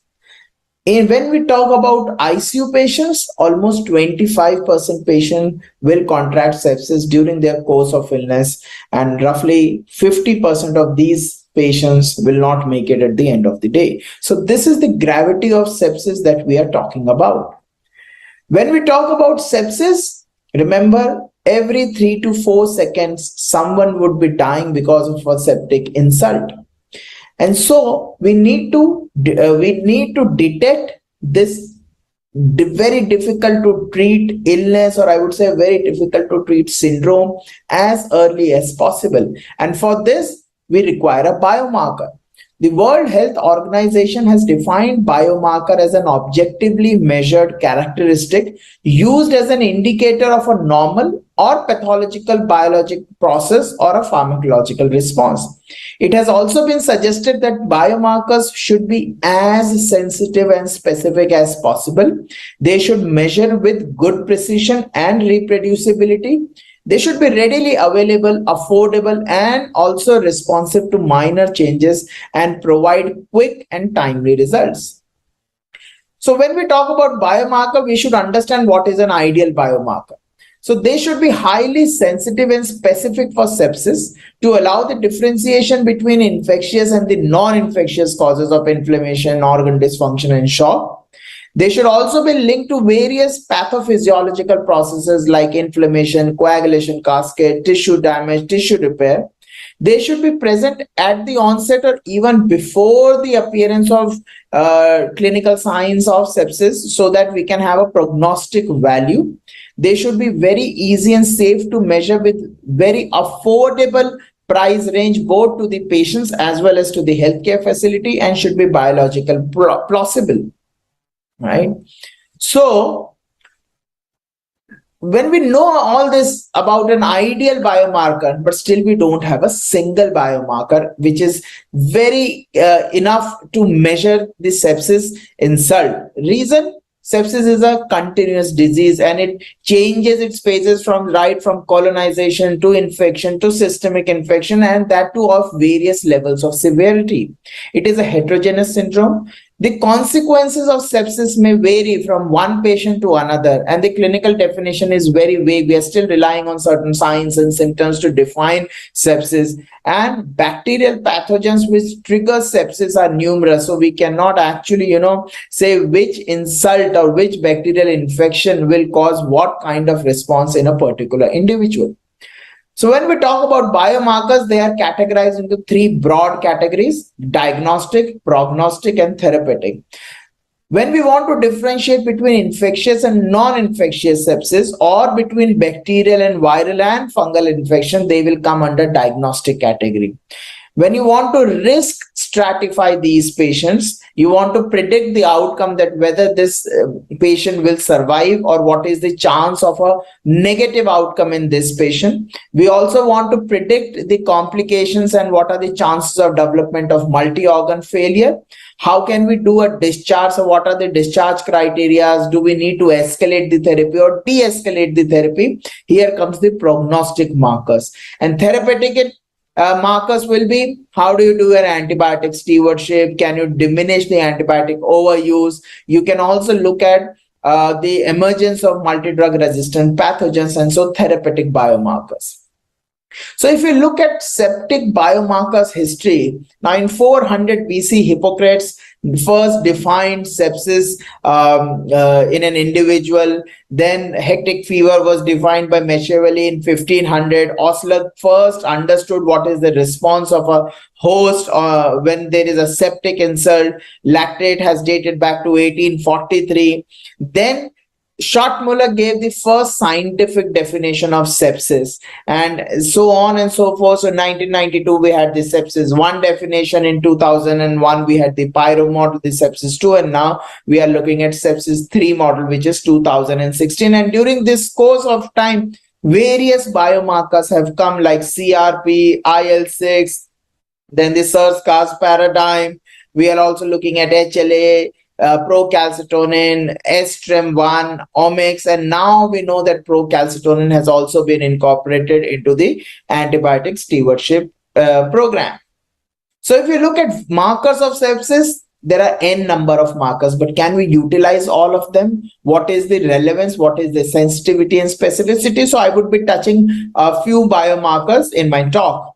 So if you look at the earlier ones, the earlier in 1980s, and so we were looking at the hyperimmune scenario, and we were looking at high dose of steroids, or how do you cut down this immune response. And so the levels of cytokines or the cytokinemia was considered as the main pathology behind any septic insult, and all the therapies were targeted towards it. So serum levels of IL-6, TNF, and IL-8 were studied a lot, and they were found to be increased in patients with sepsis. Raised serum levels also have been shown to be associated with development of organ function and mortality. The IL-6 has received the maximum attention. Even during the COVID era, we know that IL-6 was done right, left, and center. There have been various other conditions like major surgery, trauma, exacerbation of autoimmune disease, transplant rejections, viral infections, again, where these cytokine levels will go up. And so increasing levels have been associated with poor prognosis, but the problem is they are still not able to differentiate between a bacterial or a viral or a fungal infection. Yes, it will tell you that there is some amount of inflammatory process which has triggered in the body, and so cytokine levels are released. CBC has also been used as a biomarker of sepsis. Yes, it has a very rapid turnaround time. It is easily available, very easy to conduct in all the laboratories, and it is available to the clinician. But again, it is not specific for sepsis. It does not provide any information or etiological diagnosis for sepsis, and their values can also be influenced by various clinical conditions. Then C-reactive protein. Now we all know that C-reactive protein is an acute phase protein. This is synthesized in liver. The IL-6 mainly stimulates the synthesis, and this binds to the bacterial polysaccharide and chromatin, and finally it activates the complement pathway, and it also increases the immune inflammatory response in bacterial infections.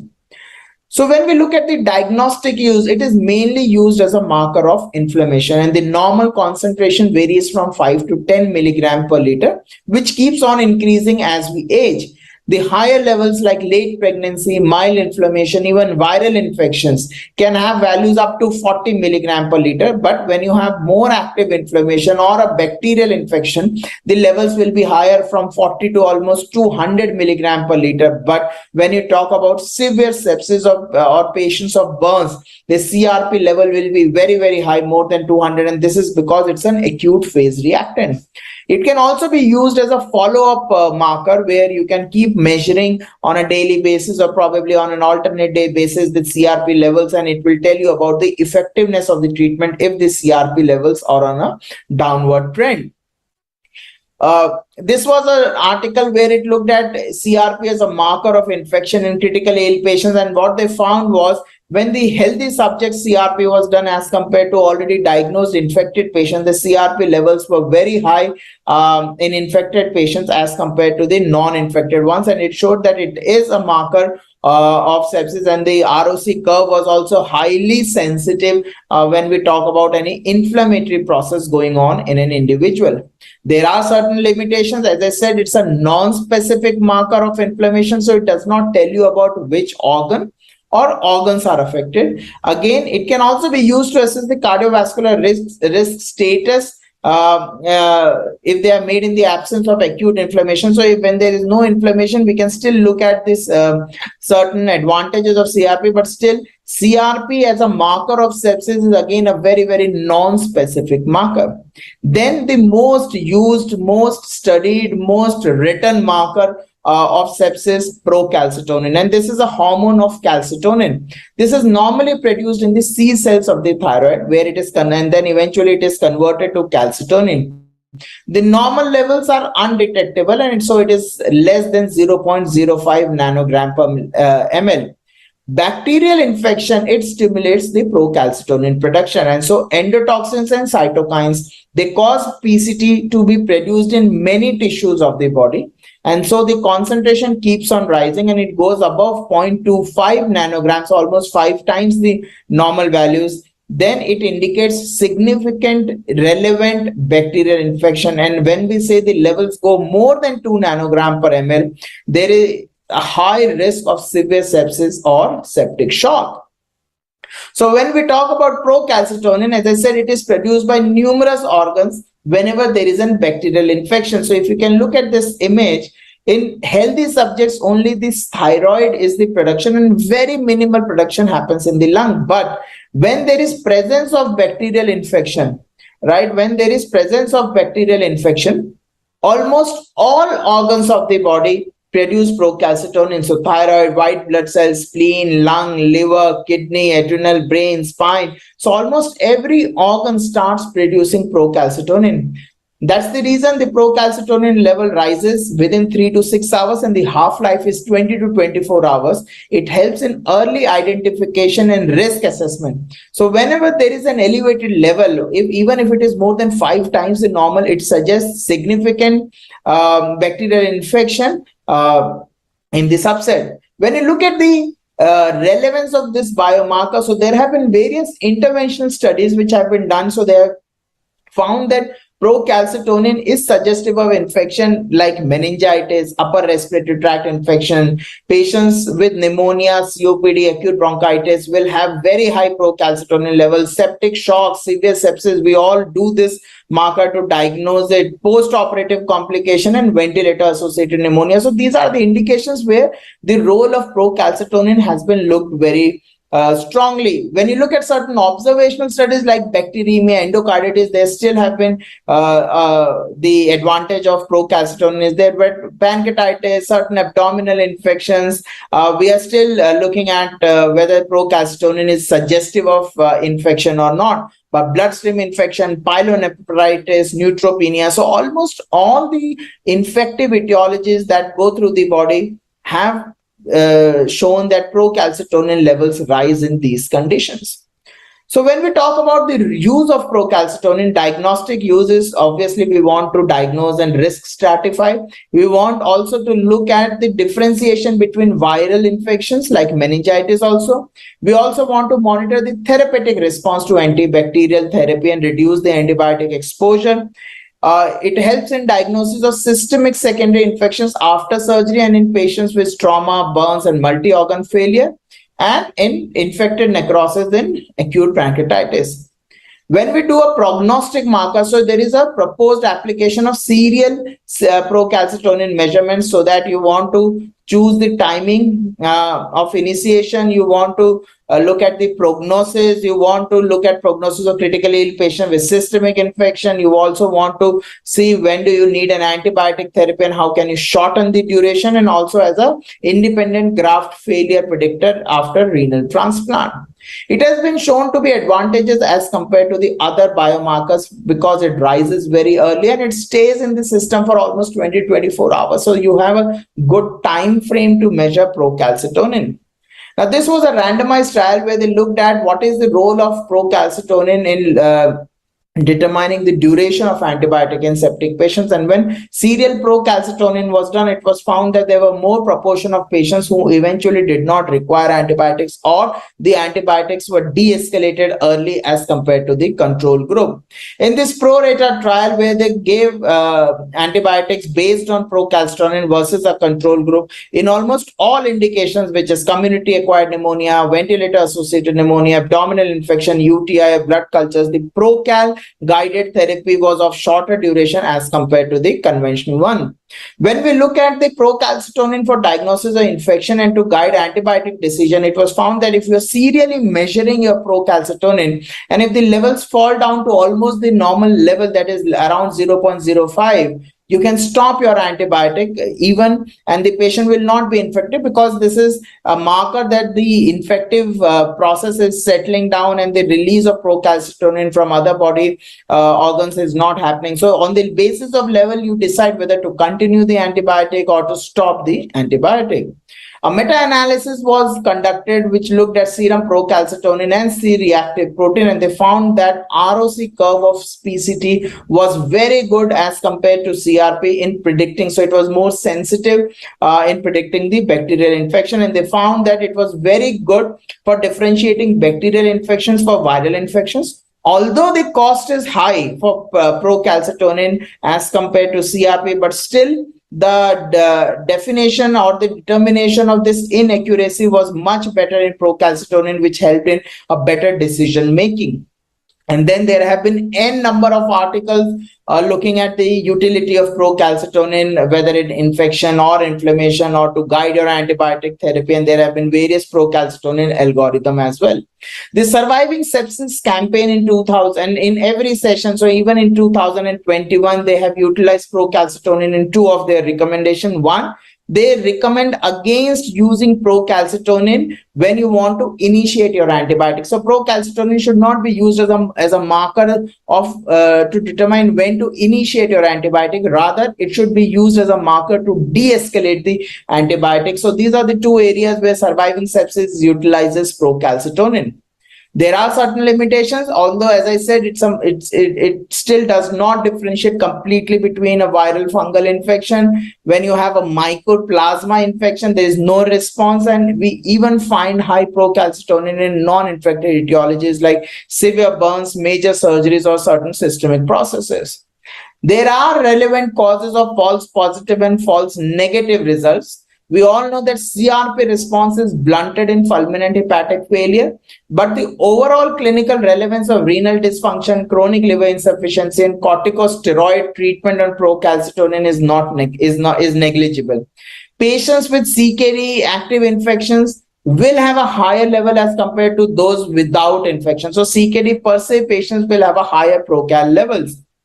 Now, talking about certain future biomarkers, there are quite a few, although they're all certain are in the market, certain are still in the phase of research. So one of them is soluble triggering receptor expressed on myeloid cells, so which is named as STREM1. The other is SUPA. The third is the ProADM. pre-sepsin, and so a little bit more. And when you look at the value of these, so they are both used as prognostic and diagnostic marker when we talk about STREM1 and in various indications like sepsis, pneumonia, meningitis. For pro-ADM, it has been used as a prognostic marker, specifically pneumonia. The SUPAR again has been used as a prognostic marker in sepsis and tuberculosis, and pre-sepsin has been studied a lot and it has been used as a marker for sepsis.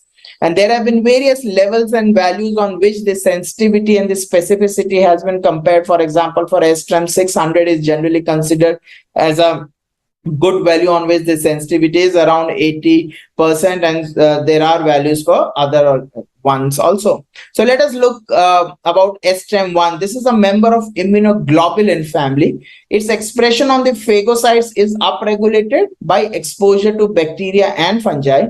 And the soluble form, so that is the reason it is called as S. S stands for soluble. So soluble form is found in pleural fluid, bowel fluid, urine, plasma, and CSF. So when you look at certain literature, so there was a systematic review and meta-analysis where they looked at what is the accuracy for sepsis diagnosis and systemic inflammation. They found that the sensitivity and the specificity was around 0.8%. If you can look here, so this represents on the ROC curve, the sensitivity and specificity was around 0.8%, and they concluded that STREM1 had moderate diagnostic performance in differentiating sepsis from SARS in adult patients. But as a single marker, as a solitary marker, this was not sufficient enough for sepsis diagnosis. Then there was one more trial where they looked at STREM1, where they wanted to distinguish systemic inflammatory response syndrome between survivors and non-survivors, and they found that it wasn't useful because there was no increase in the STREM level as compared to the healthy subjects. The healthy subjects had little higher levels, and when the patients had SARS or severe sepsis, the levels did not increase much, and they concluded that in their study with SARS or sepsis, STREM1 was not elevated compared with healthy controls, and so they said it should be carefully reviewed before using this molecule as a septic biomarker. The second molecule is soluble urokinase type plasminogen receptor, or the SUPAR. Now this is expressed on various cell types including neutrophils, lymphocytes, monocytes, macrophages, and vascular endothelial cells. During the inflammatory disease process like sepsis, the UPAR, that is the urokinase type plasminogen receptor, is cleaved from the cell surface by proteases. It releases a soluble form, and so it becomes SUPAR. Now, if you look at the literature where they looked at what is the role in the first week of treatment in the ICU, they found that in septic patients, the level was really high as compared to the non-septic patients, and even on the ROC curve, the SUPAR had a higher sensitivity and specificity, but they said that it is a stable and a robust marker in critical ill patients to assess disease severity and mortality risk. And if you have low SUPAR levels, they are highly predictive of ICU and overall survival. So it was a prognostic marker when it came to sepsis definition. Then came the Triage 3 trial, where this was a cluster randomized clinical trial where they looked at the value of SUPAR in the emergency department.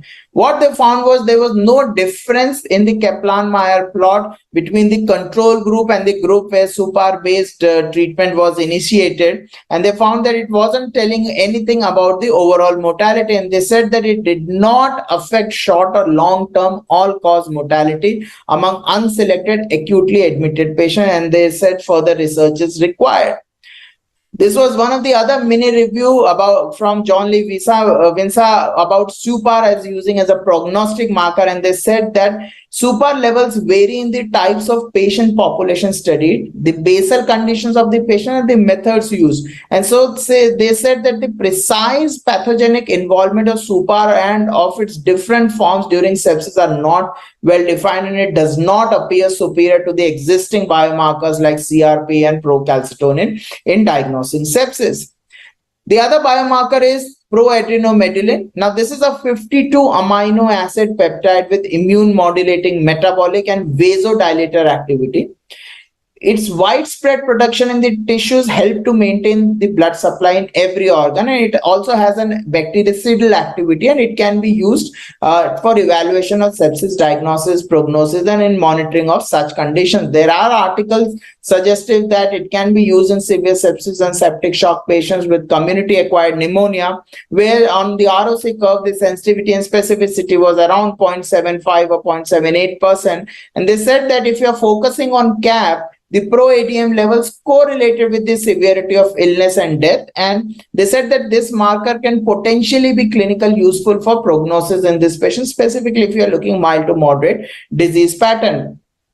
Now, this was another study where they looked at two biomarkers, SUPAR and pro-ADM, as hospital mortality prognostication. And when they combined it with other markers like SOFA, Apache, procalcitonin, CRP, they found that they were reasonably sensitive and specific in comparison to the other biomarkers. And when you're combining all these biomarkers, if you're combining Apache with pro-ADM, the area under curve was almost 0.82, which is a good sensitive marker if you look at.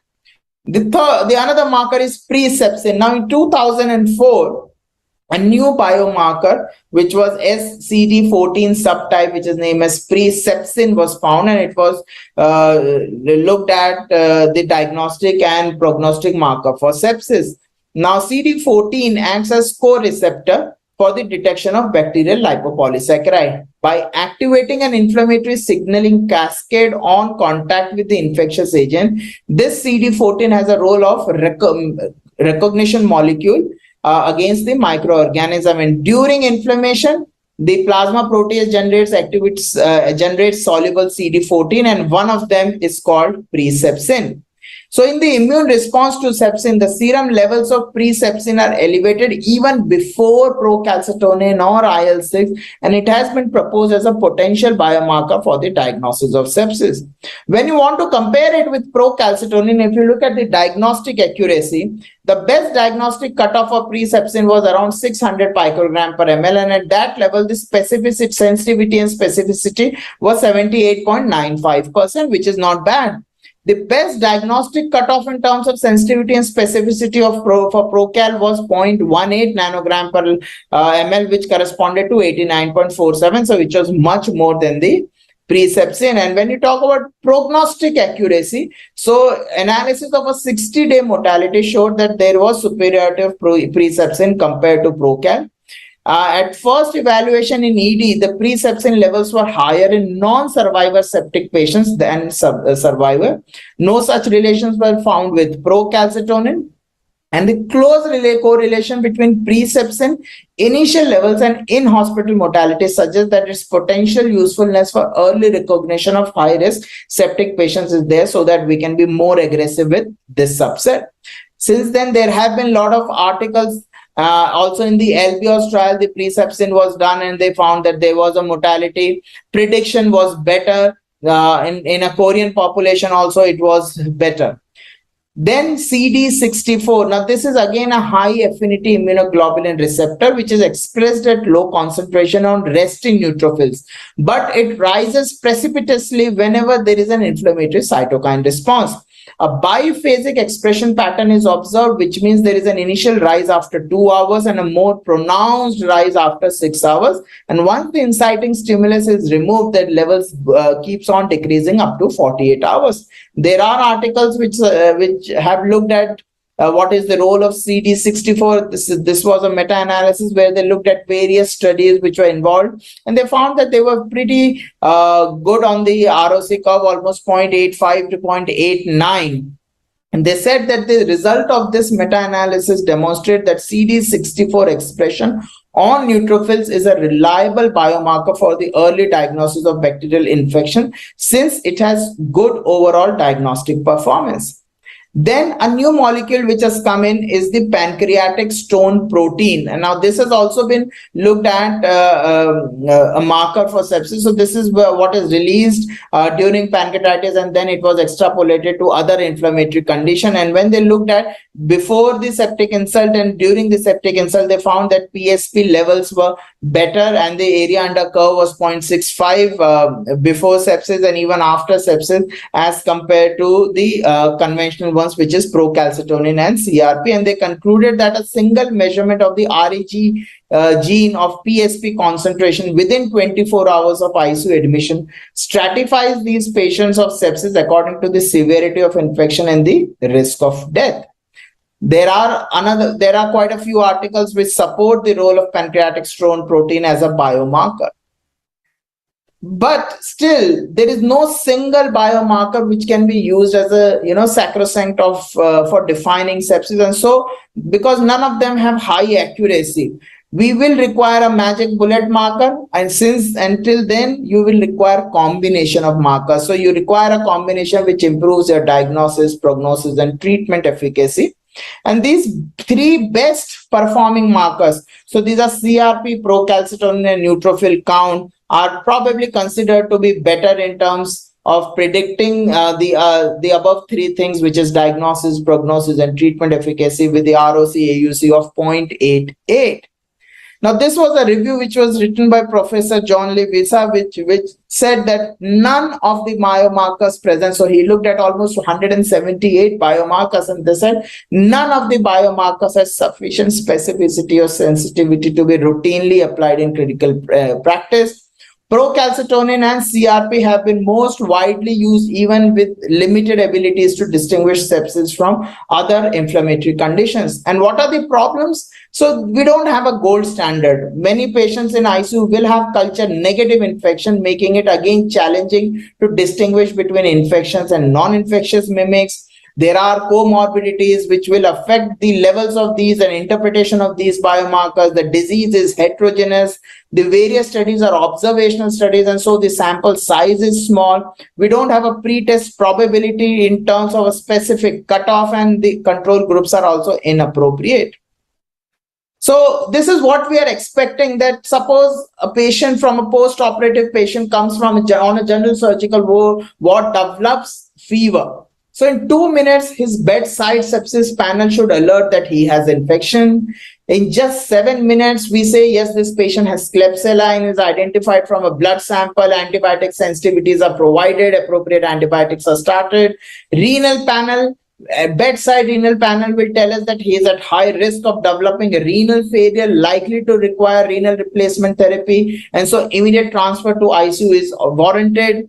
Urine output starts to fall, and there is a blood volume biomarker level which tells that this patient is going in a fluid overload. There will be an acute respiratory risk panel which tells us that this patient is going towards ARDS.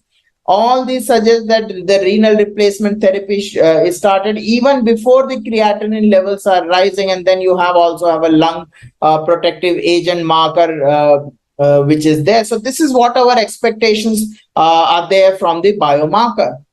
But we need to understand that there are certain questions which each biomarker is asked and still we are not able to answer. So for example, what is the pre-test probability for the diagnosis of that we are considering? For example, procalcitonin, we are looking at, do we have sepsis or not? And that's the role of procalcitonin. But there is low or high pretest probability alone can only guide decision, and still procalcitonin has not been able to answer this question. Now, if you look at the outcome benefit of a marker, so SUPAR has been looked at, and still we say that if you have a low SUPAR level, then the probability that you will survive the hospital and the ICU stay is there, but still it has not been confirmed in various studies. So to conclude, biomarkers are useful tools, but the correct time of doing them and their interpretation is very important to know. They are costly. Their value is only when we do repeated measurements. None of them have shown to completely differentiate between an infective and a non-infective condition. They're still semi-quantitative in nature as far as their implication in clinical practice is concerned.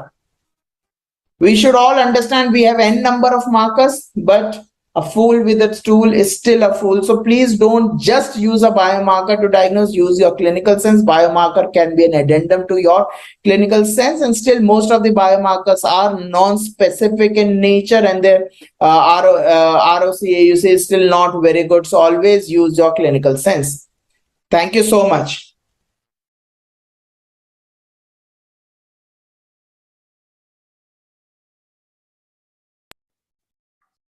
Thank you, Dr. Sachin, for taking us through all the biomarkers available and the use. As we all know that sepsis causes impairment in the immune system. But what was the experience with the immune regulators in ARDS secondary to H1N1 infections? So I request Dr. R. Manimaran for taking us through the experience. And this specific session has been sponsored by Biocon. I welcome Dr. Manimaran. He is a chairman at Candence Group of Hospitals in Chennai, and his area of expertise is critical care and pain management. Over to you, Dr. Manimaran. Welcome one and all for my topic on immune system changes in sepsis and my personal experiences with immune regulator in ARDS. I'm Dr. Manimaran Rajendran. I'm a practicing critical care physician. Now going to the word sepsis. Sepsis is synonymous with decay, which was used 2700 years ago in Homer's poems and subsequently used by Hippocrates, Galen, ETZs around 600 BC to 700 BC. Now we've seen how the definition of sepsis have evolved. From systemic inflammatory response, sepsis, severe sepsis, septic shock in 1991 to 2016, where we've completely done with severe sepsis because there's nothing called less severe sepsis at all. That's how the word sepsis evolved from 2700 to today. Let's now go to the different kinds of sepsis. Is a bacterial sepsis, viral sepsis, and the fungal sepsis. Though they might have their unique characteristics, but they trickle down to 4 basic points. One is the patient is at different degrees of immunosuppressed. They are fatal if improperly treated. They are associated with inflammatory organ damages. They're biphasic in nature. When we say biphasic in nature, what do we mean by biphasic in nature? There is an inflammatory phase, there is an immunosuppressive phase. It was believed that the immunosuppressive phase always follows the inflammatory phase, but then the recent study says they might coexist. They might happen in different stages. There might be some immunosuppression and then inflammatory stage on a later time also. Now, going to what is an inflammatory stage? There's an excessive inflammation, the release of pro-inflammatory mediators, cytokines, activation of the immune cells, the antigen-presenting cells, the cell injuries, the pyroptosis, coagulation, abnormalities, the activation of endothelium leading to the microvascular thrombi, and now coming to the immunosuppressive stage. The release of anti-inflammatory cytokines, apoptosis of the B cell and T cell, there's a T cell exhaustion, there's upregulation of PD-1 and PD-L1 axis, reprogramming of the APCs, reducing of the HLA-DR, expansion of the TREG cells and MDSCs. Now going to the current management. What is the current management strategy we have?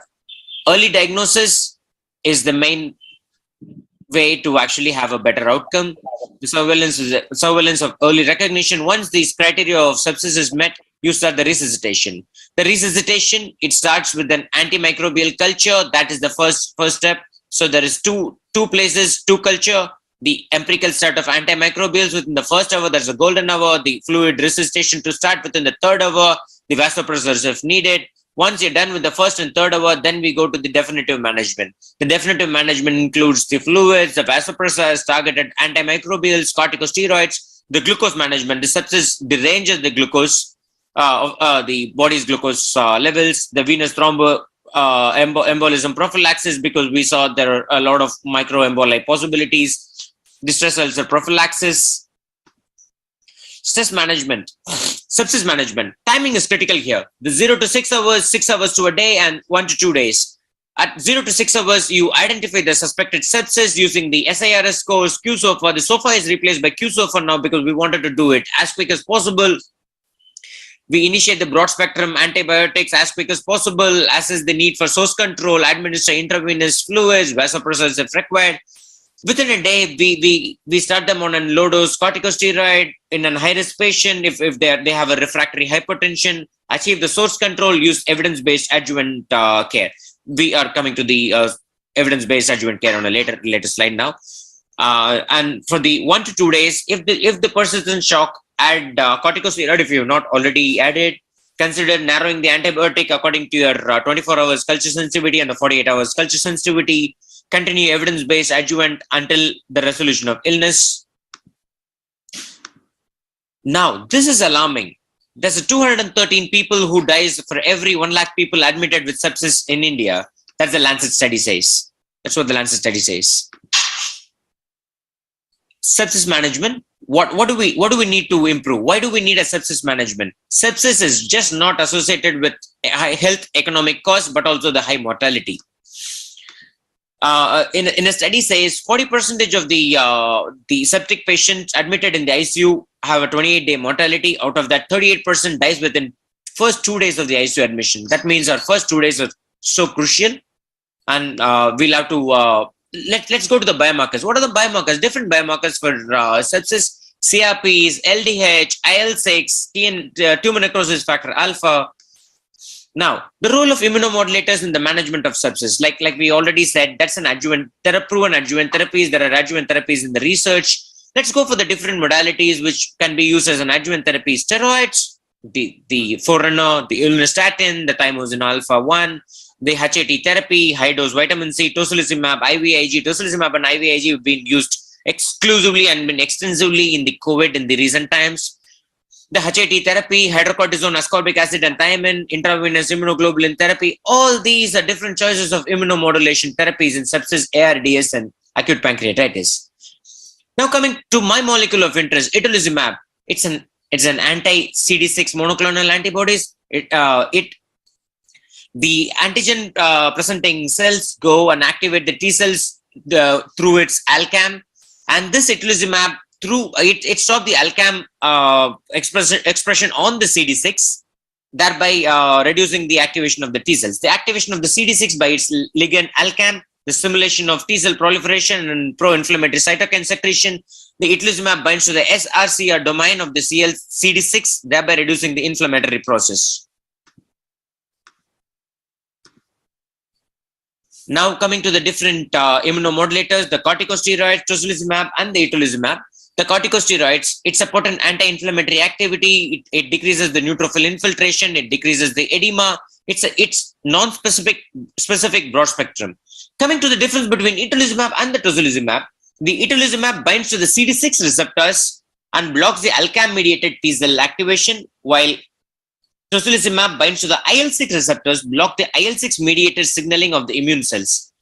And the downregulation of itolizumab includes IL-6, IL-2, tumor necrosis factor alpha, and IL-17, while tocilizumab blocks signaling of the IL-6 alone. The duration of action is longer with itolizumab because of the upstream effect on the pathway, and the tocilizumab is shorter due to the more downstream action on the pathway. This is a pictorial representation of the antigen presenting cells where the ALCAM expresses itself through the CD6 and activates the T cells without the itolizumab. With the itolizumab, the ALCAM is not able to express itself through the CD6, and the activation of T cells is decreased. So this is how these are the outcomes of utilization of the itolizumab. The CRPs, D-dimers, LDH, serum ferritin levels significantly decreases compared to the baseline. There is an IL-6 and tumor necrosis factor alpha also decreases 48 hours post infusion. There are quite a lot of studies which actually supports this. We ourselves in our department have presented a paper on the clinical course of the critically ill non-COVID-19 ARDS patient. We did not include the COVID patients using itolizumab versus conventional treatment. We recently published a case series which comprised of patients with moderate to severe ARDS, the PaO to FiO2 ratio less than 200, chest x-rays of 10 patients who showed diffuse bilateral peripheral infiltrates, and this patient tested negative for COVID-19. All the 10 patients were admitted to the intensive care unit necessitating intubations, ventilatory supports, and were monitored for PaO2, FiO2, and PaCO2. Not just the PaO2 by FiO2 or their discharge date was noted, but their inflammatory markers like CRPs, D-dimers, IL-6, and ferritin were also noted. All 10 patients were treated with anticoagulants and antibiotics. 5 patients received itolizumab on D2. I'll come back to the why D2 on a later slide. These are the cases. The case 1, the case 2. The case 1 was discharged after 18 days. The case 2, I'm coming to the discussion, the comprehensive discussion later. This is the case 2, which got discharged on D9. The case 3, which got discharged on day 16. The case 4 was a 69-year-old male admitted with hypertension. He was discharged on day 16. And coming to the last case 5 was a 75-year-old with a comorbid diabetes mellitus and hypertension. The patient was treated with steroids, antibiotic, and everything. The radiological improvement on D5. The patient was discharged, and this was the shortest duration of all the cases which I had. And the patient was discharged on D7. All the other 5 cases were managed with standard medications, with steroids, anticoagulants, antibiotics, without the addition of itolizumab. 4 out of the 5 patients made out of the ICU, but we lost 1 patient due to MODS. This is the chart explaining how the CRPs, ferritins, IL-6 were there. My experience. A total of 10 patients between the age of 40 to 75 with comorbids such as diabetes mellitus, hypertension, hypothyroidism, seizure disorder was enrolled in the observational study, and the course of the illness was documented till outcome were met. Among the 10 patients, 5 patients received immunomodulator itolizumab along with other medications such as antibiotic, anticoagulants, while remaining 5 patients did not receive itolizumab but were treated with other medication as mentioned above. All the patients were treated with itolizumab, recovered, and got discharged. 1 patient which did not receive itolizumab did not make out of the ICU. The prognostic markers like IL-6, D-dimers, ferritins provided a real view of the clinical course, not just the patient getting discharged or the number of days the patient spent in the ICU. They reflected an improving PaO2 by FiO2 ratio, and we were constantly monitoring the PaCO2, and it was reducing with the itolizumab. Now coming, why D2? The best time to administer itolizumab would be the pre or early inflammatory phase. That's when their shortness of breath, their hypoxia starts, the abnormal chest imaging shows up. Now to the conclusion, due to itolizumab CD6 specific activity and its ability to prevent cytokine storm, early use of itolizumab is promising, preventing severe inflammatory conditions such as sepsis and pancreatitis. This case series highlights the necessity of a well-designed clinical studies to investigate the advantages and the safety profiles of the itolizumab in the treatment of life-threatening IL-6 mediated inflammatory response, with the prognostic markers such as standard for assessing the clinical responses. Thank you one and all for your patience.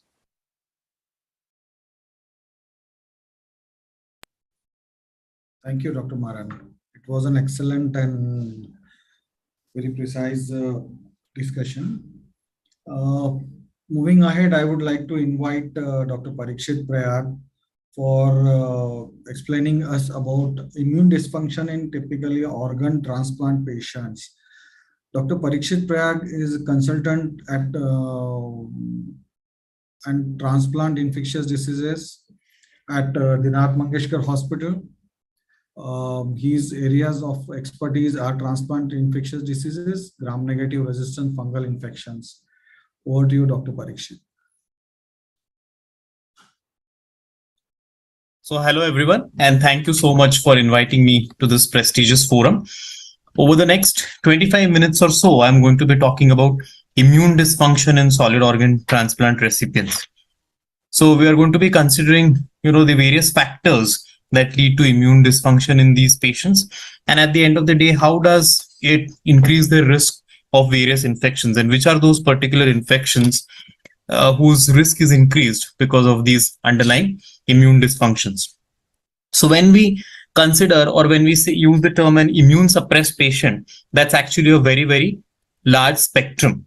So right from the mild state of immune deficiency that is caused by pregnancy up to someone who has undergone a haploidentical stem cell transplant for AML, or someone who has undergone a liver transplant and then has had to face an episode of rejection, then has received therapy for that episode of rejection. This is a very, very wide spectrum. So it is very important to know which arm of the immunity is affected. When you use the term immunosuppressed patient, it's essential to know what arm of the immunity is affected. And that is essentially going to determine the particular infectious risks in these patients. So these can broadly be classified into patients in whom the neutrophils are affected. So patients who have neutrophilic dysfunction. So for example, patients with AML have qualitative as well as quantitative neutrophil dysfunction, whereas someone who has been on, let's say, azathioprine for an autoimmune condition and then develops neutropenia because of the drug, this patient has quantitative neutrophilic dysfunction. Then you could have someone whose humoral immunity or B cell immunity is affected.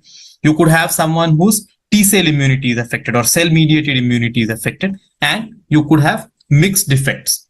So depending on the type of immune suppression, these patients are at risk of different infections. So if you consider patients who are neutropenic, patients who have underlying hematological malignancies or who have neutropenia because of therapies, which are the infectious etiologies that we need to consider? So definitely we need to consider the typical bacteria like Staph aureus, Streptococcus, Pseudomonas, Klebsiella, but very importantly, we need to consider fungal infections. So when we talk about neutropenic patients, definitely consider fungal infections, Aspergillus, other molds, Candida, mucormycosis, and so on.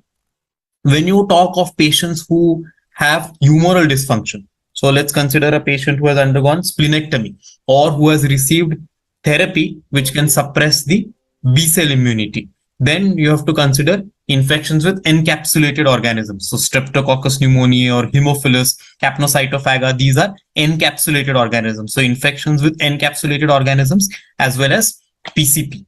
When you think of patients whose cellular immunity is affected, then you have to consider intracellular pathogens. So for example, mycobacterial infections or Brucella, Bartonella, Listeria, Salmonella, Histoplasma, some of the endemic fungi.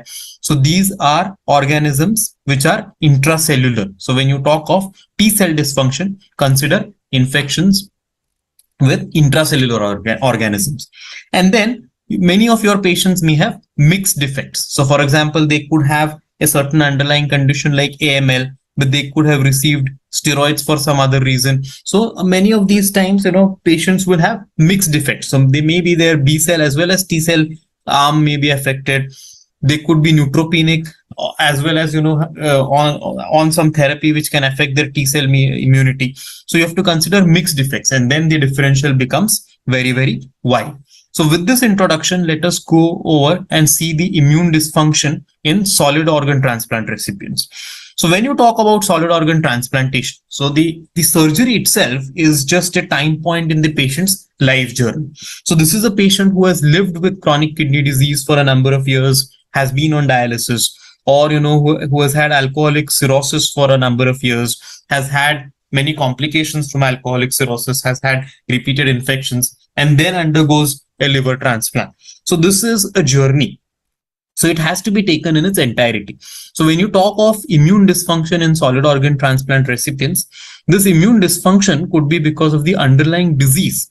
So chronic liver disease or chronic kidney disease itself can predispose patients to infections or can cause alterations in their immunity, or autoimmune disorders. So consider a patient who has interstitial lung disease or has some autoimmune condition due to which his lungs are affected and he is undergoing a lung transplant. So immune dysfunction in these patients starts before the transplant itself. It's not just the transplant or the immunosuppressant drugs that these patients are going to receive. Immune dysfunction starts with the disease itself in many of these patients.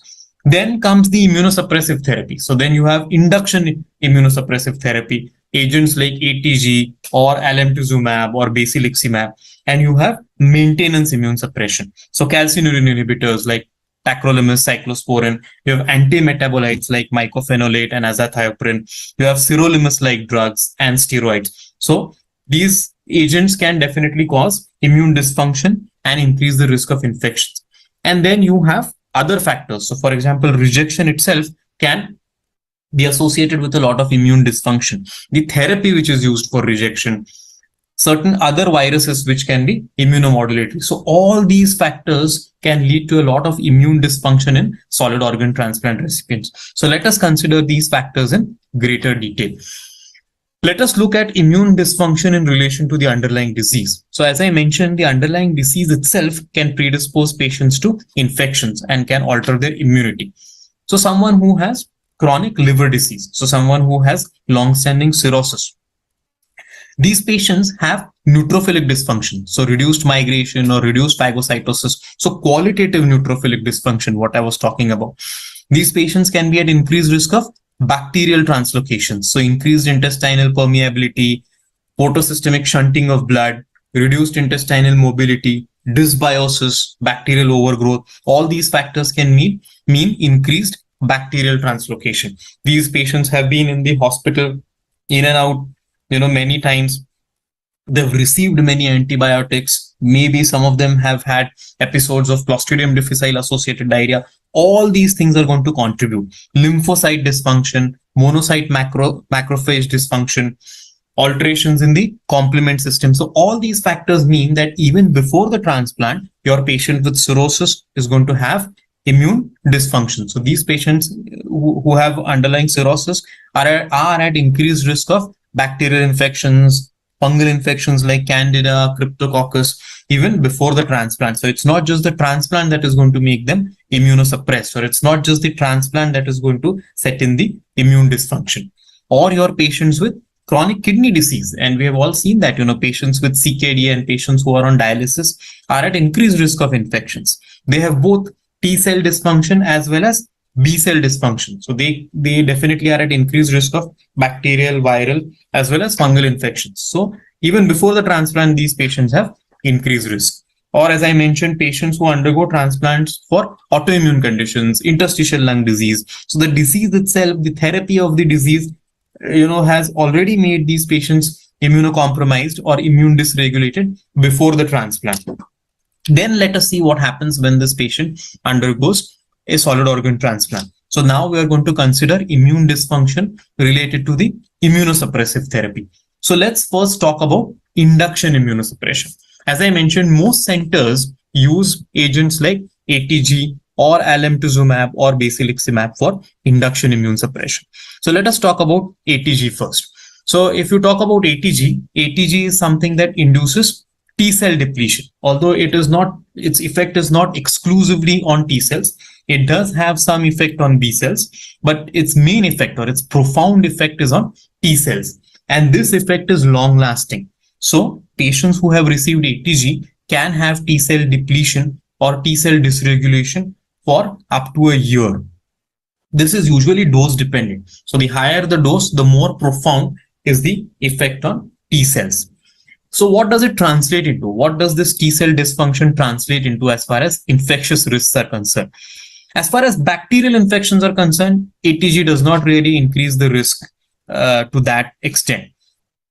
However, when these patients receive ATG, the overall factors are such that these patients are already at an increased risk of bacterial infections. So, they are in the hospital, they have just undergone a transplant. So they are on other drugs. So all these factors mean that, they are already at an increased risk of bacterial infections, but it's not per se because of the ATG. Whereas viral infections like CMV, BK virus or EBV, definitely there is an increased risk with ATG as well as PCP. One very interesting thing is that ATG can cause false positive assays for histoplasma antigen. Just 3 months ago, we had a patient who had undergone a living donor kidney transplant, and then 1 month after the transplant he actually had to face an episode of rejection for which he received ATG, and then after that he developed bilateral pulmonary interstitial infiltrates, and the transplant team had sent a histoplasma antigen because this patient was from Uttar Pradesh. Now, this histoplasma antigen came out to be weakly positive, but his clinical syndrome was not fitting into histoplasmosis. That is when, we did a lung biopsy. We also sent, BAL CMV titers, blood CMV titers, and this patient actually turned out to have CMV pneumonitis. He was, his donor was CMV IgG positive, and the recipient himself was CMV IgG negative. And for a week or two before this episode here, he had missed his valganciclovir doses. So this was a case wherein there was a false positive histoplasma antigen because of ATG. But to summarize, ATG is a T-cell depleting agent. Effect can last up to 1 year, mainly increases the risk of viral infections when it is used in the setting of anti-rejection therapy. So when it is used as therapy for an episode of rejection, then it can increase the risk of fungal infections. But otherwise, mainly it is viral reactivations. Alemtuzumab. Alemtuzumab is an anti-CD52 antibody. Again, it's a T-cell depleting agent, but like ATG, it does have some effect on B cells. Its effect on T cell, again, is very long lasting. So these effects that it exerts on T cells can last up to 3 years. Now, alemtuzumab is popularly known as AIDS in a bottle. So by that, we can conclude that, its immune dysregulation or the immune modulating effects of alemtuzumab are similar to someone who has AIDS, so end stage HIV. However, if you look at the infection profile, it's a little bit different from patients who have AIDS.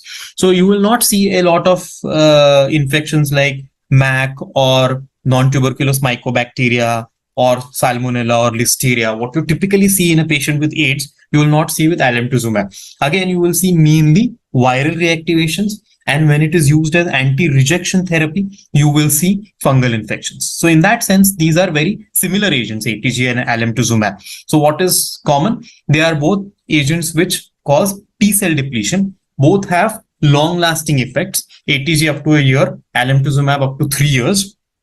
And both can increase the risk of viral reactivations when used as induction immune suppression. And when they are used as anti-rejection therapy, they can increase the risk of fungal infections. Whereas basiliximab is a non-T-cell depleting agent. It in fact binds to the alpha chain of the IL-2 receptor. Again, like ATG and alemtuzumab, it can increase the risk of viral reactivation. So be aware of, someone who has received basiliximab, the risk of CMV, EBV, as well as hepatitis reactivations. So this was a very interesting patient that we had recently. This was a patient with living donor renal transplant. 3 months after his transplant, he had an episode of rejection, which was treated with ATG. And 1 month after this, he presented with fever and diarrhea for 10 days. Initially, his stool C. diff assay was positive, and also a norovirus PCR on the stool was positive. He initially received oral vancomycin, did not respond that well, received oral teicoplanin as well as nitazoxanide. Then the diarrhea reduced to a certain extent, and then it became bloody. That is the time he underwent an endoscopy, and this is what we found. So we found necrotic masses or necrotic looking lesions in the duodenum and in the gastric body. So look at his overall profile. He is someone who has undergone a living donor renal transplant and has received ATG for rejection. So again, as I mentioned, when this patient has received ATG as an anti-rejection therapy, we are worried about fungal infections. So we are mainly worried about viral and fungal infections when you look at the patient profile. When you look at the clinical syndrome, then I am more worried about fungal infections. So, my number one differential when I look at this patient would be something like mucormycosis. But guess what? He turned out to have post-transplant lymphoproliferative disorder with EBV. So again, he had received ATG as induction immune suppression as well as for rejection. And then he had very high copy numbers for EBV. So he had post-transplant lymphoproliferative disorder, which was EBV positive or EBV associated PTLD. So it's very important to consider what this patient is on, what this patient has received, what is the clinical syndrome, and so on. Now let's go over to immune dysfunction caused by maintenance immune suppression. So let us look at calcineurin inhibitors. Calcineurin inhibitors are used very commonly in the setting of maintenance immune suppression. So again, these are T-cell selective. So they inhibit T-cell activation, and they also inhibit the production of interleukins, interferon gamma, as well as TNF alpha. These are associated with opportunistic infections. However, they do not increase the risk of fungal infections to that extent. And I'll come to that. The main reason is that they also exert some antifungal effects, or they have some antifungal properties. But if you look at tacrolimus and cyclosporin, again, mainly I'm worried about viral reactivations. How do they compare with each other? If you look at the risk of infection or sepsis or CMV, then there is not a huge difference. This is an old study, but again, what they found was that between tacrolimus and cyclosporin, there was not much difference. So both are comparable, maybe slightly increased risk with cyclosporin. As I mentioned, despite their potent immunosuppressive action, they have certain antifungal attributes, especially against Cryptococcus candida and Aspergillus. So that's why they are not agents which are associated with a disproportionately high risk of fungal infections. Now, interestingly, if you look at calcineurin inhibitors, this antifungal effect against Cryptococcus is actually exerted at high temperatures. So that's why you will see very peculiar syndromes in solid organ transplant recipients. So you will see a syndrome known as isolated cutaneous cryptococcosis. And why is that? Our skin temperature is low. So at this low temperature, calcineurin inhibitors will not exert this anti-cryptococcus activity or effect. And that's why you might see isolated cutaneous cryptococcosis. So overall, if you see, they do not increase the risk of fungal infections, but despite their antifungal properties, they really do not change the incidence of fungal infections also to a large extent. So you will still see a similar incidence of cryptococcosis in solid organ transplant recipients, whether or not they are on calcineurin inhibitors. But presence of calcineurin inhibitors or receipt of calcineurin inhibitors influences their clinical manifestations. So the incidence might remain the same, but their clinical properties will change. For example, you see far less CNS disease in the SOT population as against HIV patients. You will see more skin and soft tissue infections and a lower mortality. So again, to summarize the calcineurin inhibitors, tacrolimus and cyclosporin, they are agents which have effects on T cells and are associated with viral reactivations, not a lot with fungal infections. Now, antimetabolites, mycophenolate and azathioprine, they inhibit DNA and an RNA production. Now, azathioprine's mechanism of action results in suppression of all hematopoietic cell lines. You will see cytopenias associated with azathioprine. MMF more profoundly inhibits the proliferation of T and B lymphocytes, but it does not have a significant effect on hematopoietic or neutrophil populations. Again, both these increase the risk of viral reactivations. Risk is slightly higher with azathioprine. So let's look at this patient, a 40-year-old male with living donor renal transplant 15 months ago on MMF, tacrolimus and steroids. He was found to have BK virus-induced interstitial nephritis, a problem that we see to a fair extent in patients who have undergone renal transplants. Again, BK virus in this population behaves slightly differently. So, for example, in the BMT patients, you will mainly see a hemorrhagic cystitis, whereas in renal transplant recipients, you can see interstitial nephritis and also affection of the graft. So once you have found BK virus associated interstitial nephritis, in which order will you hold the immune suppression? As I mentioned, the most profound effect is of antimetabolites. So antimetabolites should be held. Again, after discussing with the transplant teams, because for everything that you do in the world of transplant infections, you have to balance the benefits and the risks. So talk to the transplant team and if possible, hold the MMF. Next step would be trying to reduce the dose of tacrolimus. And initially, you would treat this patient with IVIG if required cidofovir. Cidofovir again is a double-edged sword here because it itself can also be nephrotoxic. But the point here is that once transplant recipients get bad viral infections, then the first thing to hold or the first agent to hold would be the antimetabolite, MMF or azathioprine. Now, we all know the perils of steroids. Again, they are associated with a number of infections, viral, bacterial, fungal, again, nocardia, TB, PCP, and so on. So that just compounds or that just adds to our problem.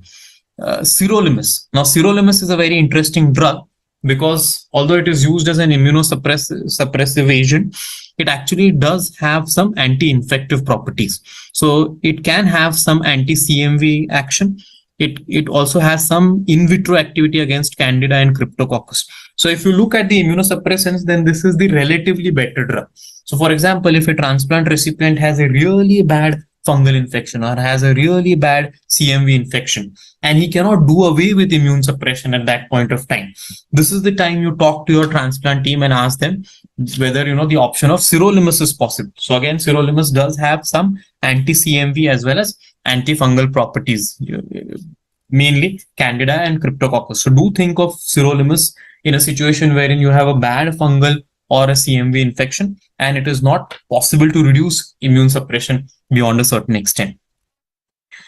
So there are, as I mentioned, there are other factors which are also associated with immune dysregulation in these patients. So again, rejection itself is associated with a lot of immune dysfunction. The therapy that is used for rejection. So again, let's recall the fact that alemtuzumab and ATG, when they are used in the setting of anti-rejection therapy, they can also increase the risk of fungal infections. So these are again factors which are associated with immune dysregulation. Then these patients can get infected by immunomodulating viruses, CMV, COVID. We have all seen in the last couple of years that COVID can be an immunomodulating virus. So can CMV. So these factors again add to the immune dysregulation in these patients. So that's why formulating a differential in a transplant patient or formulating an infectious differential in a transplant recipient is a tricky process, because there are so many factors that you have to consider. You have to consider their pre-transplant history, epidemiological data. In the early stages or in the early post-transplant period, you have to also get all the donor details. You have to consider pre-transplant serologies. You have to consider the timeline. At what point of time am I seeing this patient after his transplant? What prophylaxis is the patient on? So what can he break through with? What were the surgical details? What immunosuppressive agents is the patient on? As we have been talking about this, whether he's on antimetabolites. If yes, what are the doses? Have these doses changed recently? Is he on calcineurin inhibitors? If yes, what are the recent levels of these drugs? Then what clinical syndrome am I dealing with? So once you consider all these factors, then you will be able to formulate a differential, and then you have to work them up accordingly. So in summary, there are various factors which are associated with immune dysregulation and increased risk of infections in the solid organ transplant recipients. The effects, mechanisms, and the risks associated with immune suppressants have to be carefully studied. So ATG and alemtuzumab, think of T cell depletion, think of long-lasting effects, think of viral reactivations, think of fungal when they are used as anti-rejection drugs. Then if you look at the antimetabolites, MMF and azathioprine, think of them as drugs that you will try and hold when the patient has really bad viral infection. Tacrolimus and cyclosporin, again, think of them as drugs associated with viral reactivations and not a very high risk for fungal infections.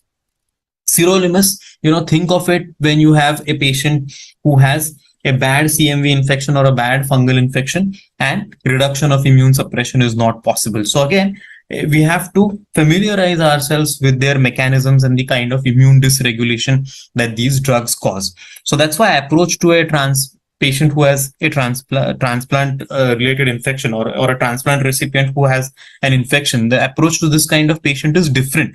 It's a complex process. It should be multidisciplinary. So you should involve your transplant teams. You should involve the infectious diseases consultant. You should involve your microbiology department. Talk to an immunologist if required. Involve your pharmacist as well.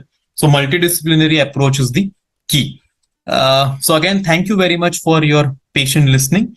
And I truly look forward to the rest of the session. And once again, thank you very much for inviting me to this prestigious platform. Thank you.